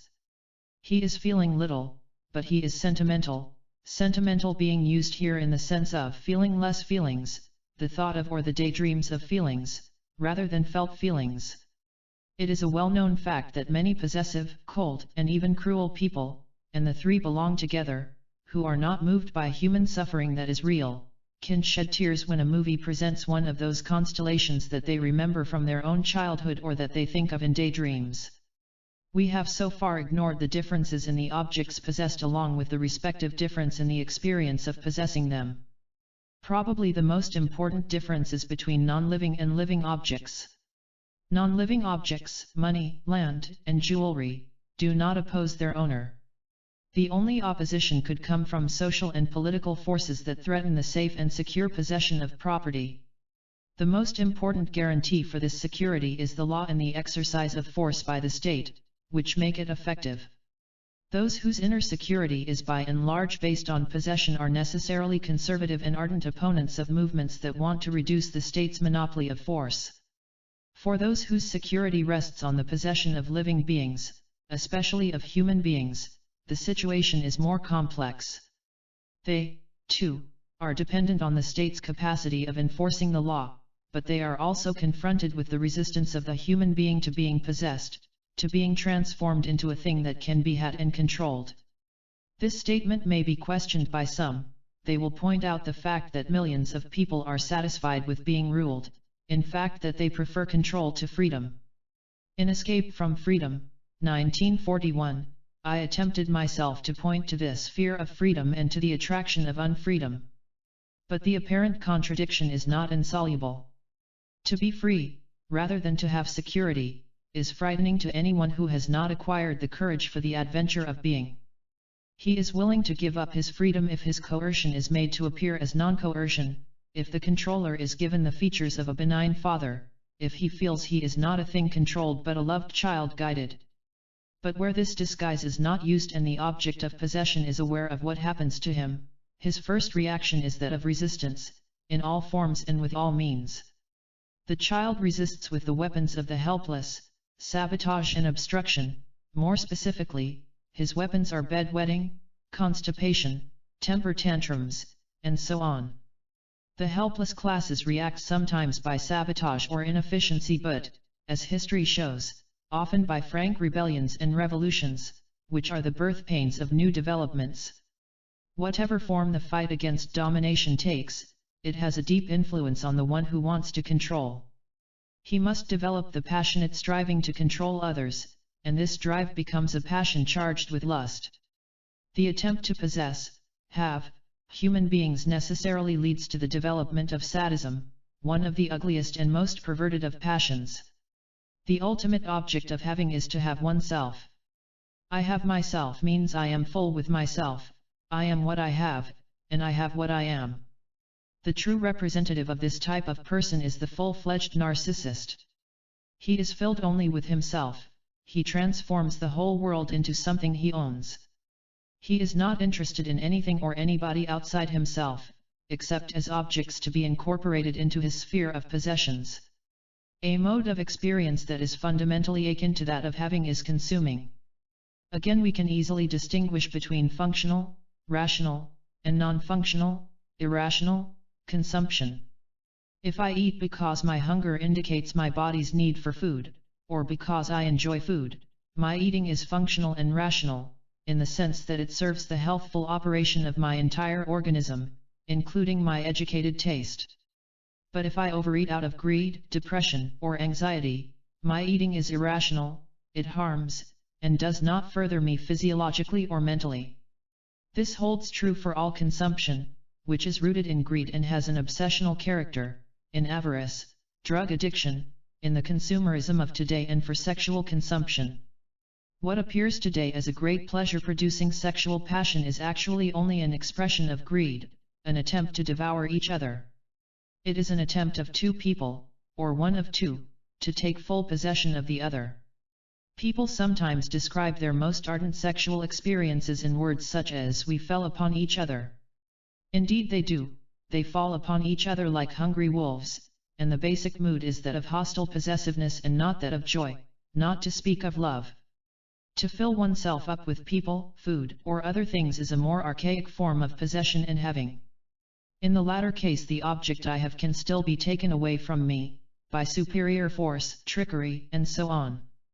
My possession requires a social situation that guarantees my title.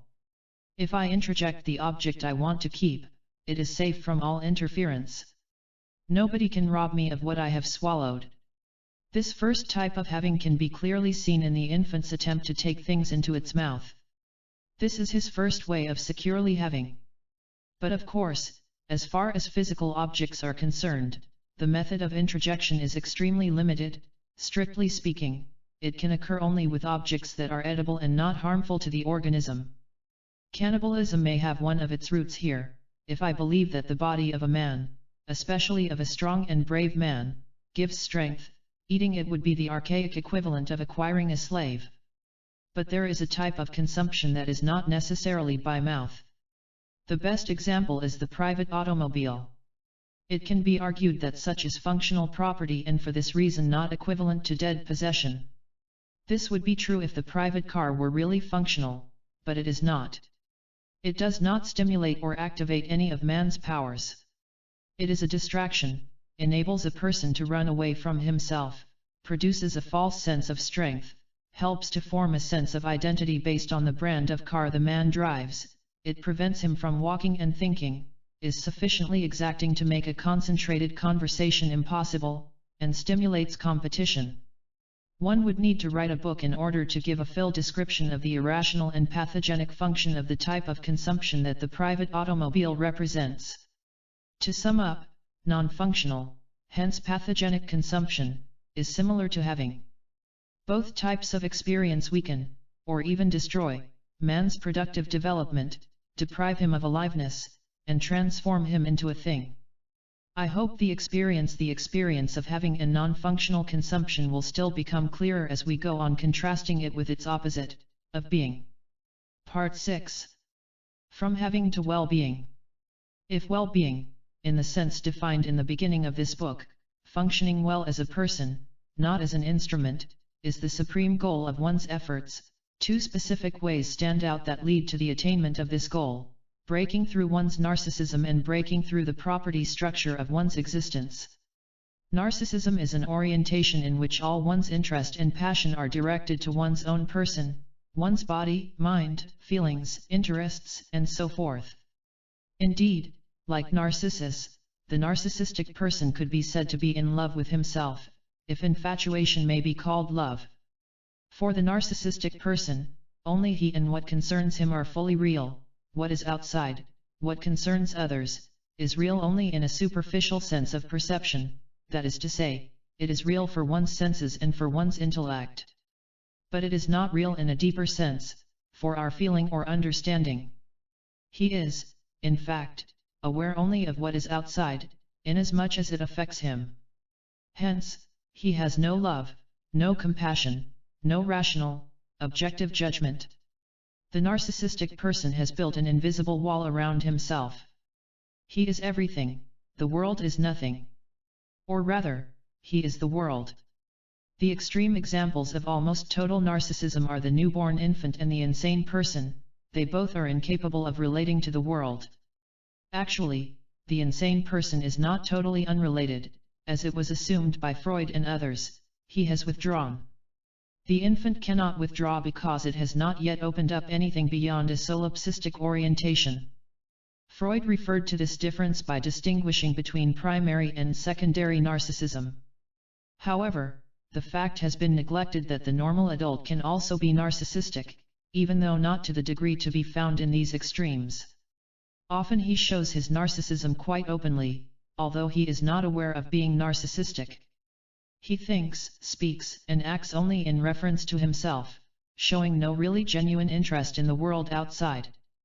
On the contrary, the great man finds himself so interesting that it is only logical that he wants us to enjoy the manifestations of his greatness. If he is intelligent, witty, charming, powerful, rich, or famous, the average person will take no exception to his narcissistic exhibitionism. Many people, however, often try to hide their narcissism by being particularly modest and humble, or, in the subtle form, being concerned with religious, occult, or political matters that all seem to point beyond the private interest. Narcissism can hide in so many disguises that it can be said to be the most difficult of all psychic qualities to discover, and then only as a result of hard work and vigilance. Yet if one does not discover and reduce it considerably, the further way to self-completion is blocked. Similar yet quite different from narcissism are egotism and selfishness, the results of the property, or having, mode of existence. A person living in this mode is not necessarily very narcissistic. He may have broken through the shell of his narcissism, have an adequate appreciation of reality outside himself, not necessarily be in love with himself. He knows who he is and who the others are, and can well distinguish between subjective experience and reality. Nevertheless, he wants everything for himself, has no pleasure in giving, in sharing, in solidarity, in cooperation, in love. He is a closed fortress, suspicious of others, eager to take and most reluctant to give. He represents, by and large, the anal hoarding character. He is lonely, unrelated, and his strength lies in what he has and in the security of keeping it. On the other hand, the very narcissistic person is by no means necessarily selfish, egocentric, or property-oriented. He can be generous, giving, and tender, although all these characteristics must be qualified by the fact that to him the other person is not fully experienced as real. Yet one can easily observe very narcissistic persons whose spontaneous impulses are generous and giving rather than hoarding and holding. Since the two orientations, narcissism and selfishness, are rarely wholly differentiated, we must accept that, for growth, a double breakthrough is necessary, that through one's narcissism and that through one's having orientation. The first condition for overcoming one's selfishness lies in the capacity of being aware of it. This is an easier task than the awareness of one's narcissism, because one's judgment is much less distorted, one can recognize facts more easily, and because it is less easy to hide. Of course, recognition of one's egocentricity is a necessary condition of overcoming it, but by no means a sufficient one. The second step to take is gaining an awareness of the roots of the having orientation, such as one's sense of powerlessness, one's fear of life, one's fear of the uncertain, one's distrust of people, and the many other subtle roots that have grown together so thickly that it often is impossible to uproot them. Awareness of these roots is not sufficient condition, either. It must be accompanied by changes in practice, first of all by loosening the grip that selfishness has over one by beginning to let go. One must give up something, share, and go through the anxiety that these first little steps engender. One will discover, then, the fear of losing oneself that develops if one contemplates losing things, which function as props for one's sense of self. This implies not only giving up some possessions, but, even more important, habits, accustomed thoughts, identification with one's status, even phrases one is accustomed to hold on to, as well as the image that others may have of oneself, or that one hopes they have and tries to produce. In brief, if one tries to change routinized behavior in all spheres of life from breakfast routine to sex routine. In the process of trying to do so, anxieties are mobilized, and by not yielding to them confidence grows that the seemingly impossible can be done, and adventurousness grows. This process must be accompanied by attempting to go out of oneself and to turn to others. What does this mean? Something very simple, if we put it into words. One way of describing it is that our attention is drawn to others, to the world of nature, of ideas, of art, of social and political events. We become interested in the world outside of our ego in the literal meaning of interest, which comes from the Latin interesse, i.e., to be among or to be over there, rather than to be shut in within oneself. This development of interest can be compared to a situation in which a person has seen and can describe a swimming pool. He has spoken about it from the outside, his description has been correct, yet without interest. But when he has jumped into the pool, and when he has become wet and then speaks about the pool, he speaks as a different person about a different pool. Now he and the pool are not opposing each other, although they have not become identical, either. The development of interest means to jump and not to remain an outsider, an observer, a person separated from what he sees. If a person has the will and the determination to loosen the bars of his prison of narcissism and selfishness, when he has the courage to tolerate the intermittent anxiety, he experiences the first glimpses of joy and strength that he sometimes attains. And only then a decisive new factor enters into the dynamics of the process. This new experience becomes the decisive motivation for going ahead and following the path he has charted. Until then, his own dissatisfaction and rational considerations of all kinds can guide him. But these considerations can carry him only for a short while. They will lose their power if the new element does not enter. Experience of well-being, fleeting and small as it may be, which feels so superior to anything experienced so far, that it becomes the most powerful motivation for further progress, one that becomes stronger in and of itself the further progress goes on. To sum up once more, awareness, will, practice, tolerance of fear and of new experience, they are all necessary if transformation of the individual is to succeed. At a certain point the energy and direction of inner forces have changed to the point where an individual's sense of identity has changed, too. In the property mode of existence the motto is, I am what I have. After the breakthrough it is I am what I do, in the sense of unalienated activity, or simply, I am what I am.